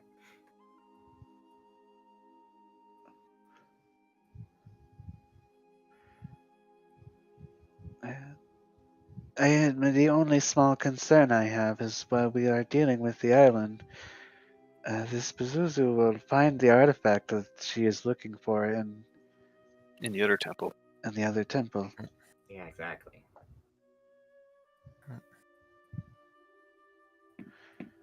One seems like a floating, non-important thing, non-urgent, I suppose, and the other feels a little more urgent as it is currently under the knowledge of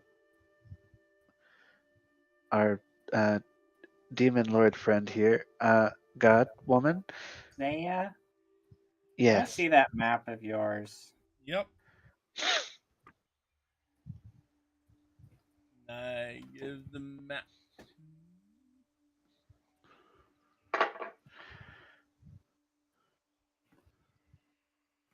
I mean, your magic map.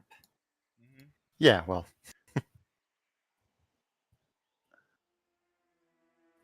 Could you, Kuma? Could you link it to chat? oh, that's what you meant. Sorry. Oh, Yeah. I thought you meant like open the map because I want to see it No, inside. the magic map. I understand the every map. Here, everyone that, yeah. it's linked on it. sorry. My bad. Chart Back every to- path the creature has ever traveled in their lifetime. Do they have to still be alive? It does not say that. No. I'd wager that. No, it's fine. Because Amethyst will class better choker, I have a bit of a trophy from something. From someone.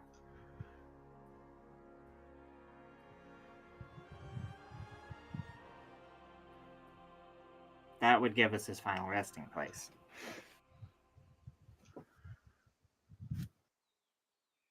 I know exactly what you have.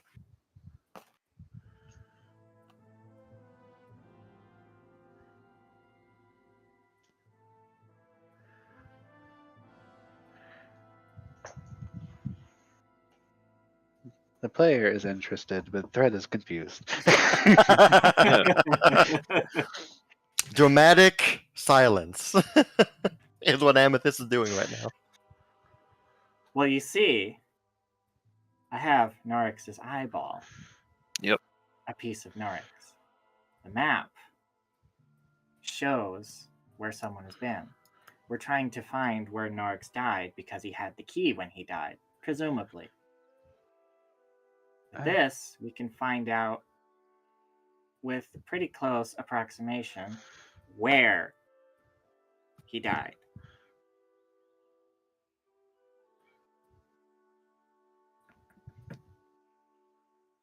We just need to trick the map.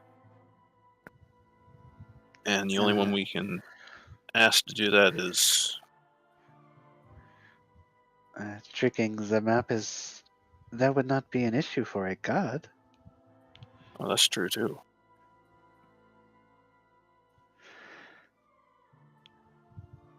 You wish for me to trick the map? Yeah.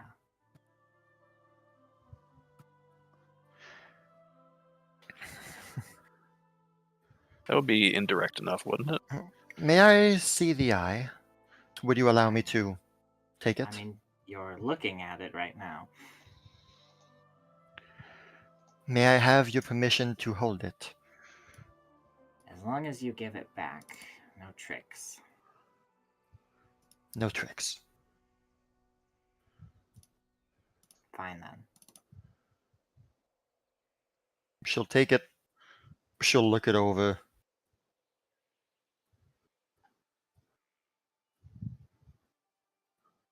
You can hear her mutter to herself like, "You ugly son of a bitch." But she'll look at the map, look at the eye, and she will. One of her small tails will go out and wrap itself around the eye, and kind of just wave it around a bit, and she'll start like pacing around in a small circle. Says, "Well, you see, it's just, I've recently become a god, and I don't know if this counts as being indirect or not." And she starts talking a bit, and like I don't want to risk.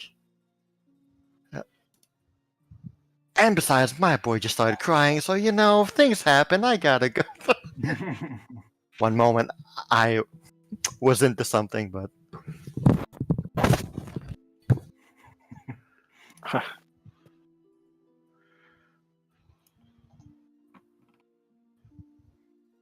Hmm.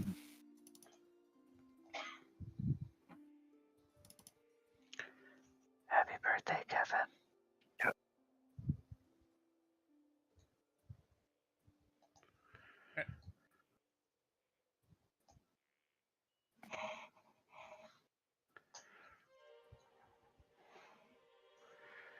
Man, this map is just the downfall of everyone.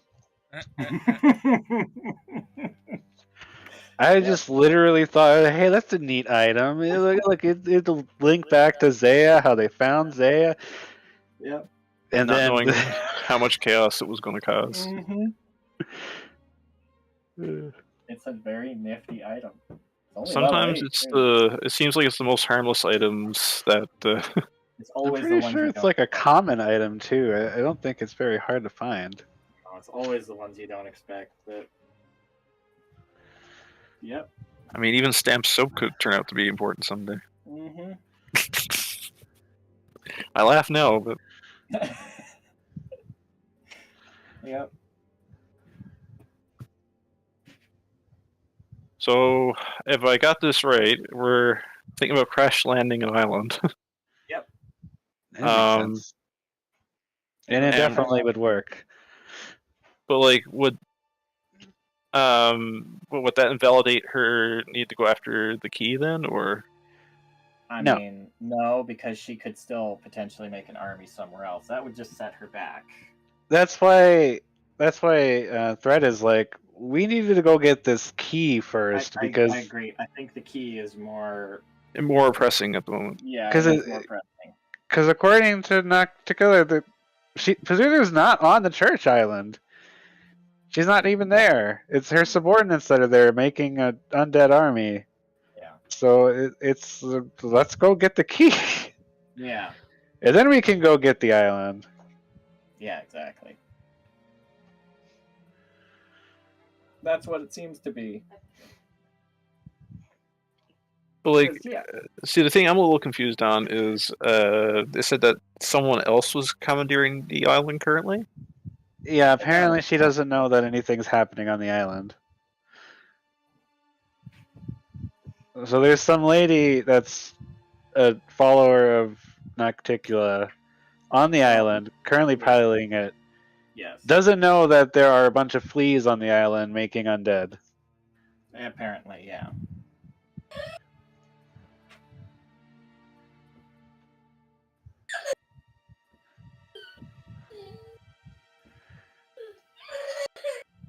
Oh boy.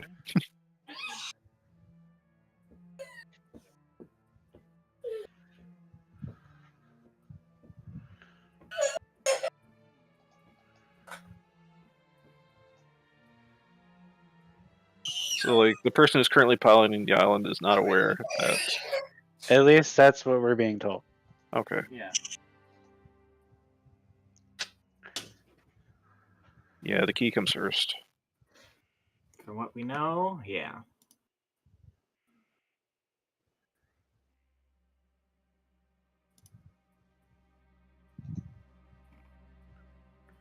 Also, Kumo, how's the nap going? The what?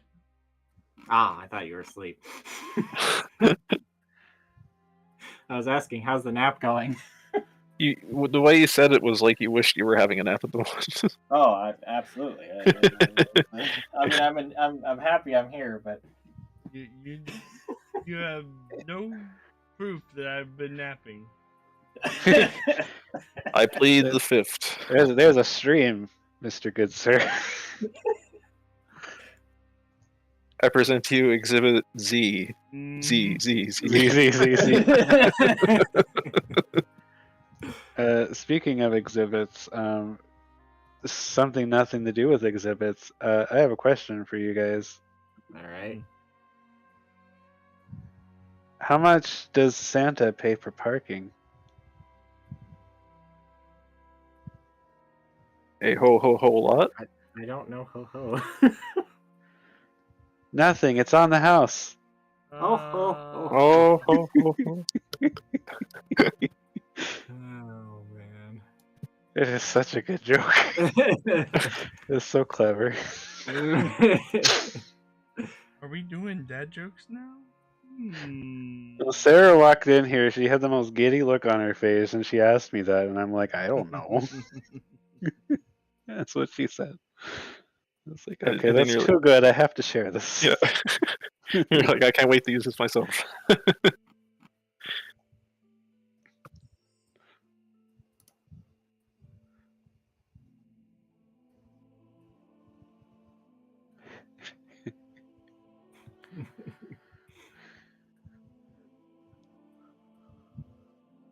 A steak All right, bun. so the general consensus here is if we can find if the eye thing works, we'll go to his dead body, which is probably in the same place we're going to anyway. Yep. And if it doesn't work, then we're going to go to the X temple, Yeah. and basically either set up an ambush or look for the item ourselves, or both. Yep. Pretty much. From what is currently known, yes.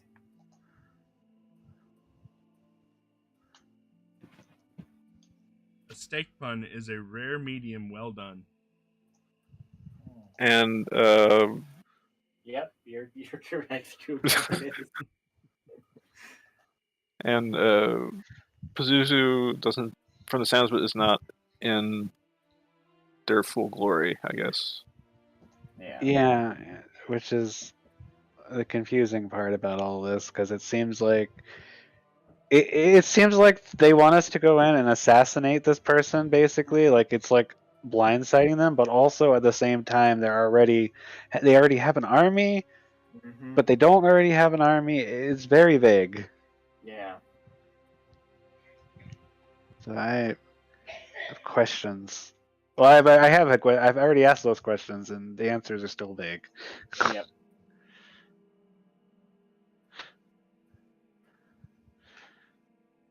Basically, she's building an army. They want to stop it before it gets too big. And then she's also trying to acquire the key right now. With the army? Not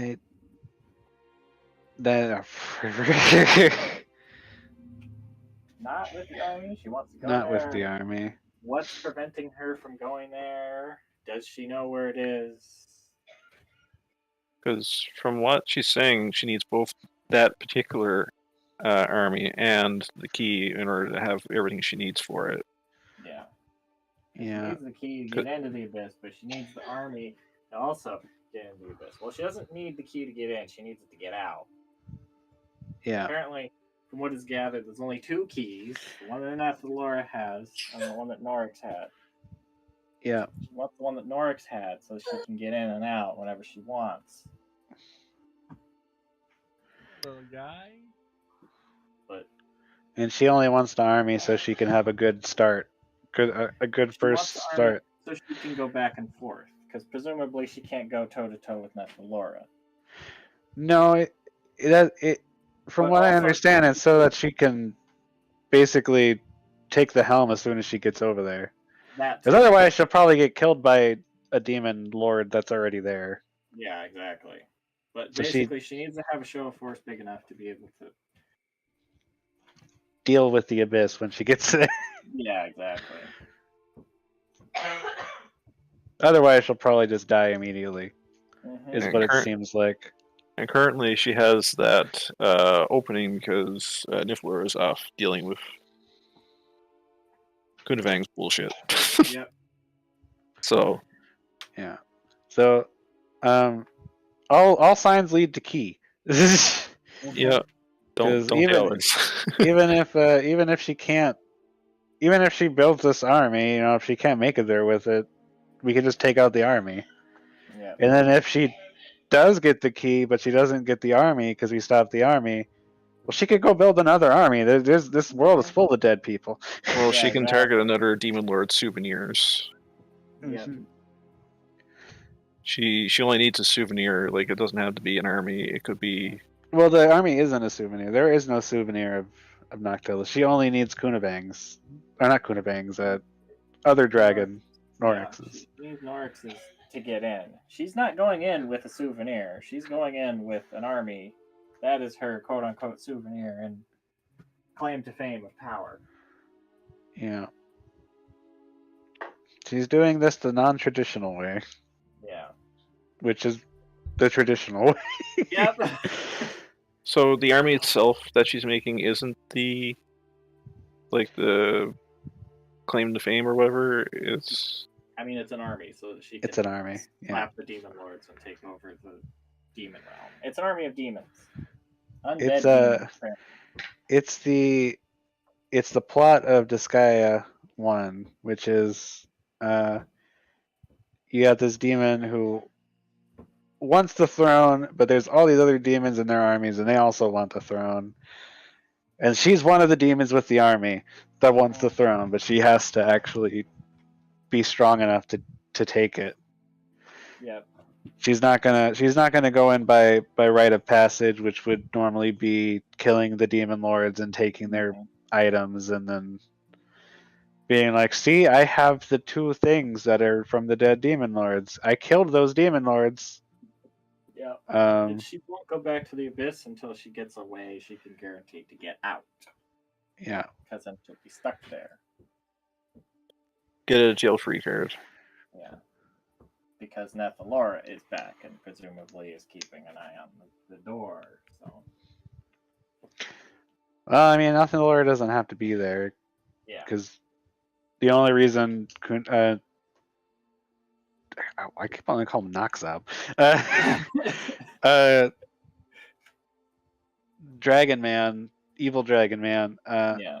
The only reason he even got over there has nothing to do with the fact that nobody was guarding it. It was just he made his own way to get in. Yeah. He made Apparently- he made a suited control demon armor, and then Yeah. So even with Nethalora, even if she was there, it wouldn't matter because she's got her own key, or she would have her own key. Yeah.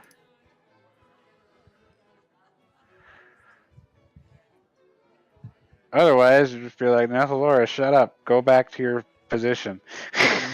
Yeah, pretty much. Because if Nethalora could be the one who could stop this, I mean, it's her job.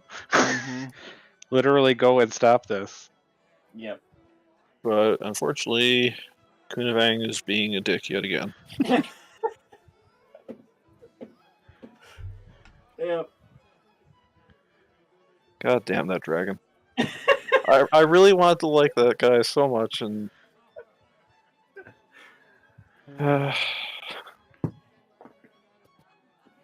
just another god we don't want to have to deal with.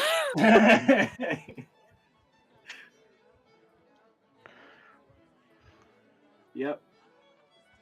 And like Nocticulus really trying to sell us on the I'm not with them, but I am. Yeah. He's like, oh, I don't like them, but I go to all their parties, I hang out with them. And I like the Yeah. status it gives me. Yeah, and I like being them, but I'm totally not with them, you know? Yeah. Yeah. It's like, yeah. Like, I wouldn't be so dumb as to stop being one, but Yeah. I hate being one, but I love being one. Yeah. Yeah, basically. Weren't you saying that you enjoy creating things?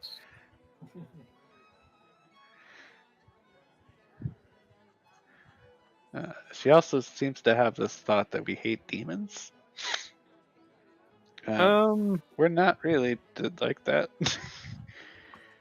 I wouldn't say we like them either, but Yeah. And they're not goblins. You don't first see one and then you're just like, that's evil. well, But in the case of like, I mean, we know one good demon. I mean, granted, he's a puppet. Because tieflings are demons. Yep. And we know we've come across a few tieflings that are, you know, just normal people. they'd prefer the term demon mutt. So to say that, you know, we should hate demons and we all think that that's Well, the I only wouldn't thing I that wouldn't yeah. people in Celestial really care about is whether you're going to overthrow the status quo, or whatever it is we got going on there right now. And Yeah. currently, the gods have been doing that the most. Yeah. Also, Gods dragons. and red You're a dragons. I mean, dragon. Yeah, fuck red dragon. No, You can't be a dragon either. That's the other thing. Dragons are just as temperamental and annoying. So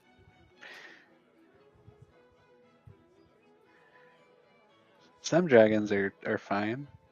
You just got to give them a bunch of wood, or meat, Yep. or a muffin. or help them fix something they don't have time to fix. Yeah, yeah. Build them a Which house. sounds awfully familiar to what gods are like.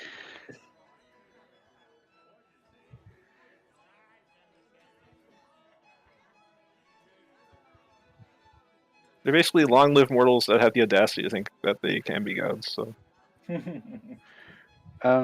Dean, did you see my message forever ago about the dragon that lives somewhat near Celestia? Yes, Okay. you have said that in the past. I thought I would have said that in the past, but I just remembered and I was like, you know what, this would probably be happening. So she doesn't become evil. Well, I guess evil, ravenous on Celestia or anywhere near Celestia. Yep. I can just imagine like when Emma disappeared from everyone's memory. She was just like, I feel like I'm gonna burn this town down for no reason if I don't get a bunch of wood, and I don't know why.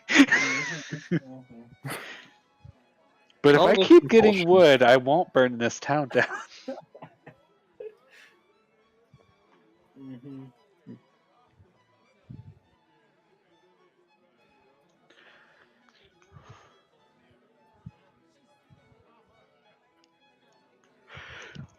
Well, I'm just glad I didn't take after a sovereign dragon. That's all.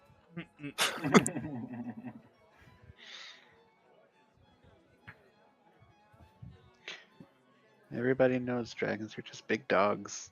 You know, it's funny. I didn't even. Oh. That sounds kind of foreboding. Thank you, Gore, your patience.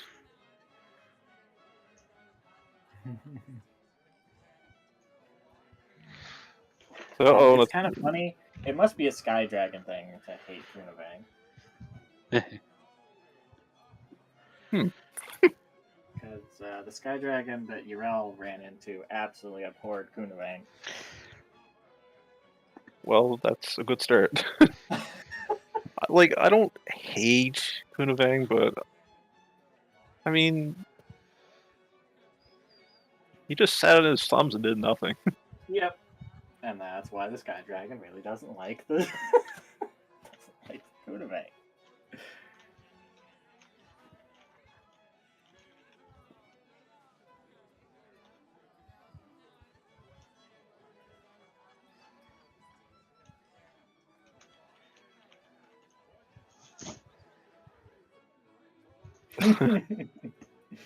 Yep. You want to wish him a happy birthday. He's upset he didn't get enough the round.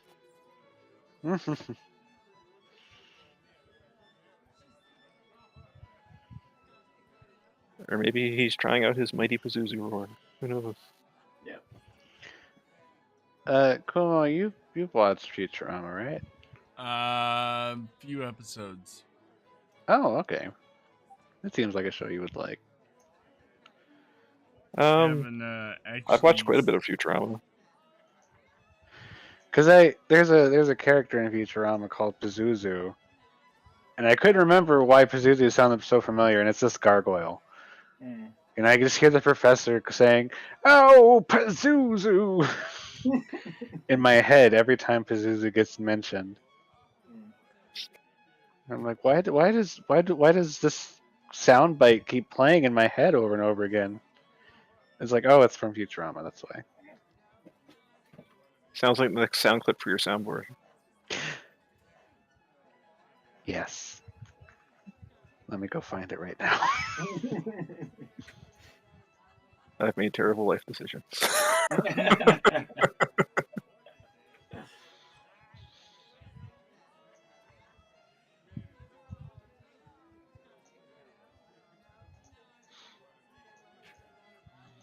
Here, immediately.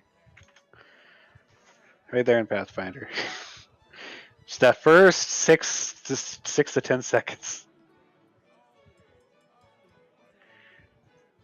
Actually, that first 10 seconds is perfect. It's basically just Hello. Nocticula's sentiments. So, you guys know in the movie The Emperor's New Groove, near the end, when Pacha and Cusco found the secret lab and Yzma and Kronk reached it, and now like they were fighting for the potion, and at some point Yzma like knocks over a table, says, "Oops, clumsy me." As Nocticula's walking around with the orb in her tail, she's saying this, "Oh, I don't know if I should. I mean, that's kind of a direct intervention. I don't know if there's any guards looking at me. I don't want them getting the wrong idea." And then at some point, she like stumbles in her footsteps and like shudders forward, and as she does so, the tail holding the orb like flicks around and taps the map. And she just, "Oops, clumsy me." And the map will then begin.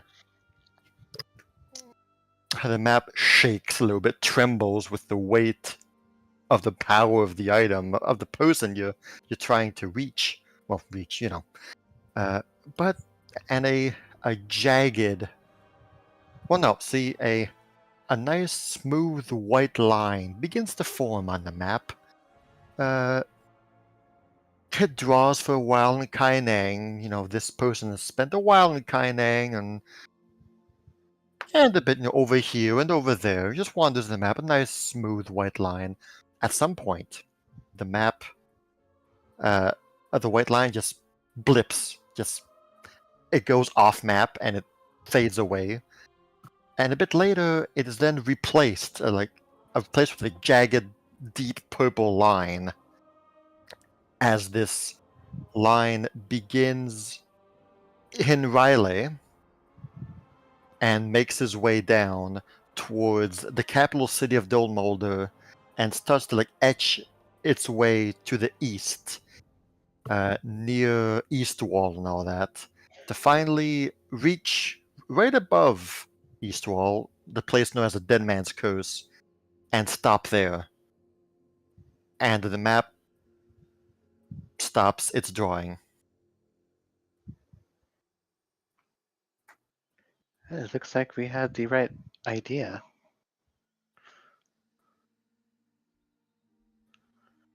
Let's go. To head back to that spot.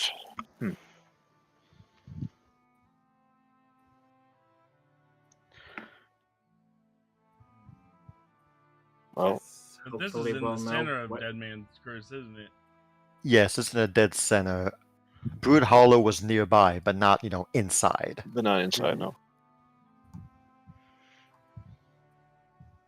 Well,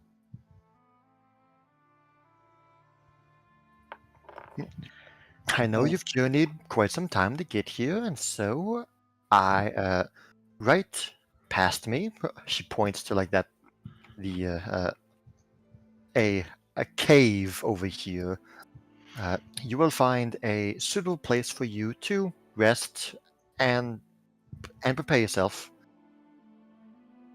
for the next leg of the journey. I don't think we've done anything. No, but just a place to be by yourselves. I know I'm not the most. Well, I think we have decided we need to get going quickly, yes? yes. Great. Well, This is something that should be. We in should that case, nip in the bud now. Dead Man's Curse. And as I said, how as are I we s- meant to reach your island after we've scoured Dead Man's Curse? well, my idea was that you would start at my church and then head down.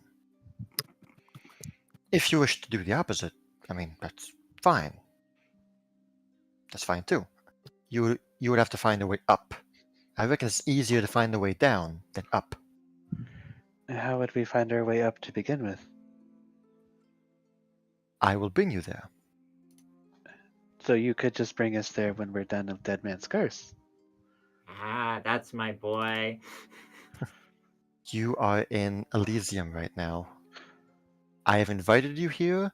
I can, and I'm the one who has to show you out of Elysium once we're done here.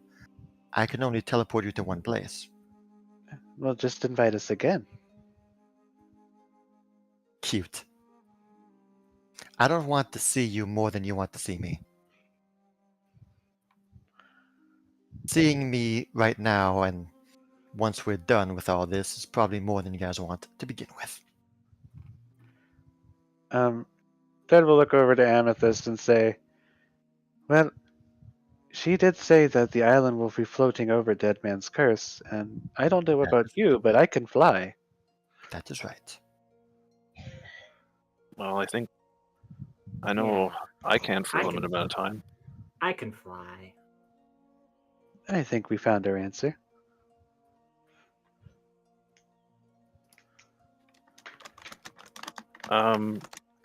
One other thing I was going to ask. Do you remember if there's any defenses on that island that we should concern ourselves with if we're taking that approach? No. Okay.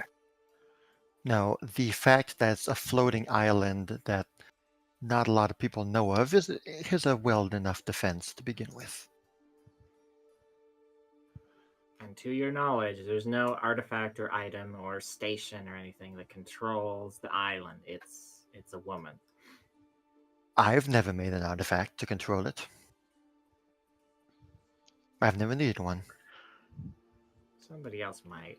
I guess we'll have to find that out when we get there, huh? Yep. Yep.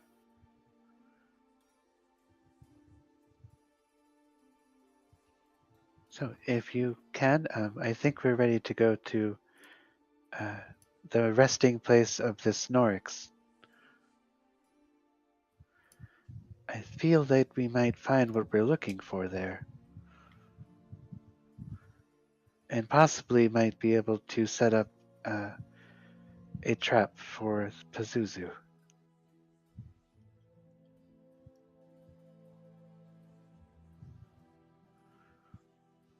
Or at least get the key away from her. Yes. Yes, that too. But I'm thinking that she'll be so concerned with that key that that'll take her focus off of the potential of being ambushed. So you're not wrong on that. As you wish.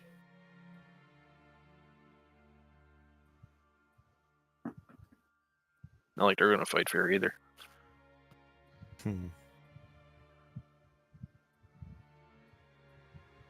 Alright. We are done here.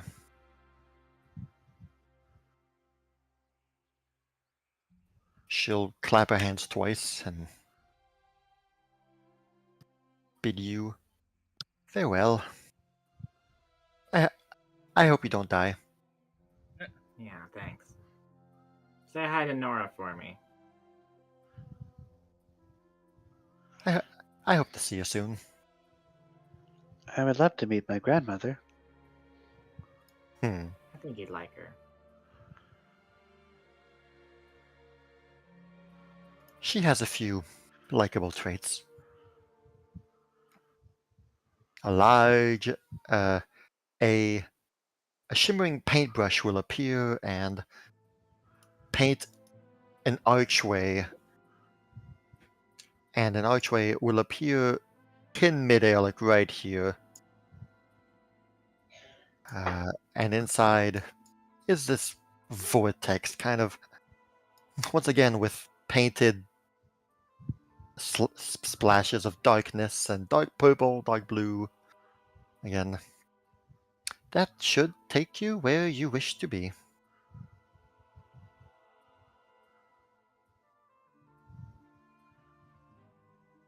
Much appreciated. Let's go. Wahoo! I don't know where I've learned this language from. She just silently waves. I expect my answers once I've done this. How about Emma?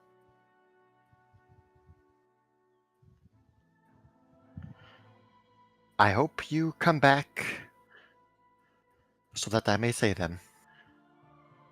She is, after all, only one of 2 gods I've ever met that actually cared about us mortals. At least enough to do anything direct. Right. Off you go now.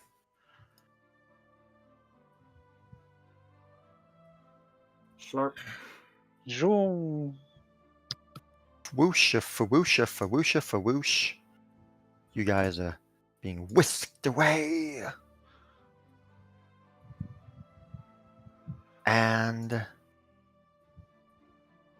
quite simply, same kind of visual going on. You know, you're in this dark area with splashes of paint going on nearby. As you leave Elysium and head back to good old Ospian. And you will, once the whole traveling vortex is done, you will again land on solid ground.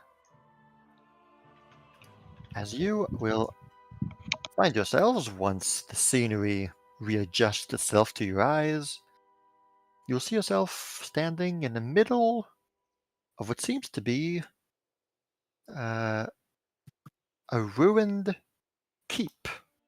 Maybe a ruined castle of sorts. And upon this sight is a very good time to end the session. All right. Thank you guys so much. I appreciate the games. Please go check out So Many Things Games and Zero the Hammer Slayer, who runs Dungeons & Dragons Driving. You guys have been wonderful. You guys have been amazing. Until next time, please take care of yourself. We'll see you later.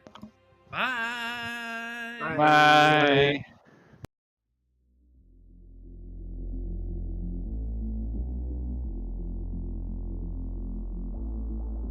When the night is over, my life is over. 'Cause I start thinking again about our time together. When the night is over, my life is over. 'Cause I start thinking again about our time together.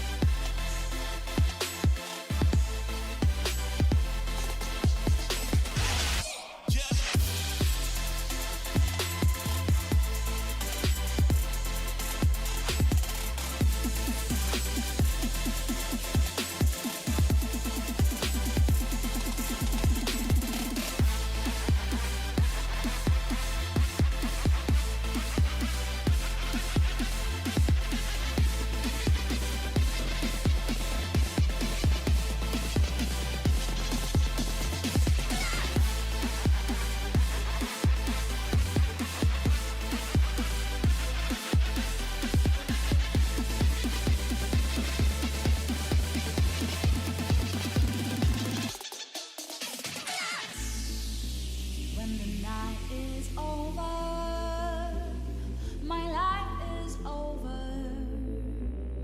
'Cause I start thinking again about our time together.